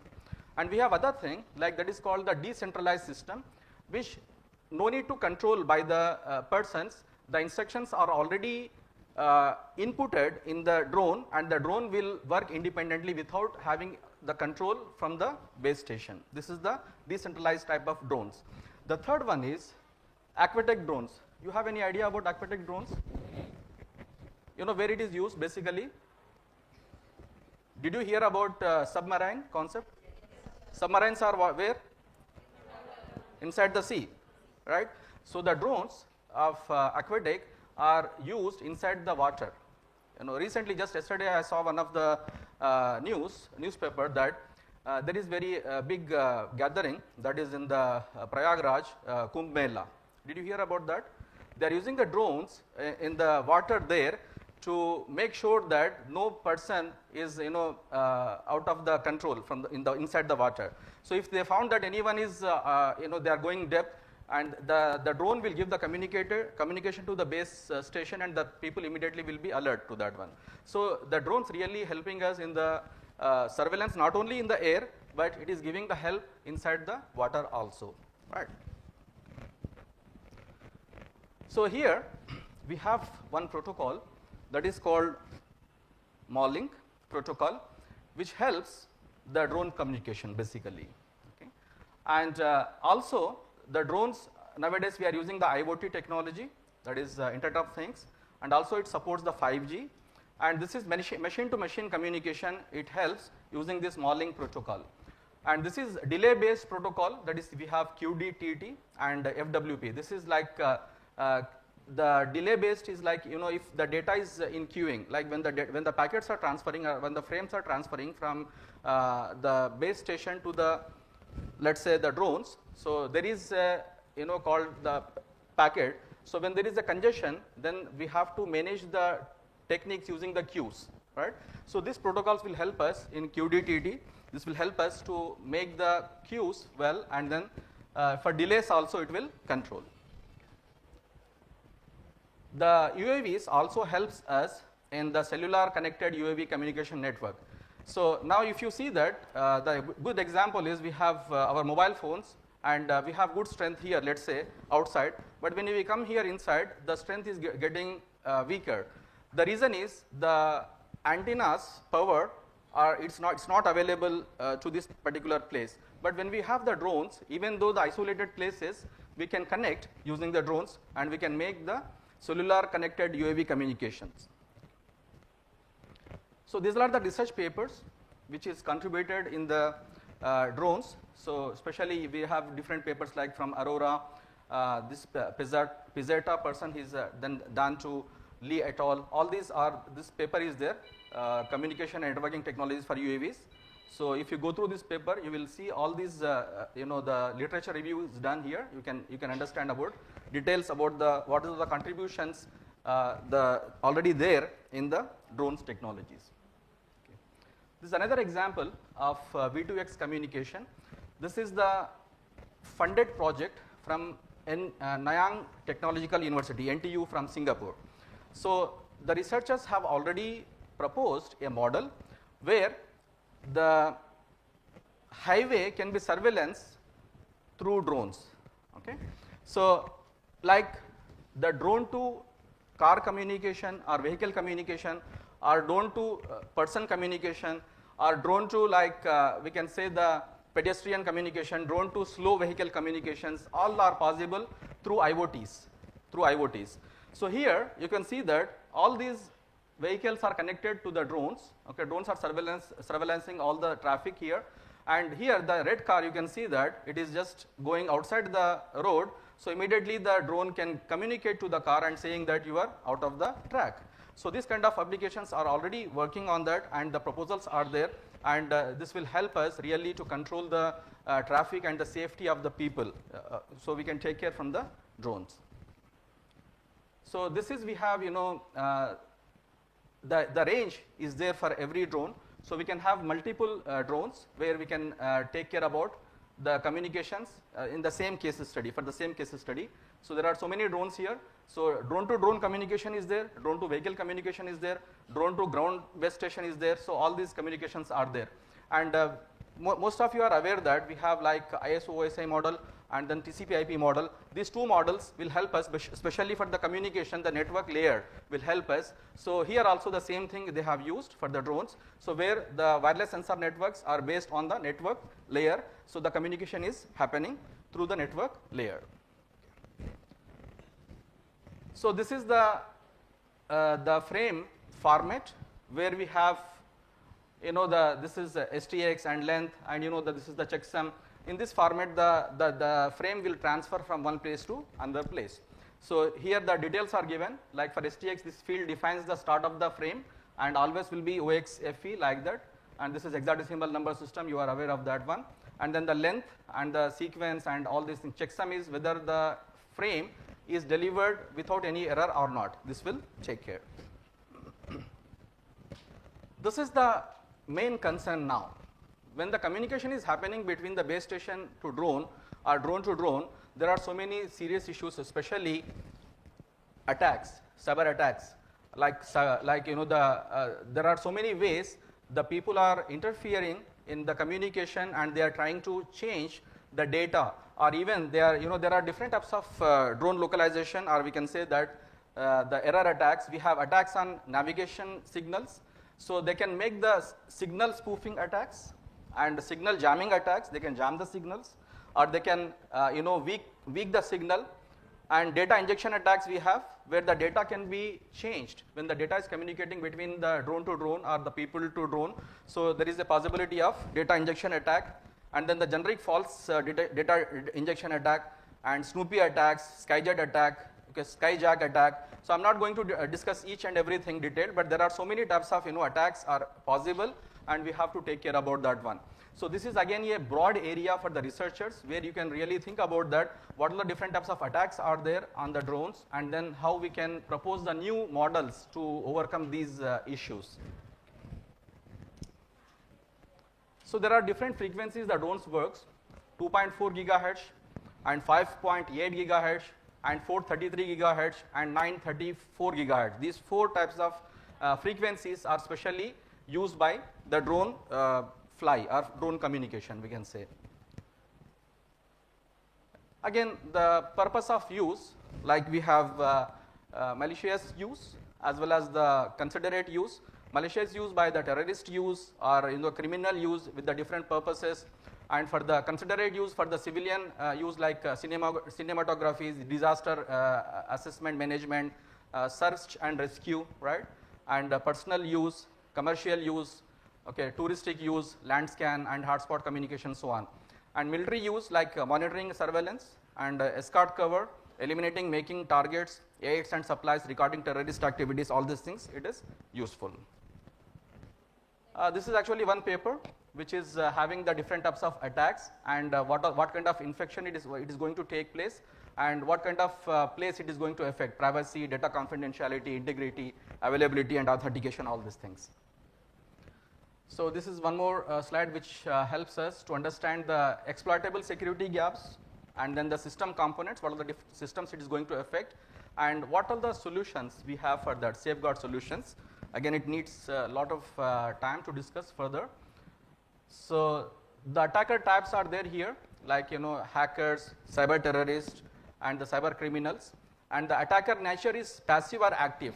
So in passive, what happens, just they will try to get the information, read the information, they are not going to harm the data, they are not going to alter the data. But whereas here, the active attacks or active nature of attacks, the attackers, they are going to change the data, or they are going to update the data as if they take the control over them, and they will act as they are the actual drones, or they are actual person in the communication. So they are going to change the data in that. So this is like active attack.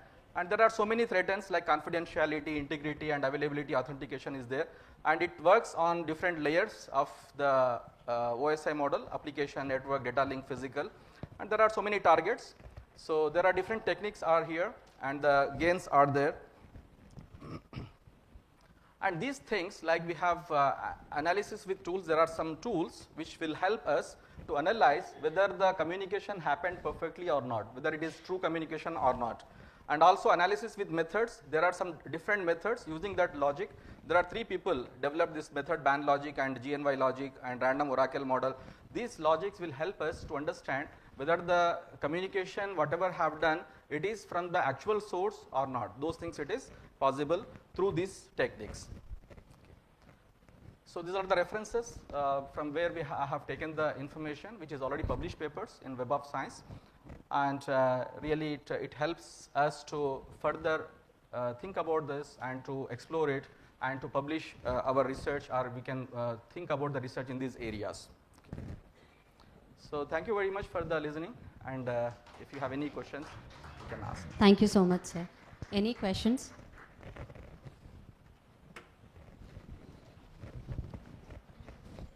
So thank you for the wonderful details about drones. As a researcher, how do you feel, sir, security aspect of drones? Because human life, if an object is flying around us, it may give us some good effect and even a bad effect. Yes.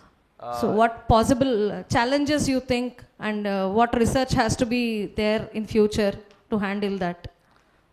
Basically, the drones, when we are communicating or when we are dealing with the drones, the data we are saving or we are storing in the clouds.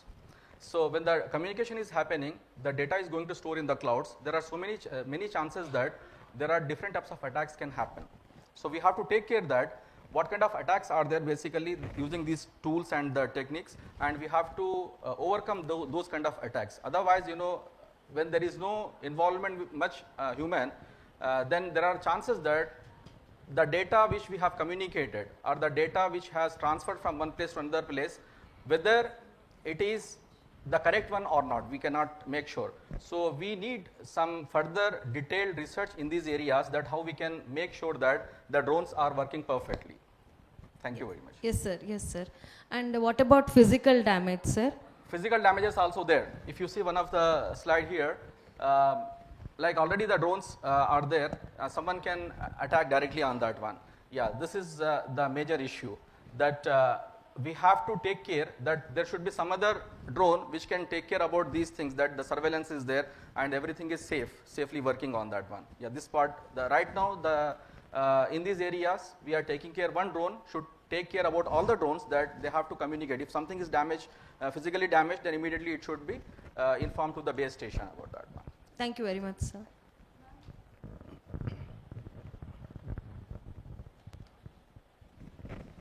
Hello, sir. You said drones are also in water. What about the safety of aquatic animals? Aquatic animals. Yeah, this is a very good question. It should not harm the aquatic animals, and they have already taken care about that one. The signals and all those things, whatever we are communicating with the aquatic drones, so it is not going to affect or harm the animals there. Okay, and one more question, sir. How about we combine AI and drone technology, like drones controlled by AI? Is it possible, or we can look forward for it? The example which I have given you for the National University of Singapore, so the communication between the ambulance and the drone, okay, here everything is based on the AI only. How it is AI? The best path is provided by the AI algorithms only. Okay. So the AI already implemented in drones. Thank you, sir. Hi, sir. This is Dr. Sridhar Chintala. So the upcoming technology, vehicle-to-vehicle transmission also, its technology is upcoming, and lane detection also it's coming. Then what is the importance of drone to give a suggestions about the vehicles to cross the lanes? This is basically traffic management by the authorities. So the communication between the vehicle to vehicle is there already. Like for example, driverless cars are there, right? The communication is completely through the screen with the person, right? From the software itself. So the drone basically can be like, now here when we are traveling on the highway, we have a speed limit. So the cameras are there. But sometimes cameras works are not, we are not sure about that one. Like the drones, if it is in the highway, the drones are controlling complete traffic, and then if there is any issues with the traffic management, immediately they can report to the traffic, like the control people, like the police are there in their country. And one more is an example, that network consisting of 100 drones, which is monitoring the entire some lanes, roads. 5 to 6 drones are battery getting down. So what is the next step? Does it will communicated to the server, or? Yeah, it should be communicated to the server, and we have to get back, and again we have to have the alternate option there immediately. Yeah. Okay, thank you, sir. Hello, sir. Sir, you said that drones are used in highways and all. So already there is an idea of smart street lights. Yeah. So what's the difference between? Basically, smart street lights is part of the like smart cities we have nowadays, and smart street lights are there. So all these things are controlled by the control system, some chips, right? So here the drones will control everything. So no need to depend on a like static thing. This is like dynamic environment it will create us.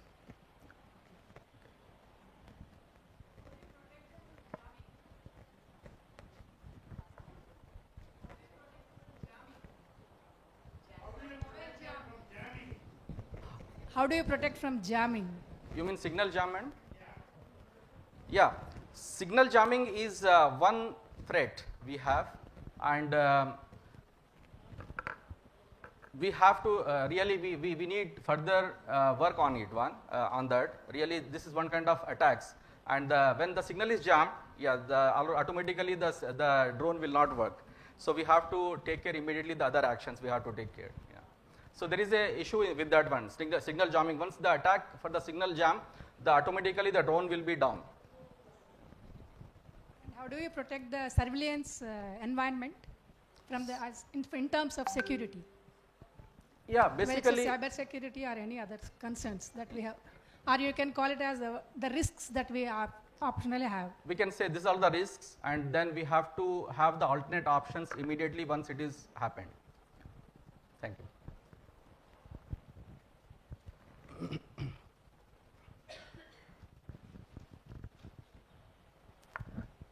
Any more questions?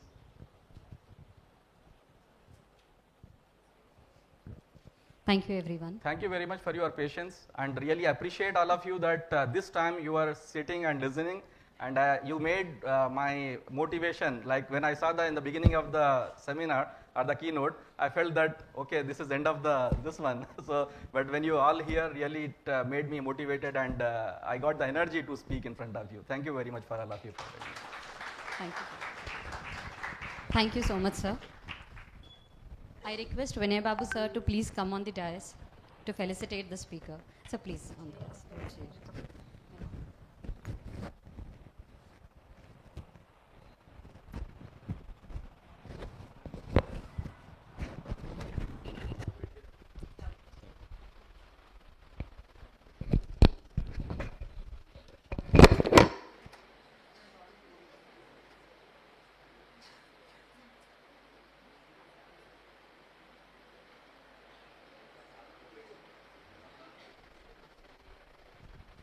I request Principal sir also to please join the dais.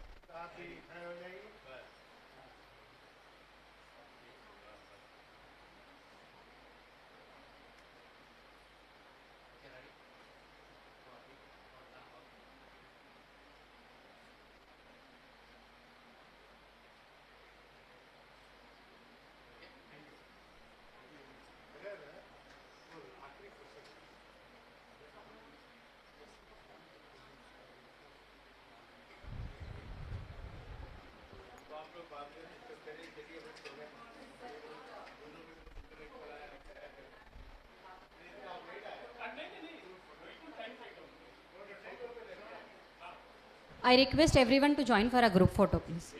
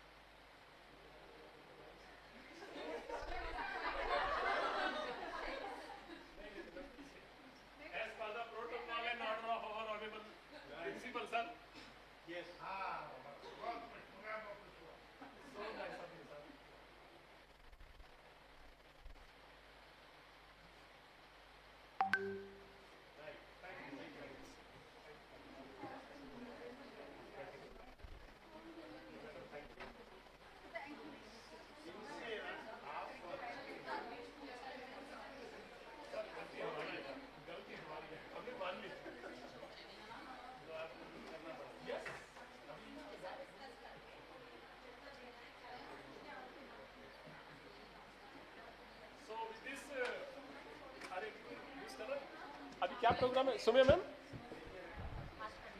So with this today's hello everyone, with this today's program successful gone off. Thank you very much each one of you for your cordial support, and tomorrow we'll meet you by 9:30 madam, Najia ma'am. 9:30. So we are truly thankful to each one of the member who are directly indirectly involved in this conference. Let us join with the same spirit, with the same vibe tomorrow 9:30. Thank you.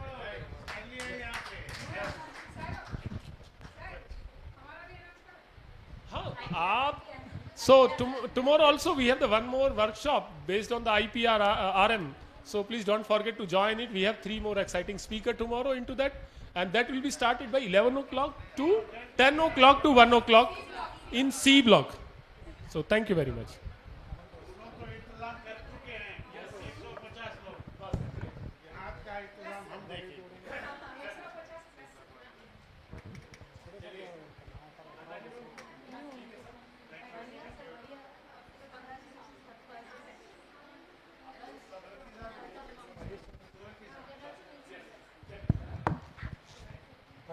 इतने